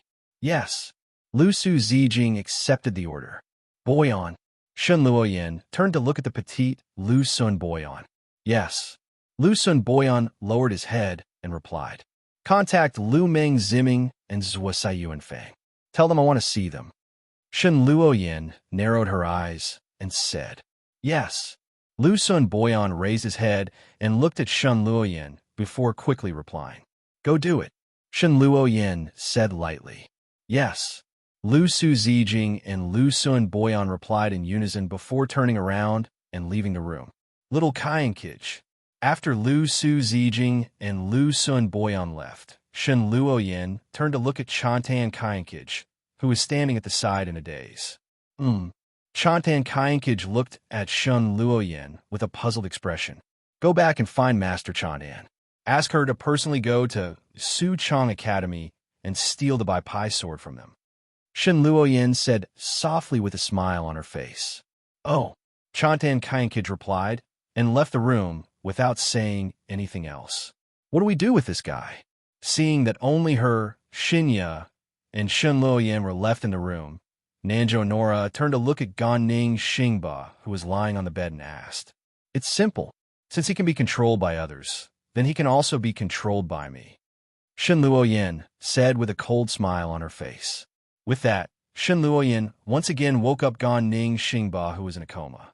Gan Ning Xingba, who came back to his senses, blinked his eyes and immediately glared at Shen Luoyin, who was beside the bed. Seeing this, Shen Luoyin didn't say anything. She just smiled and took out a test tube that was as thick as an adult's finger and about a finger long. It was filled with a glowing purple liquid and showed it to Gan Ning Xingba. "Let me introduce it to you. This is something called nanomachines. As for what nanomachines are, you don't need to know that. You only need to know that this thing can be injected into your body and flow through your body with your blood. Finally, it will stay in your brain and hide until I issue an order through remote control." Shen Luoyin explained softly with a smile. "You know what? Don't be fooled by the small amount of things in this small bottle. The power of the explosion is enough to completely blow your head apart, just like the watermelon you usually break when you vent your anger." Ugh. Shen Luoyin and Zhen Yi were still fine, but Nanjo Carissima, who had been brought into the fantasy by Shen Luoyin's words, was the first to turn pale. She covered her mouth with her hand and retched. At the same time, because his acupoints were sealed, Gan Ning Xingba, who couldn't move, had a change in expression. He no longer had the madness and ferocity from before. Shen Luoyin uncorked the bottle and pointed the mouth of the bottle at Gan Ning Xingba's mouth. As Shen Luoyin's palm approached, Gan Ning Xingba's eyes immediately became flustered. His eyes spun around like a marble. Shen Luoyin smiled faintly. She reached out and grabbed Gan Ning Xingba's jaw. She forcefully opened his tightly shut mouth and poured the nanomachine liquid in her hand into Gan Ning Xingba's mouth. She then forcefully closed his jaw. And, just from hearing about it, you probably still have some fantasies in your heart. So, I'll let you experience it for yourself. Shen Luoyin kept the empty bottle and smiled. She then straightened up and walked to the side. She took out an iPad from the corner and held it on her arm. "Don't worry, it's not a death command. It'll just make your whole body feel pain." Shen Luoyin turned on the screen and opened the nanomachine signal receiving page. She operated on the screen while speaking softly and calmly. The next moment, Gan Ning Xingba's expression changed. It was as if his lower body had been hit hard. His facial features protruded outwards and his face turned red. Veins and blood vessels appeared under his skin, making Gan Ning Xingba look extremely ferocious. Nanjo Carissima, who had never seen such a ferocious expression, couldn't help but turn his head to the side. He couldn't bear to look. This expression lasted for a full minute. Only then did Shun Luoyin cancel the weak electric stimulation of the nanomachine in Gan Ning Xingba's body. This should be considered a punishment experiment. She then put away the terminal and walked back to Gan Ning Xingba's bedside. She reached out and unsealed several acupuncture points on his body. And, probably because he was directly stimulated by the weak electric current, Gan Ning Xingba's skin suddenly became sensitive. He immediately let out a muffled groan. "What do you want me to do?" Gan Ning Xingba, who realized he could speak, looked at Shen Luoyin with fear and asked with a hoarse voice, "Go to Xuchang Academy and kill someone called Guo Jia Feng Xiao," Shen Luoyin said calmly. "As long as I bring his head over, you'll help me remove the things on my body?" Gan Ning Xingba asked, "How can there be such a good thing? This is only the interest for you following Xiahou Yuan's order to attack me. It's far from enough to remove the restrictions on your body." Shen Luoyin sneered with disdain. Gan Ning Xingba heard this and became silent. At the same time, he thought fiercely, "Damn bitch, and that bitch Xiahou Yuan, just you wait. When I have the strength, I'll definitely kill you." Ignoring what Gan Ning Xingba was thinking, Shen Luoyin directly removed all the restrictions on his body. "You can go now. I'm looking forward to your good news," Shen Luoyin said calmly after taking 2 steps back. Gan Ning didn't say anything. He endured the pain in his body and struggled to sit up on the bed. He jumped off the ground and staggered out of the infirmary, disappearing from Shen Luoyin and Zhen Ye's sight. Not long after Gan Ning Xingba left, Jia Yuan, who had not appeared for a day, appeared in the infirmary. "This is..." Jiasu looked at the messy infirmary and hesitated. "What's the situation on your side?" Shen Luoyin did not answer what happened. She directly asked. "I met Lu Bu. He said that he was tired of his current life, so he refused my invitation." Jiasu raised his head and pushed up his glasses. As a warrior who inherited Lu Bu's name, how can this kind of thing be easily dismissed? Shen Luoyin smiled. If Lord Shun must win Lu Bu over, there's a more feasible method. Jiasu thought for a while and said. Then, when Shen Luoyin looked at him with a puzzled face, he continued, "But this method is more dangerous. If it doesn't succeed, it will arouse Lu Bu's hostility toward us. Kidnap Chen Gong." Chen Gong, Lu Bu's most trusted strategist. Shen Luoyin frowned slightly and whispered to herself, "Forget it. It's better not to make enemies at this time." Then, Shen Luoyin shook her head. "How about this? Tomorrow, you and I will go and meet Lu Bu again." "Yes," Jiasu replied. In the following time, there were no more ignorant people who broke into the school to attack Shen Luoyin and the others. Su Chong and Chengdu did not make any moves either. It was very quiet until midnight. At this time, Yi, Yuan, Kuga Kan, and about 30 Nanyang Dojin had already arrived in front of the Red Hall warehouse in Yokohama Chunghwa Street.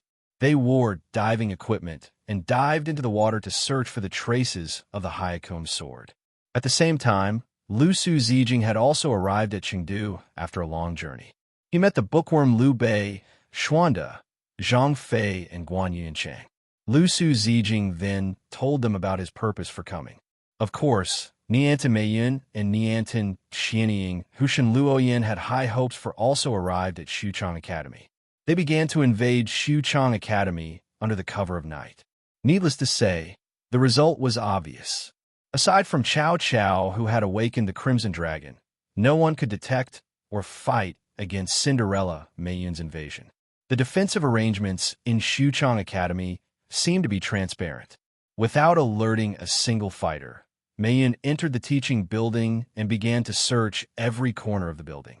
However, as a non-member of Xuchang Academy, Niantin Meiyun and her master were unfamiliar with the layout of Xuchang Academy. Thus, after searching a small circle without any results, they decided to change their strategy and prepared to capture a spy. Soon, the figure of a lone fighter appeared in the line of sight of the master and disciple duo. At this moment, Tanabe Miyun's figure flashed and silently appeared behind the fighter. She knocked him out with a palm strike, then grabbed him by the collar and dragged him back to his previous hiding place like a sack. "Qining, wake him up," Niantin Meiyun said as she threw the man to the ground. "Yes, master," Chan in Thousand Shadows replied expressionlessly. She then walked up to the man, grabbed his collar with her left hand, and slapped him across the face without hesitation. "Pa!" The crisp sound of the slap echoed in the empty classroom. Seeing that the man did not wake up, Niantin, chinning, slapped him again. "Pa, pa, pa, pa." Finally, after 7 or 8 slaps, the man whose face was swollen like a pig's head finally woke up. SSS, the man who just woke up felt the pain on his face and instinctively sucked in a cold breath. However, before he could react, Chintin Thousand Shadows, who had taken out a spray, sprayed a handful of mist at him with an excited look in her eyes. Almost instantly, the eyes of the man who just woke up became hollow. "Where is the blade of 100 Pi?" Niantin Chinning asked. "I don't know. That thing has always been kept by Guijia and the others." Niantin Chinning could not help but look at her master. "Where's the place where things are kept in the academy?" Niantin Chinning asked.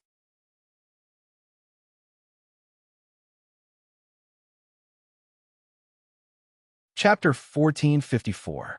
P.S. Thanks to Instakill Potato and Dust Under the Rainstorm for their precious monthly votes. With the help of the experienced Seitan Myansuo, the location of the storage room in Shuchang Academy that was used to store precious items was quickly discovered. Afterward, Miyamo Simbata knocked out the tongue and brought Chiba Kagami to the storage room. Shuchang Academy's storage room wasn't that secretive. It was merely remodeled from the changing room of a sports club that had already been disbanded. Therefore, it was only slightly difficult to find. Even in terms of the strength of the guards, there was only a single fighter who was supposed to be the gatekeeper. For experts like Thousand Shadows and Miyumo Fanshan, they posed no threat at all. Before the other party could react, they were knocked unconscious. "Master, here's the key." Thousand Shadows found a string of keys from the guards and handed it to Miyumo. Tanabe Miyun took the key and tested it against the keyhole of the door. Soon, with a light click, the door to the storage room was opened. Chiba Miyumo pushed the door open and dragged the unconscious guard into the room. Chiba Miyumo grabbed the collar of the unconscious guard with one hand and dragged him into the storage room like a sack. The storage room wasn't big, only about 30 square meters. It was filled with a large amount of junk. Fortunately, there was enough space for people to stay, so it wasn't too bad. Thousand Shadows tossed the unconscious guard to the side and gently closed the door. Then, she began to search the entire room with Miyumo Kanate. As for the obstacles that he encountered during this process, all of them were broken with a single punch. It could be said that he was extremely nimble. Under such circumstances, it didn't take long. Just like the other Hyakon blades, the Hyakon blade was wrapped in a sword sheath and was taken out from a wardrobe. This is it, right? Because she had never seen the Bye-Bye blade before, she didn't know what it looked like. She opened the sheath and handed it over to her disciple. "Yes, master," Catan Thousand Shadows replied confidently. "Then let's leave this place." Seeing Chickage confirmation, Miyumo Fanshan fastened her sword sheath. He said indifferently. Immediately after, the two of them immediately turned around and left the storage room. Without alerting anyone, they sneaked out of Suchong Academy and rushed to their home near Nanyang Academy. But halfway through the journey, she suddenly stopped and turned to the side. "Master," Chanten Thousand Shadows asked in confusion. "Let's go take a look," Tanabe Mune said calmly. Then, he flew off into the distance. Thousand Shadows didn't hesitate to give chase. About a minute later, the two of them stopped at the top of a building and looked down. In the blink of an eye, more than 10 of them either had their arms and legs broken or had their intestines and stomachs pierced through. In short, not a single one of them was intact. Some of them were lying on the ground, some on their backs, some on their sides, and some were curled up like corpses. In the middle of these people, there was a barefooted man with his trousers half rolled up, revealing a pair of muscular calves. He wore a white short-sleeved shirt, and his expression was fierce and domineering. A young man with the aura of an ancient general stood there. About 2 meters behind him, another dark-skinned man in trousers and a white short-sleeved shirt was squatting beside a man covered in blood. He was wearing a fur hat that didn't fit the season, and he was clucking his tongue from time to time. What a domineering and fierce aura, Miyumo Fanchan said indifferently. Mungda, that's enough. At that moment, the dark-skinned man who was squatting next to an injured man stood up and said to the barefooted man, "In this world, there was only one young man with such a name and such an overbearing aura and aura. That was the person who inherited the name and soul of Cao Cao, the demon king of the Three Kingdoms era 1,800 years ago. He was Chao Mingda of Suchong Academy. As for the dark-skinned man, he was Xiahou Dun Yuanrang of Suchong Academy, who had been to the Great Gladiator Tournament. Are you scared?" Cao Cao asked without turning his head. Me? Scared? What a joke, no matter what you become. You're the Mingda I know. I will not leave, Xiahou Dun replied without hesitation. Since that is the case, let's continue, Cao Cao said indifferently. Then, he raised his head and looked at Miyumo Fanchan in Thousand Shadows. His gaze seemed to be able to penetrate space and obstructions as he looked at Miyumo Fanchan for a moment. Then, with a slight smile, he withdrew his gaze and continued to walk forward. Seeing this, Xiahou Dun Yuanrang hurriedly followed after him. However, just as Xiahou Dun Yuanrang took 2 steps forward, a silhouette suddenly rushed to the street where Chao Mingda and Xiahou Dun Yuanrang were. Like a gust of wind, the silhouette stabbed toward Cao Cao. "Mingda, be careful!" As Xiahou Dun Yuanrang shouted, his body instinctively rushed to Cao Cao's side and punched at the silhouette. The silhouette lowered its body and instantly dodged Xiahou Dun's punch.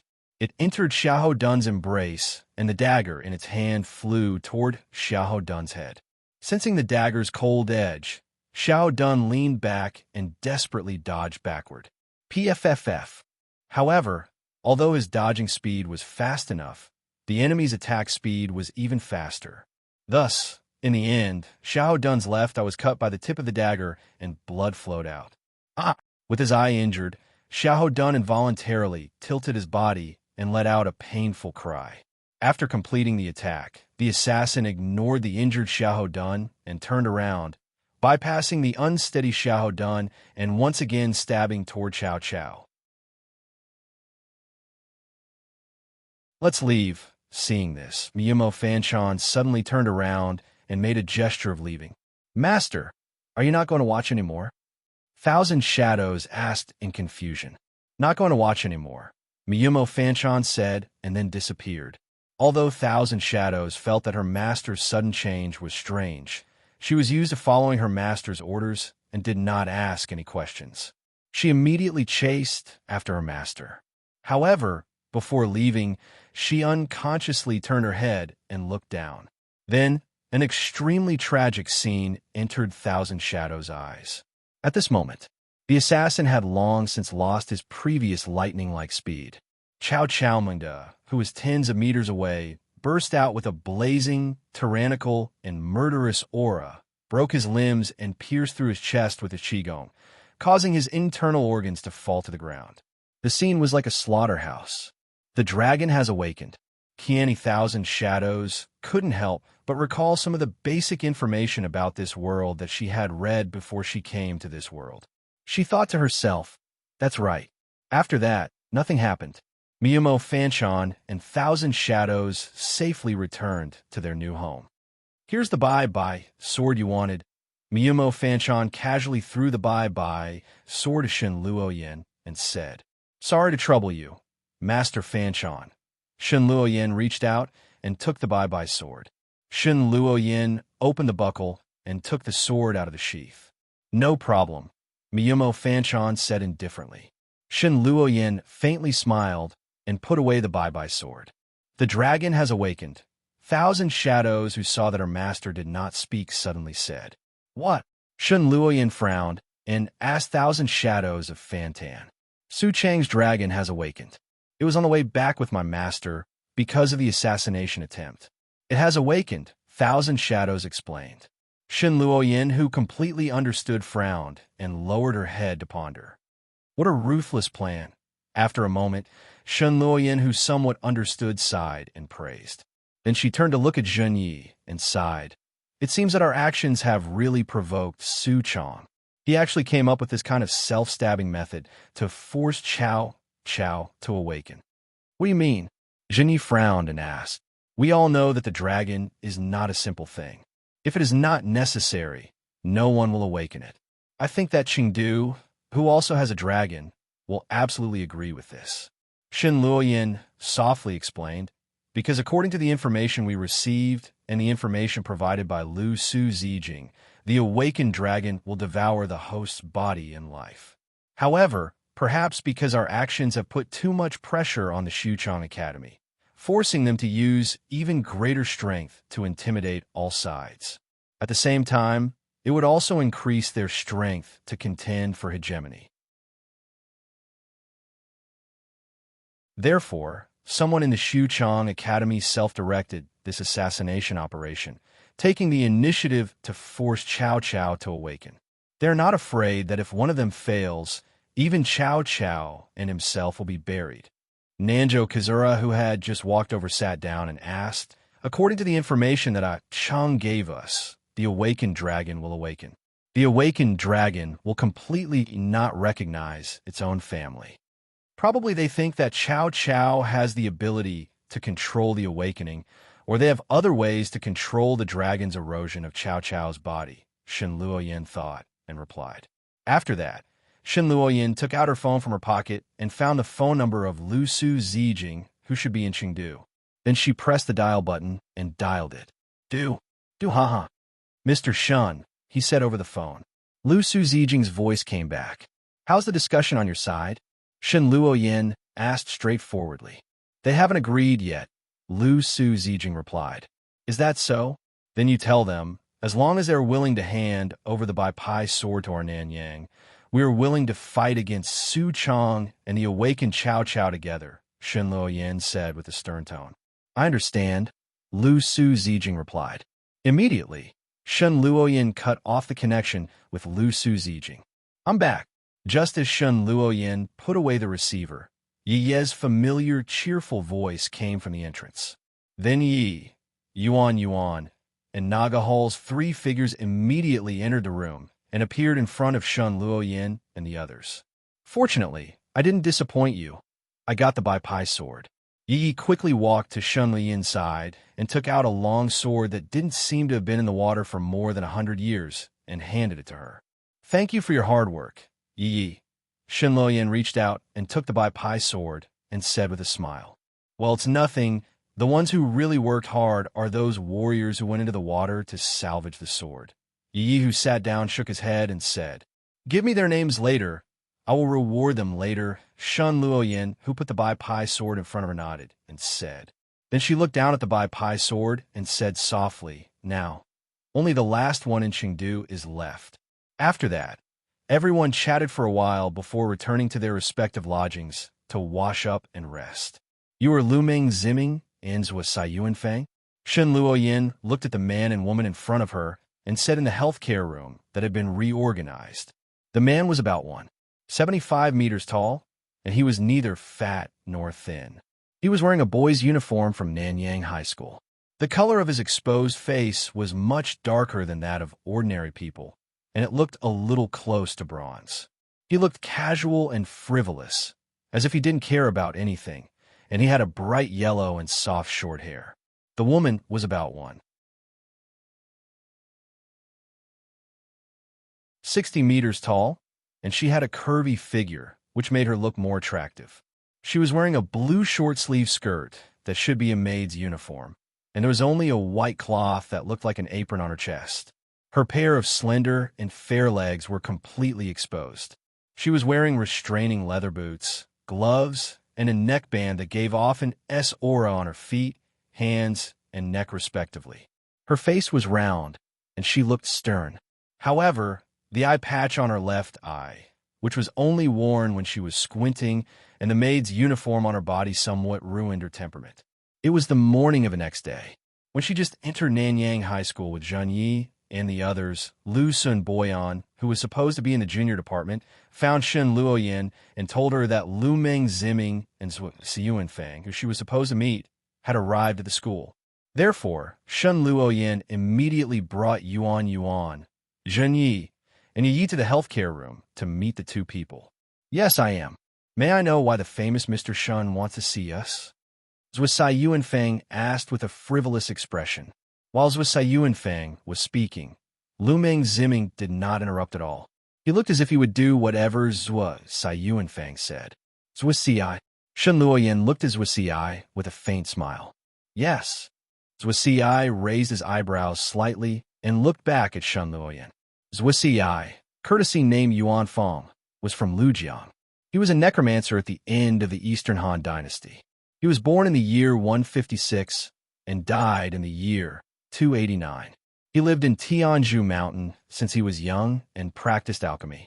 He was one of the famous immortals who became immortals after death. According to this record, his heroic soul should not have been passed down. However, he has passed it down now. Don't you think it's very interesting? Shen Luoyin said with a faint smile. It was probably an accident.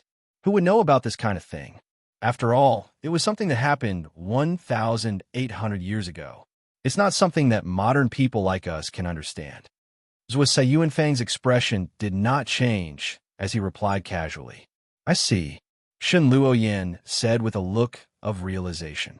Then, she suddenly turned to look at Yi and said, "Yi, I'll have to trouble you." "I know," Yi responded solemnly. Then, he looked at Zhuo and opened his dragon eye.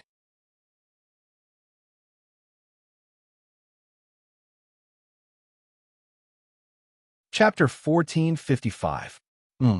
Noticing the change in Ye's eyes and the strange feeling in his heart, Zhuo Yuanfang could not help but frown.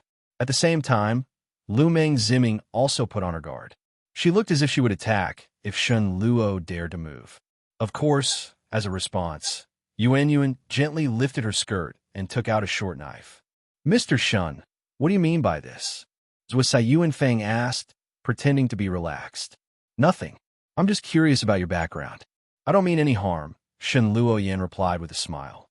Looking at Shen Luoyin's smiling face, as well as the dangerous aura faintly emanating from the two girls holding swords and Zhen Yi, who had already been recognized as the monarch of Nanyang, Zhuo Yuanfang could not do anything. He could only laugh dryly and accept Ye's gaze. At the same time, he was also very curious about what kind of power Ye's eyes contained. Just as he was letting his imagination run wild, Ye's dragon eyes closed again. All in all, it took less than 10 seconds from start to finish. It could be seen that Ye's control of the dragon eye was at this point. His real name is not Zhuo. He should be called Wang Yun Zishir. Yi looked at Zhuo Yuanfang, who was looking back at her. Now, he should be called Wang Yun Zishir. As soon as she said that, Lu Meng Ziming subconsciously turned to look at the man beside her. Obviously, she did not know about this identity. Lu Sun Boyan, who was the middleman, did not show any surprise on his face. However, his eyes were full of surprise at the power of Ye's eyes. Wang Yun Zishir, the person who used the serial scheme, the first person who killed Dong Zhuo. "I didn't expect that we would meet in this way," Shen Luoyin said, pretending to be surprised. "This identity is not worth mentioning, Mr. Shun. As for me, I haven't thanked you for saving me from the reincarnation of fate." Wang Yun Zishir, who had a stiff expression on his face when his identity was exposed, immediately returned to his casual state and said nonchalantly, "In that case, Zishir will join Lord Zhen Ye's command. How about we conquer the world together?" Shen Luoyin immediately pursued. "Oh, I'm sorry. I've already decided to live in seclusion in Tianyuan and ignore the affairs of the world. I can only let Lord Zhen Yi and Mr. Shen down," Wang Yun Zishir said with a smile. "Isn't it a waste of Zishir's talent to retire at such a young age? My ambition does not lie here. I don't have the heart to do it. You really don't want to join?" Shen Luoyin asked in a deep voice. If Mr. Shun is willing to accept a Wang Yun Zisher, who only listens in name but doesn't actually exist, Wang Yun Zisher replied faintly. Shen Luoyin and Wang Yun Zisher looked at each other, and an austere atmosphere began to spread in the healthcare room, with the two as the center. Affected by this, Lu Ming Ziming and Yuan Yuan also tensed up and stared at each other. He was ready to strike the enemy at any time. It seems that I have made things difficult for Zisher. A moment later, Shen Luoyin suddenly revealed a smile that was like a spring breeze that melted snow. Thank you, Mr. Shun, for your understanding. Wang Yun Zisher also returned the courtesy in a relaxed manner. Don't thank me first. Just as Wang Yun Zisher was about to salute, Shen Luoyin waved her hand to stop him. Then she said to Wang Yun Zisher, who was frowning, before Zisher leaves, there's one more thing that I hope Zisher can help me with. Please speak clearly, Mr. Shun. However, if the matter is really too difficult, Zisher can only apologize to Mr. Shun. Wang Yun Zisher very shrewdly laid an ambush in his words. I heard that Zisher has a good relationship with Lu Bu. Shen Luoyin smiled and asked directly. In an instant, Lu Ming Ziming, who was confronting Yuan Yuan, pricked up his ears. It was obvious that she was very concerned about this issue. We are quite familiar with each other, Wang Yun Zisher said perfunctorily. My request is very simple. That is to ask Zisher to go with me to Lu Bu's place and help me persuade Lu Bu to join Nanyang. Shen Luoyin said straightforwardly. This, Wang Yun Zisher frowned. Zisher, how about looking at something first? At this moment, Shen Luoyin suddenly took out an iPad and handed it to Wang Yun Zisher. Wang Yun Zisher's eyes flashed with suspicion. He reached out and took the thing that was very unfamiliar to him and looked down at the iPad that was emitting light. In an instant, Wang Yun Zisher's expression changed. It turned out that the scene on the iPad was nothing else but the contents of the entire healthcare room at this time. Is it very strange? Shen Luoyin smiled. Yes, Wang Yun Zisher admitted very honestly. In this room, there is a machine called Nano. There are things called nanomachines floating in the air. The nanometer is a mathematical unit, a unit of length smaller than a millimeter.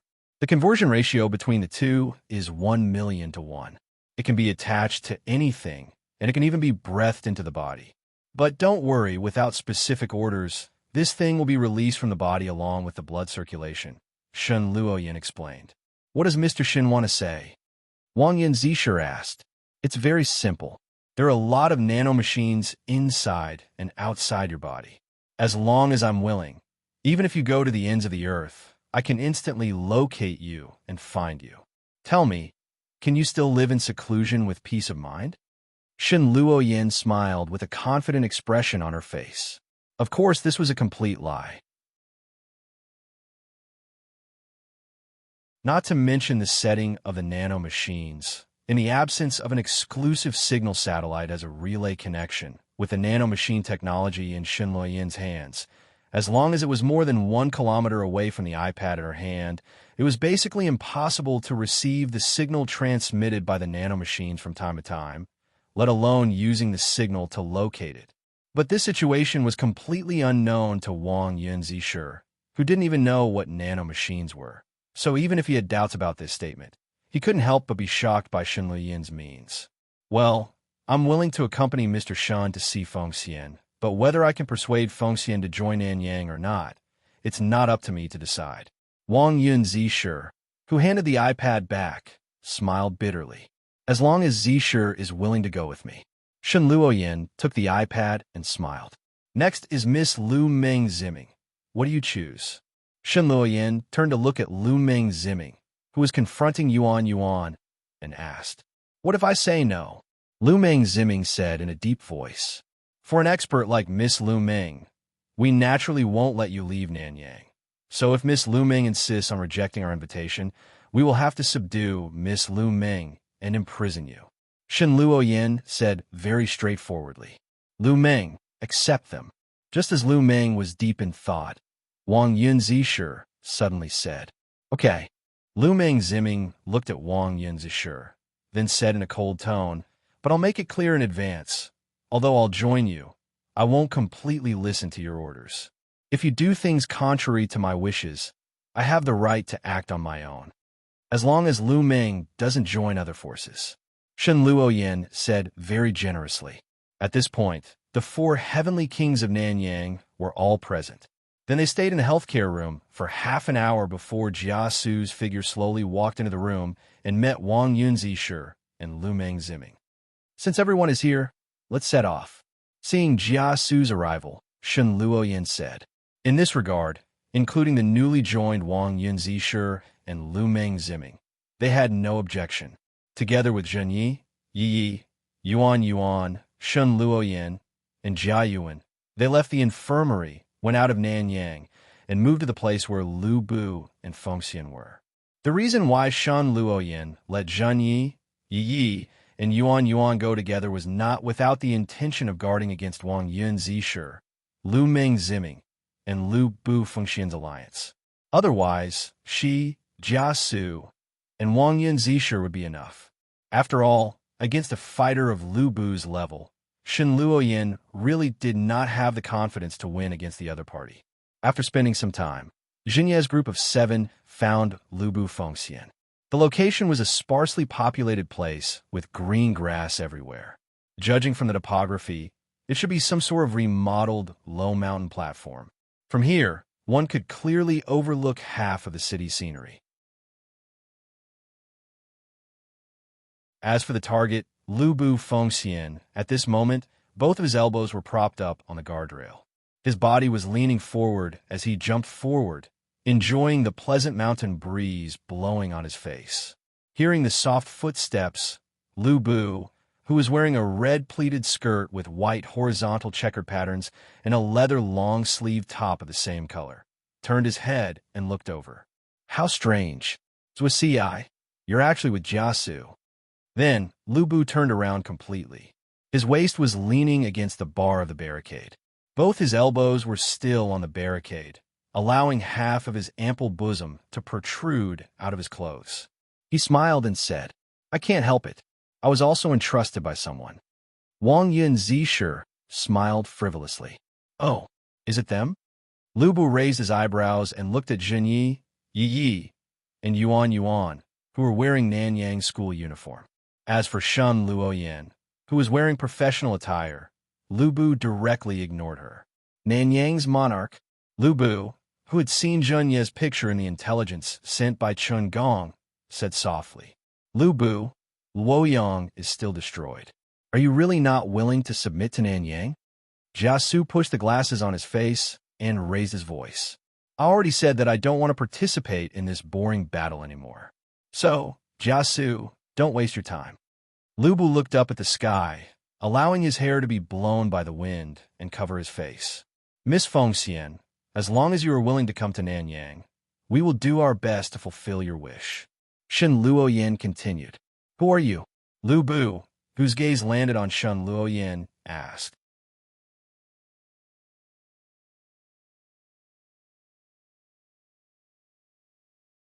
Chapter 1456. My name is Shen Luoyin. Shen Luoyin replied with a smile. "So you are that Mr. Shen who is recently rumored to be very powerful." Lu Bu suddenly said, "I did not expect Miss Fengxian to have heard of me." Shen Luoyin pretended to be surprised.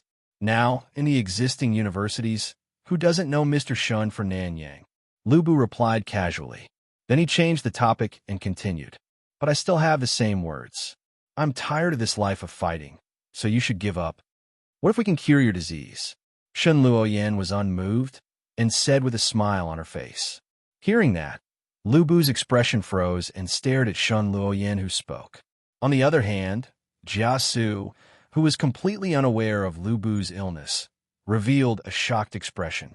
In addition, Wang Yunzishi's eyes also flashed with a trace of light. "Since you already know what disease I have, you should know that this disease is incurable," Lu Bu said with a gloomy expression. The full name of Lu Bu's disease is amyotrophic lateral sclerosis, also commonly known as Lou Gehrig's disease. It is a type of motor neuron disease.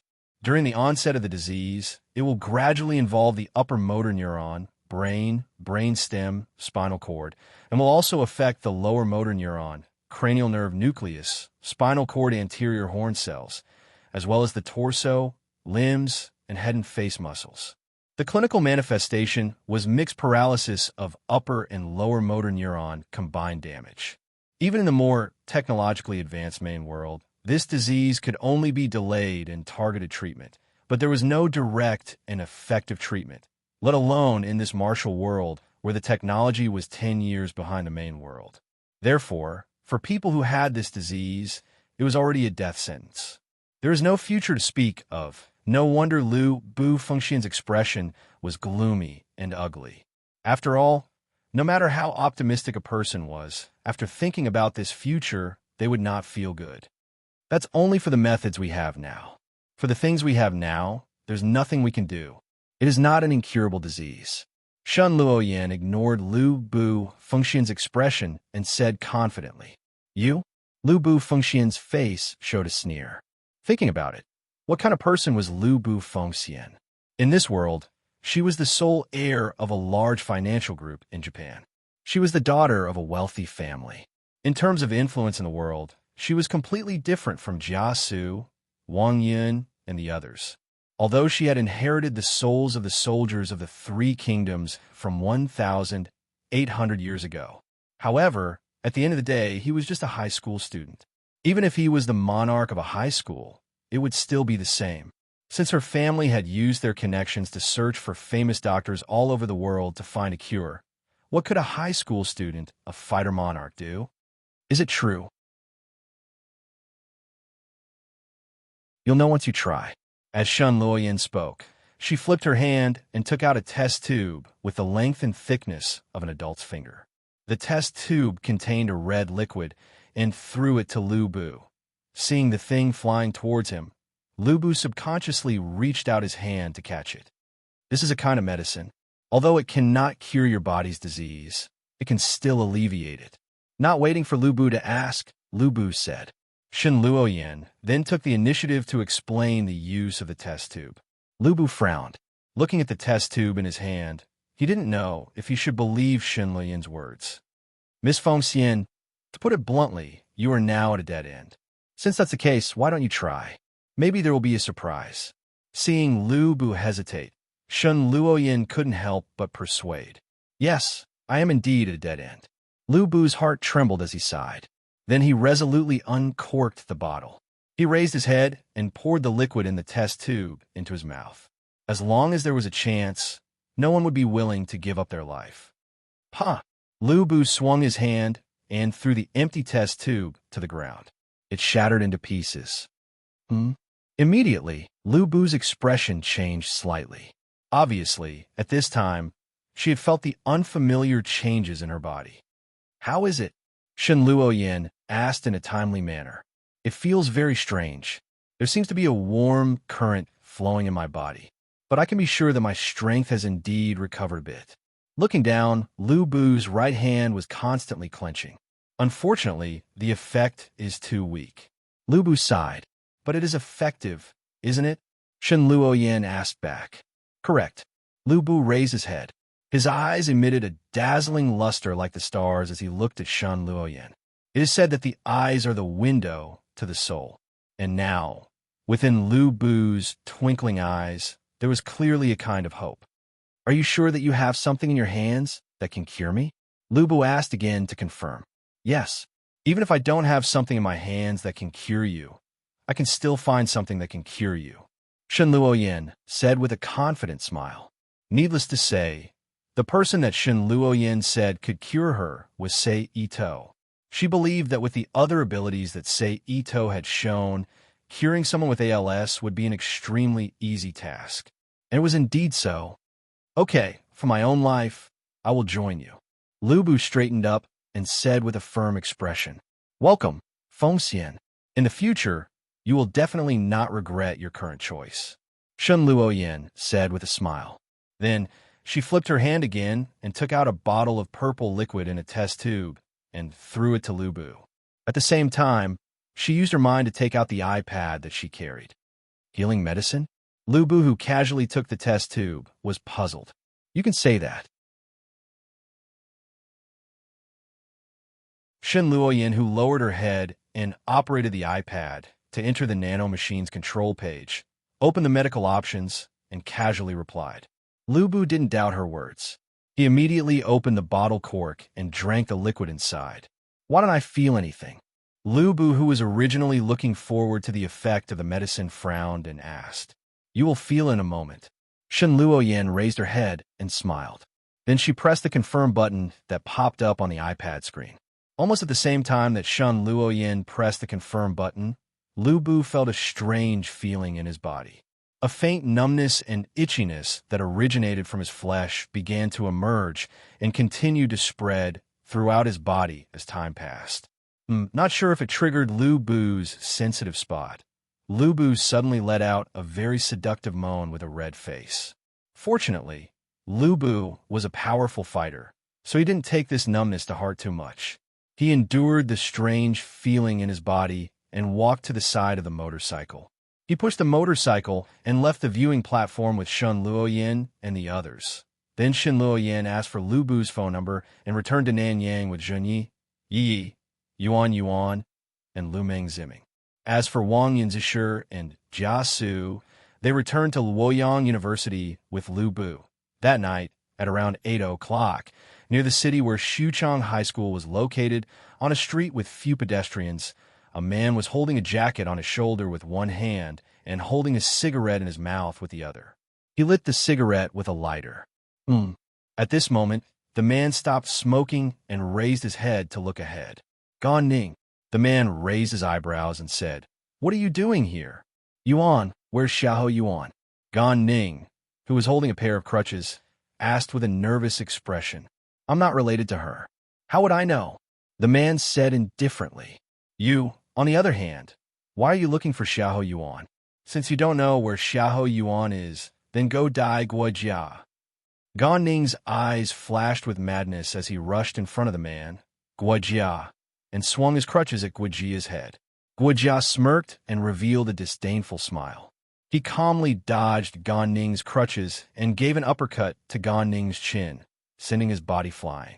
It has to be mentioned that compared to Lu Sun Boyan and Jia Yuan, he who only had the ability of a tactician but no strength as a fighter, Guojia Fengxiao had both. He had reached the level of an A-rank fighter. Therefore, it was really easy for him to deal with a small character like Gan Ning Xingba. However, the moment Guojia sent Gan Ning flying with an uppercut, another figure dressed exactly like Gan Ning appeared and shot out a chain from his hand. Guojia didn't expect to be ambushed and was distracted for a split second after defeating Gan Ning. The chain tightly bound Guojia. Who are you? Guojia turned his head and asked the other Gan Ning behind him as he tried to break free from the chains. That person didn't answer as he tightly held onto the end of the chain. Bastard! Gan Ning, who was on the ground, struggled to get up as he cursed. Then, he yelled and rushed at Guojia again while swinging his crutches at Guojia's head. Guojia's expression changed when he saw this. He immediately jumped to the side and dodged Gan Ning's attack. However, Gan Ning, who was in a berserk state, didn't relax as he rushed at Guojia again. Just as Guojia was about to use this opportunity to give Gan Ning a vicious blow, he suddenly felt his vision blur. At the same time, his body became weak. Therefore, not only did he fail to give Gan Ning a vicious blow, he couldn't even use his last bit of strength to dodge. There's poison on the chain, Guojia thought. Then, Gan Ning hit Guojia's head with the crutches, and he instantly fainted. As long as I kill you, I'll be free. Gan Ning, who was standing in front of Guojia with half of his face covered in blood, panted as he spoke hysterically like a madman. Bang! However, in the next moment, Gan Ning, who ignored the existence of another fighter, fell to the ground with a muffled sound, revealing another Gan Ning, who was also holding crutches.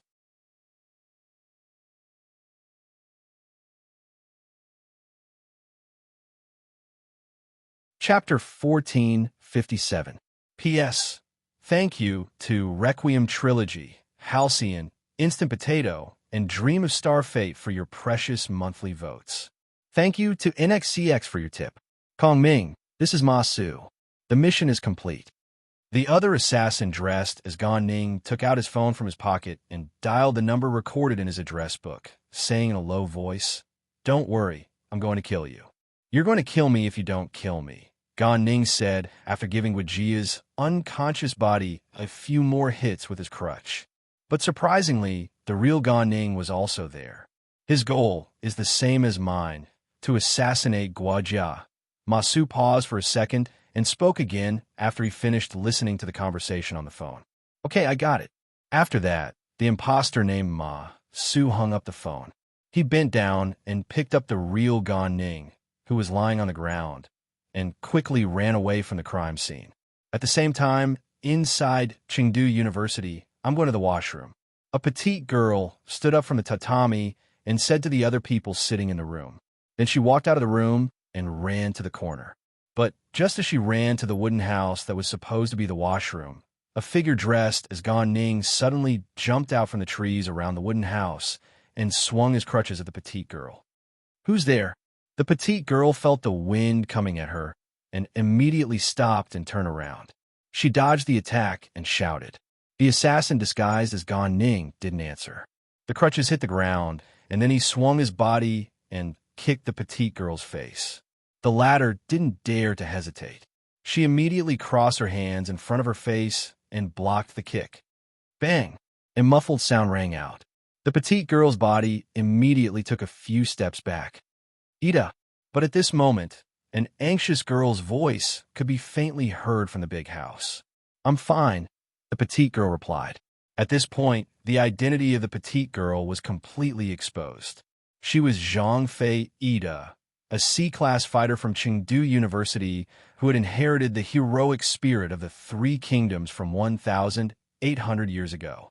She had the same surname as Zhang Fei of Shu and was a C-class fighter from Chengdu University. The assassin didn't hold back. He quickly landed his leg and turned around. He used a back kick to kick Zhang Fei and Ida again. "Umph! Take my fist." Zhang Fei, who was forced to retreat, snorted angrily. He immediately lowered his waist into a horse stance and punched out with a powerful fist. Bang! Amidst the muffled explosion, a powerful airflow immediately spread out in all directions from the point of impact. At the same time, Zhang Fei, Ida, and the assassin also involuntarily retreated under the force of the collision. But then, the assassin disguised as Gan Ning didn't attack Zhang Fei or Ida. Instead, he darted back into the forest and disappeared in a few leaps. "Stop right there," Zhang Fei shouted. "Ida, don't chase after him." Before Zhang Fei and Ida could move to give chase, a female voice sounded to stop them. "Yin Chong." Zhang Fei stopped and turned to look at the person who spoke. "Xiao Fei, are you okay?" At this time, Liu Bei Xuanda, a girl with long brown hair, round rimless glasses, and a weak temperament, ran over and asked nervously. She looked as if she could be blown away by a gust of wind. Liu Bei Xuanda asked nervously, "Aya, I already said I'm fine. Why did you run out? Don't you know it's very dangerous?" Zhang Fei said unhappily, "I'm worried about you." Liu Bei Xuanda said softly with tears in her eyes. She looked like a punching bag. "All right, let's go back to the house and tell Kong Ming about what happened here," Guan Yuan reminded. Zhang Fei nodded and returned to the house with Liu Bei Xuanda and Guan Yuan. She had completely forgotten her original intention of coming out, which was to go to the toilet. According to your description, the assassin should be Gan Ning from Nanyang. After listening to Zhang Fei's description of the assassin's appearance and weapon, Guan Yuan said, the girl in the room was even more petite. She looked like a first or second-year junior high school student. Her long blue hair was tied into two ponytails by two bell-shaped head ornaments. Her expression was calm and indifferent, as if nothing in the world could move her. "Nanyang, didn't we agree to form an alliance with them? Why would they send someone to assassinate Ida?" Guan Yuyun asked with a frown. I only said that the assassin should be Gan Ning from Nanyang. I didn't say he was Gan Ning. The girl replied without changing her expression. Are you saying that someone is in disguise? Guan Yuyun deduced. Yes. If I'm not wrong, the assassin should be Su Chang's people. The girl replied. Are they afraid that we will form an alliance with Nanyang? It had to be said that Gan Ning was a great tragedy. For various purposes, he became a powerful person overnight. Not only did he assassinate Guojia, Cao Cao's trusted aide, to incite conflict between Nanyang and Su Chang, he was also used by Su Chang to assassinate Zhang Fei, to destroy the harmony between Chengdu and Nanyang, and to destroy the possible alliance between the two.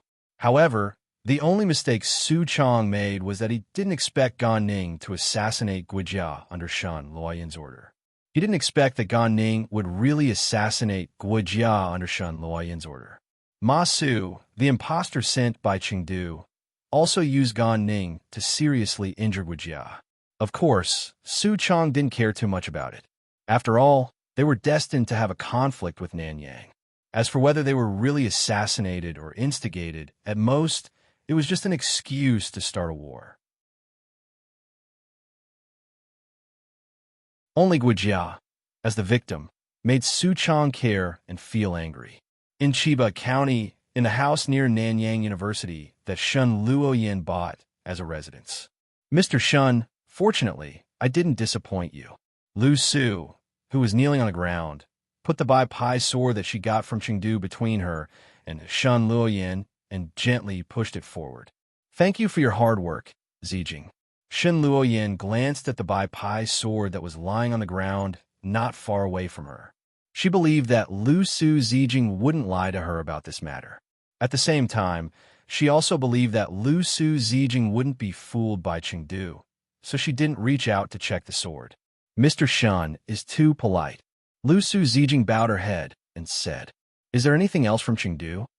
Shen Luoyin, who didn't continue to talk about etiquette, asked. Yes, they want to start the Battle of Red Cliff again. Lu Su Zijing stood up and said solemnly. As expected, they still haven't jumped out of the frame of history. Shen Luoyin shook her head in a non-committal manner, following which she changed the topic and continued. However, the wind on our side is already strong enough. There is no need to wait any longer. Lu Su, tomorrow you will send a challenge to Su Chang and Chengdu University. Invite them to the final battle in 3 days at Yokohama International Comprehensive High School under Su Chang. Then, Shen Luoyin looked at Lu Su Zijing and instructed, her eyes flickering with a bright light. But Lu Su Zijing hesitated. Shen Luoyin frowned and let out a long groan. Subordinate understands. Lu Su Zijing's heart shook as he lowered his head. You can leave, Shen Luoyin said. Yes, subordinate will leave first. Lu Su Zijing bowed and said. Then he stood up from the tatami and left the room. After Lu Su Zijing left, Shen Luoyin leaned over and took the Bai Pai sword in front of her eyes. She unfastened the buckle and took off the sword sheath, exposing the Bai Pai sword inside to the air. The next 3 days will be busy, Shen Luoyin whispered to herself. Sure enough, from the second day onwards, Shen Luoyin wantonly summoned all the fighters above B level whose identity had been confiscated from the schools that she and Shinya had brought to Nanyang. Using the Tomo as bait, she asked them to join her team and participate in the decisive battle in Yokohama 2.5 days later. For fighters like Magatama who had a second life, they naturally couldn't resist this temptation. Therefore, other than Kuai Yu who had foresight and excellent strategists, no one accepted the invitation. Other than continuing to live the lives of ordinary people, most of the other fighters chose to accept it. Therefore, after only a day, the number of A-class fighters that Shen Luoyin could use had reached more than 10 people, B-class fighters more than 60, and C-class fighters who were even lower in rank.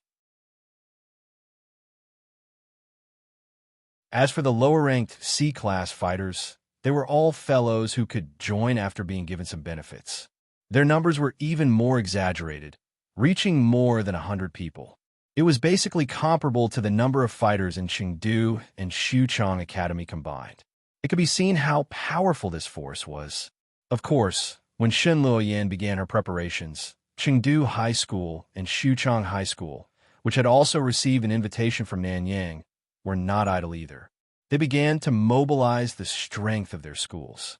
For example, Su Chu, a special A-class fighter, was added to Suchong.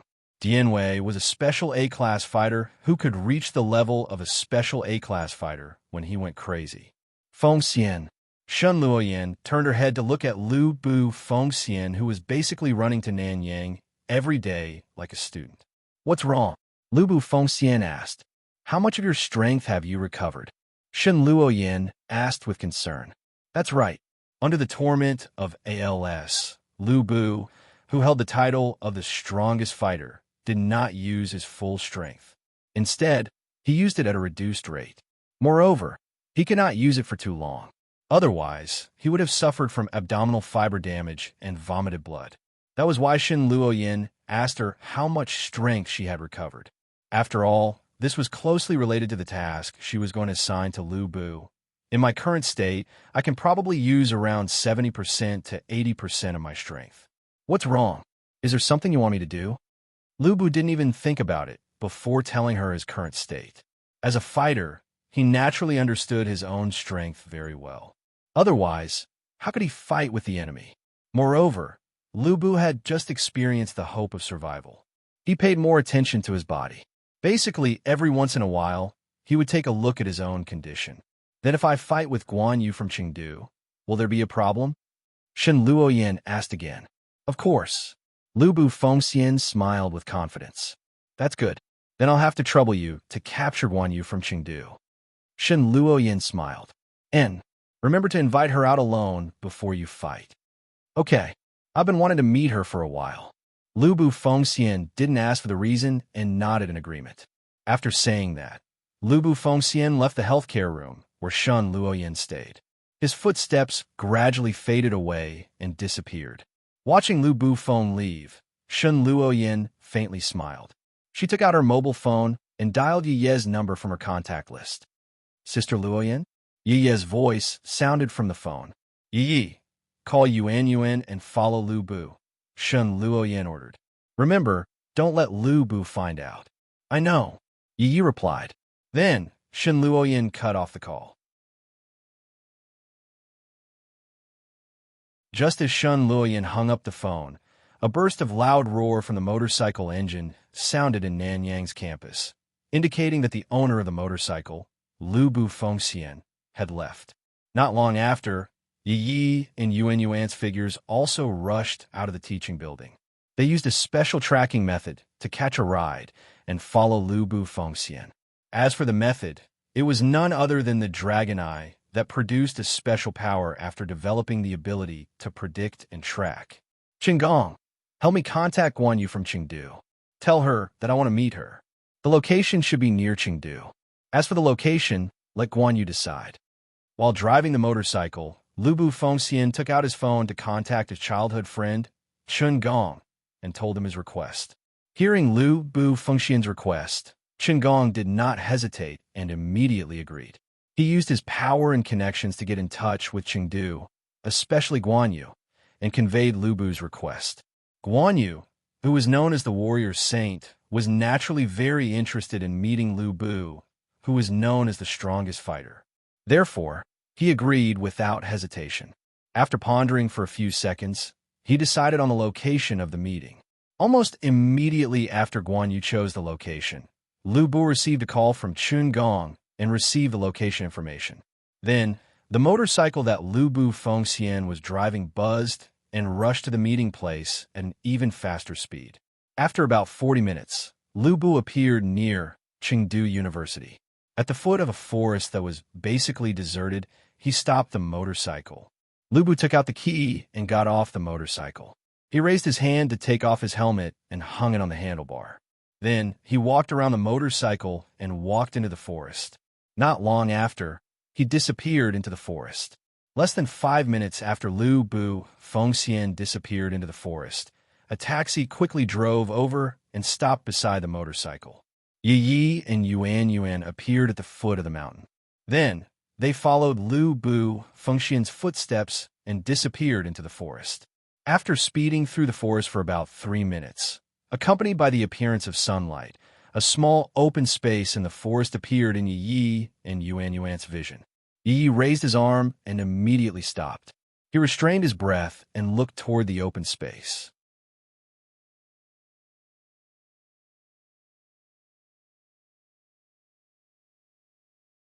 Chapter 1458.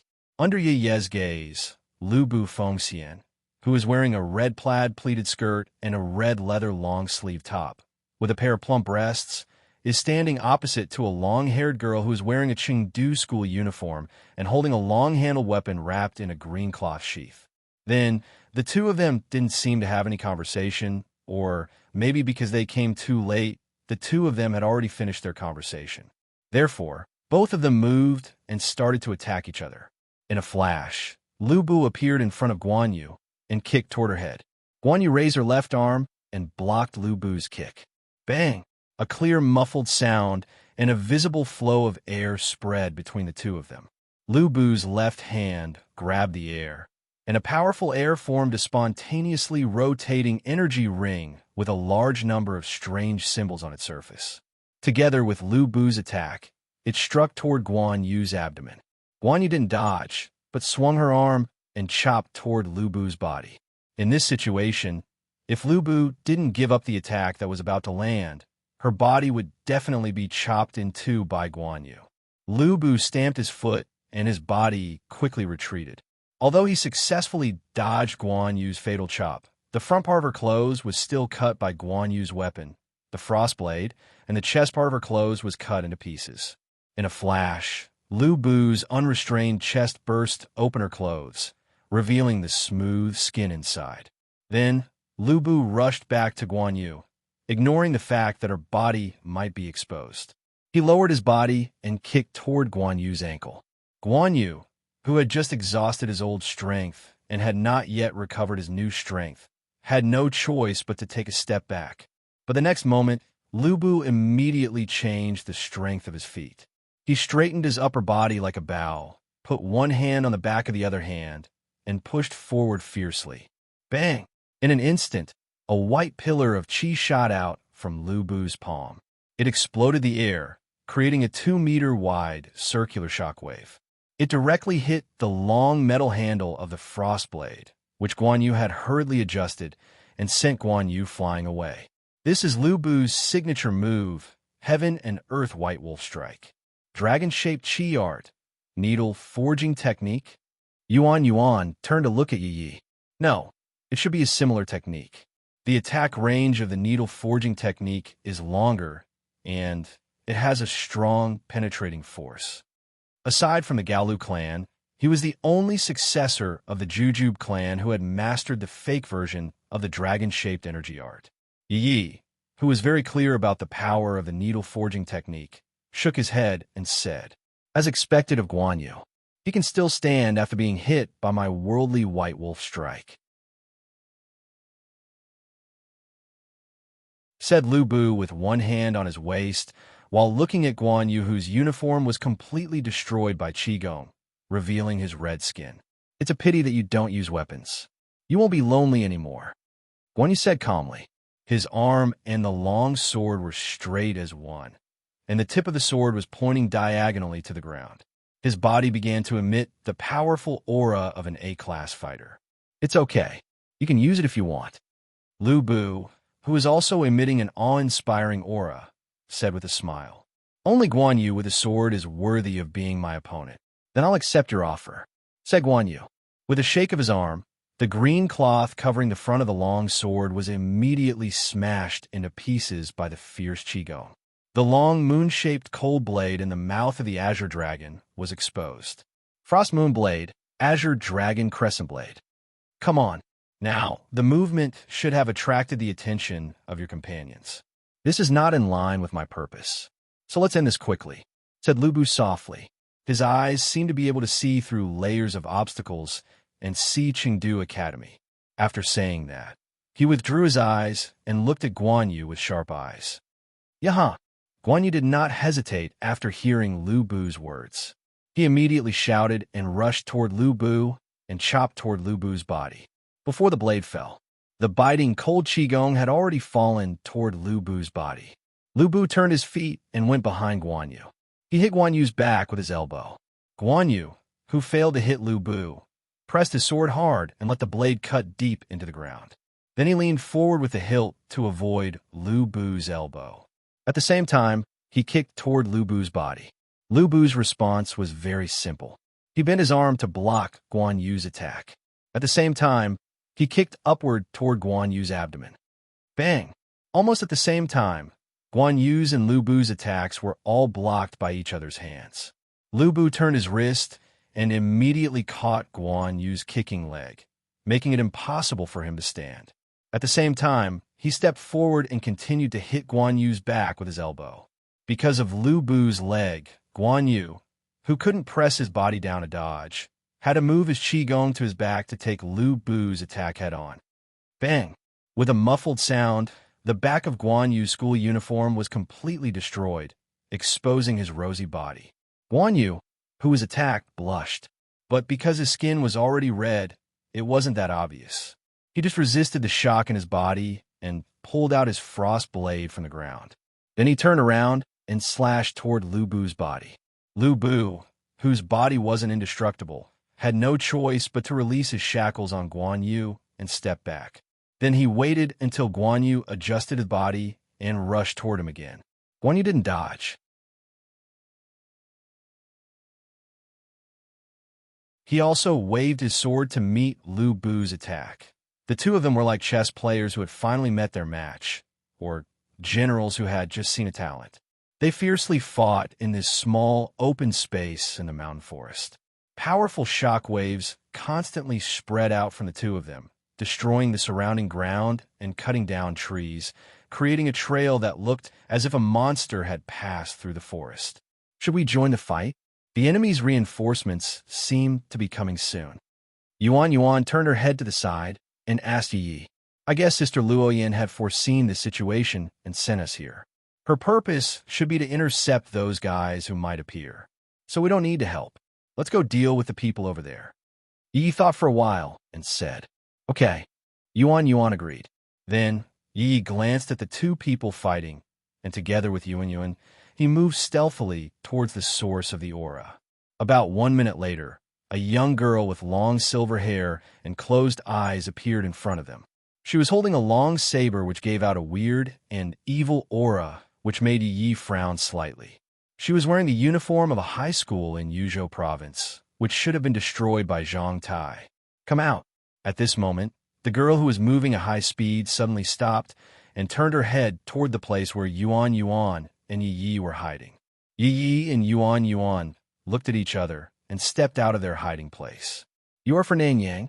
The silver-haired girl looked at Yi and Yuan who were wearing the school uniform of Nanyang and frowned. Yes, who are you? Yi asked back. Chengdu, Zhao Yunzalong. The silver-haired girl replied faintly. Then she asked, Tell me your purpose. Probably to not let you go. Yi tilted his head and thought for a while before answering. So you are that guy's companions. In this case, I can't let you go. Zhao Yunzalong, who slowly put her right hand on the hilt of the long sword, said solemnly. As she spoke, a dangerous aura immediately emitted from Zhao Yunzalong's body. You can stay here first. When Nanyang give a reasonable answer, I will let you go back. The moment the words fell, Yi and Yuan felt a sense of alarm in their hearts almost at the same time. Then, without thinking, they immediately jumped back from where they were standing and took out their respective weapons the moment they landed. Bang! 2 cracks appeared on the ground where Yi and Yuan were previously standing. It was also at this moment that a crisp ping sound came from Zhao Yunzalong's waist. The sound of her sword returning to its scabbard appeared in front of Yi and Yuan's eyes. An expert. Yi and Yuan thought to themselves. Yuan, you hold the line at the side in case other people come over. I will deal with her. Yi, who was holding the long sword, said with a serious face. Okay, Sister Yi, be careful.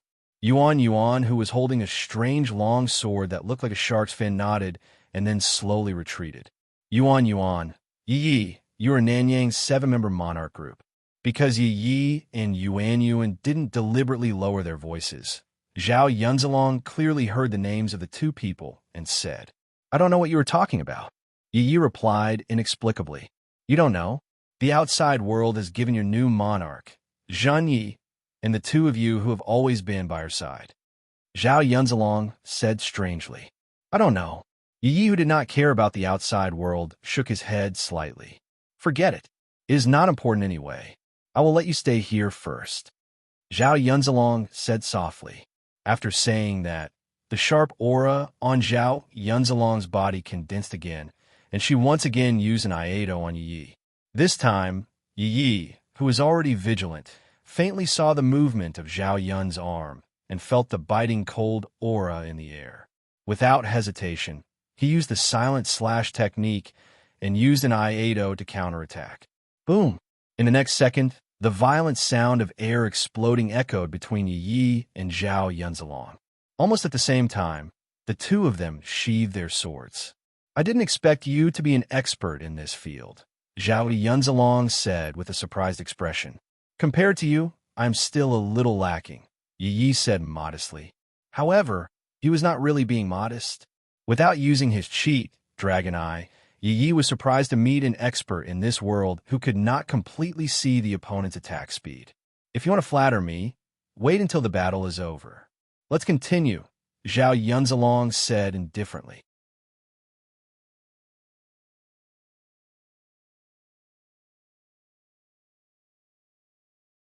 Chapter 1459. Pung, pung, pung, pung.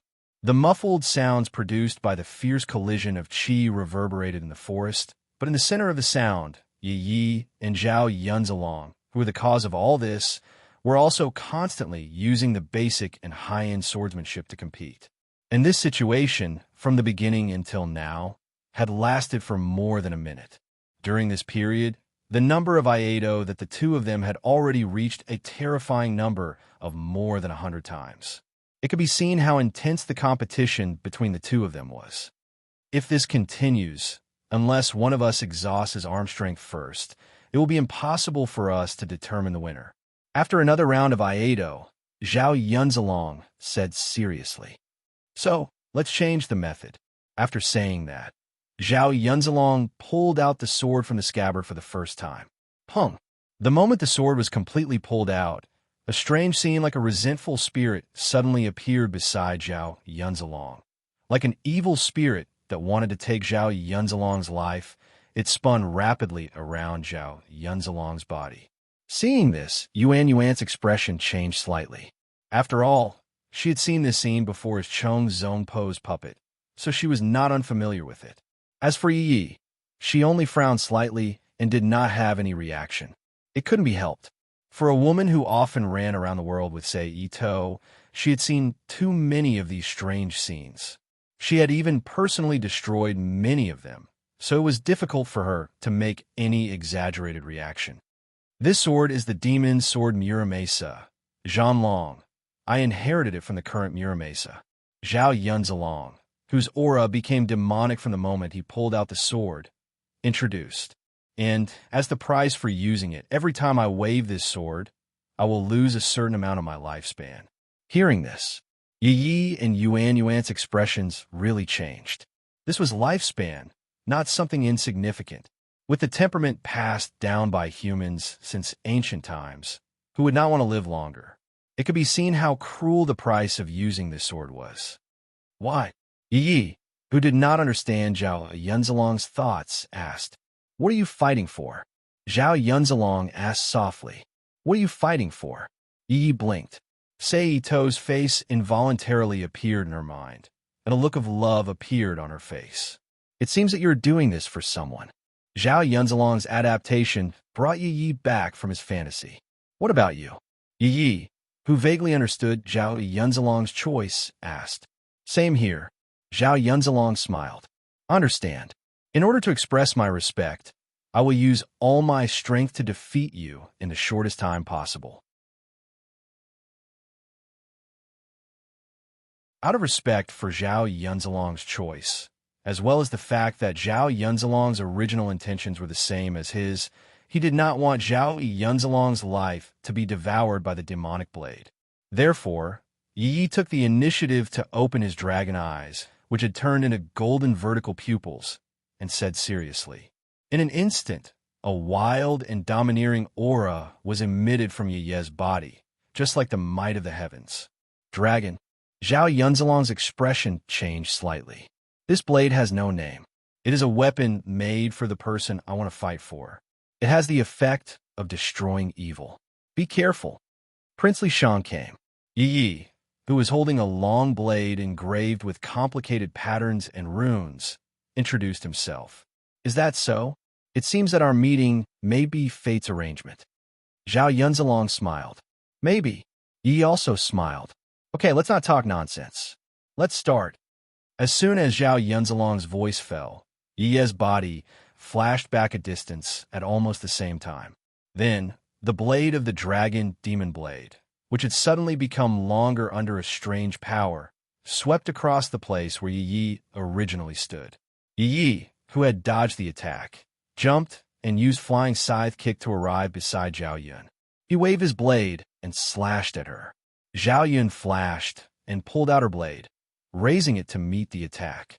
She believed that her demon blade, Muramasa, would definitely not be damaged in the collision with the opponent. But unfortunately, she did not know that the weapon in Yi's hand was made with an inhuman method. Its sharpness and hardness were almost comparable to a demigod weapon. It was not comparable to the demon blade, Muramasa, dragon demon blade in her hand that was made with a human method. So, with a dang sound, the demon blade, Muramasa, dragon demon blade in Zhao Yun's hand directly broke for the position of the collision and fell to the ground. Ah! At the same time, a shrill scream sounded from the black smoke floating out of the demon blade, Muramasa, dragon demon blade. Obviously, this was the effect of being purified by the power of destroying evil on Yi's blade. Seeing this, Zhao Yunzilong's expression changed and immediately retreated. And Yi, who had already read Zhao Yunzilong's movements from Dragon's Eye, did not hesitate and immediately chased after her. With the help of Dragon's Eye's reading of Zhao Yunzilong's movements, he broke all her countermeasures. The back of the blade hit Zhao Yunzilong's body fiercely. Bang! Zhao Yunzilong's body flew back like a cannonball until she hit the trunk of a big tree. Then she stopped. Yi, who had the upper hand, took a step and instantly appeared in front of Zhao Yunzilong. He also used the method of prediction to break Zhao Yun's upcoming movements so that she could not form an effective resistance. Then, he put the tip of the blade on Zhao Yunzilong's throat.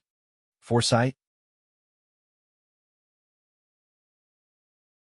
Zhao Yunzilong, who did not show the depressed expression of a loser, asked with a puzzled face.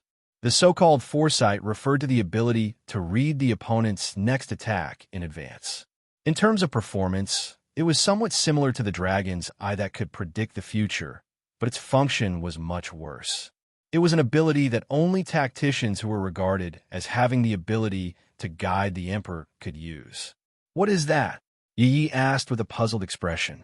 Seeing that Yi really did not know what foresight was, Zhao Yun straightforwardly explained what foresight was. I don't have that kind of ability you're talking about. The only reason I can read your movements is because of my eyes. Under normal circumstances, they can read the opponent's next step or all of their movements in the next few seconds. Yi, who understood why he was called a prophet, didn't hide anything and told him about the eye of the dragon. Of course, it was only of a normal nature. She would not tell him about the exaggerated ability to see through the past and the future and see everything in the world. What a powerful eye I did not lose unjustly. After listening to Yi's explanation, Zhao Yunzilong sighed in admiration. But since I caught you, then it's not good to let you go. Sorry, Yi said with an apologetic face. After that, he leaned over and sent several forces into Zhao Yunzilong's body according to the acupoint sealing technique he learned in the Heaven Sword and Dragon Saber world, temporarily imprisoning her strength. Then, he grabbed and removed the Magatama from Zhao Yunzilong's earlobe and put it into the bracelet space, completely weakening her strength as a fighter. As for the demon blade Muramesa, Zhanlong in her hand, it was naturally put away by Yuan on the side. It was also at this time that Yi put away his dragon's eye and put away his weapon. Since you are a prisoner, everything will be done according to what you said, Zhao Yunzalong said very open-mindedly. Yi stretched out his hand, grabbed Zhao Yun's outstretched palm, and pulled her up from the ground. Let's go. I hope they have already decided the winner and loser. Yi looked at Yuan, who put away his weapon and came over and said. Yuan nodded, and with Yi, one on the left and one on the right, Zhao Yunzalong, who had temporarily become an ordinary person, and together they moved toward the open space in the forest where Lu Bu Fengxian and Guan Yuyun were fighting. Although there was an extra burden, the three of them quickly arrived near the battlefield.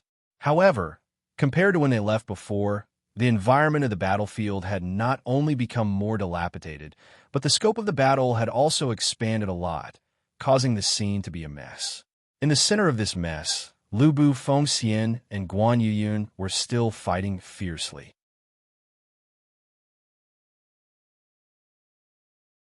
The degree of fierceness directly damaged a lot of the clothes on the two people. Only a pair of underwear was still intact, causing the spring scenery to be constantly exposed with the two people fighting. Yin Chong is going to lose. After looking for a moment, although temporarily an ordinary person, Zhao Yunzalong's eyesight was still at the level of an A-class fighter, and sighed. Sure enough, not even a minute after her voice fell, Lu Bu, who had dodged Guan Yuyun's broadsword, stepped on the hilt of the blade, and used his powerful strength to suppress the blade, making it impossible for Guan Yuyun to retrieve it. Then he straightened his body and kicked Guan Yuyun's cheekbone. Bang! In the clear, muffled sound, Guan Yuyun's body could not help but fly to the side, and at the same time his hands loosened, separating from the blade that was stepped on by Lu Bu. Then Lu Bu turned his body and stepped on the ground, and turned his hand to grab the long shaft of the blade that was left behind, and pulled it out of the ground with one hand, and then chopped at the unstable Guan Yuyun in a more violent manner than Guan Yuyun. Whoosh! The blade of the blade of the blade of the blade of the blade of the blade fiercely blew away the beautiful hair in front of Guan Yuyun's forehead, revealing her stubborn and heroic face. You lost. Lu Bu Fengxian, who completely ignored the spring scenery with a smile on his face, looked at the expressionless Guan Yuyun and announced, Let's go. Seeing this, Yi said to Yuan, who was next to him. Yuan did not say anything, and together with Yi, grabbed Zhao Yunzalong and walked out from the edge of the battlefield and stepped into the battlefield. Their actions naturally aroused the vigilance of Guan Yuyun and Lu Bu Fengxian, and they both turned their head to look at them with full of vigilance. But after seeing the person who came, the expression of the two people were completely different. Guan Yuyun's expression became heavy, while Lu Bu Fengxian's expression became relaxed. You're tuning in to the Warrior Lore YouTube channel. Don't forget to subscribe and join us on this journey to catch the most captivating stories.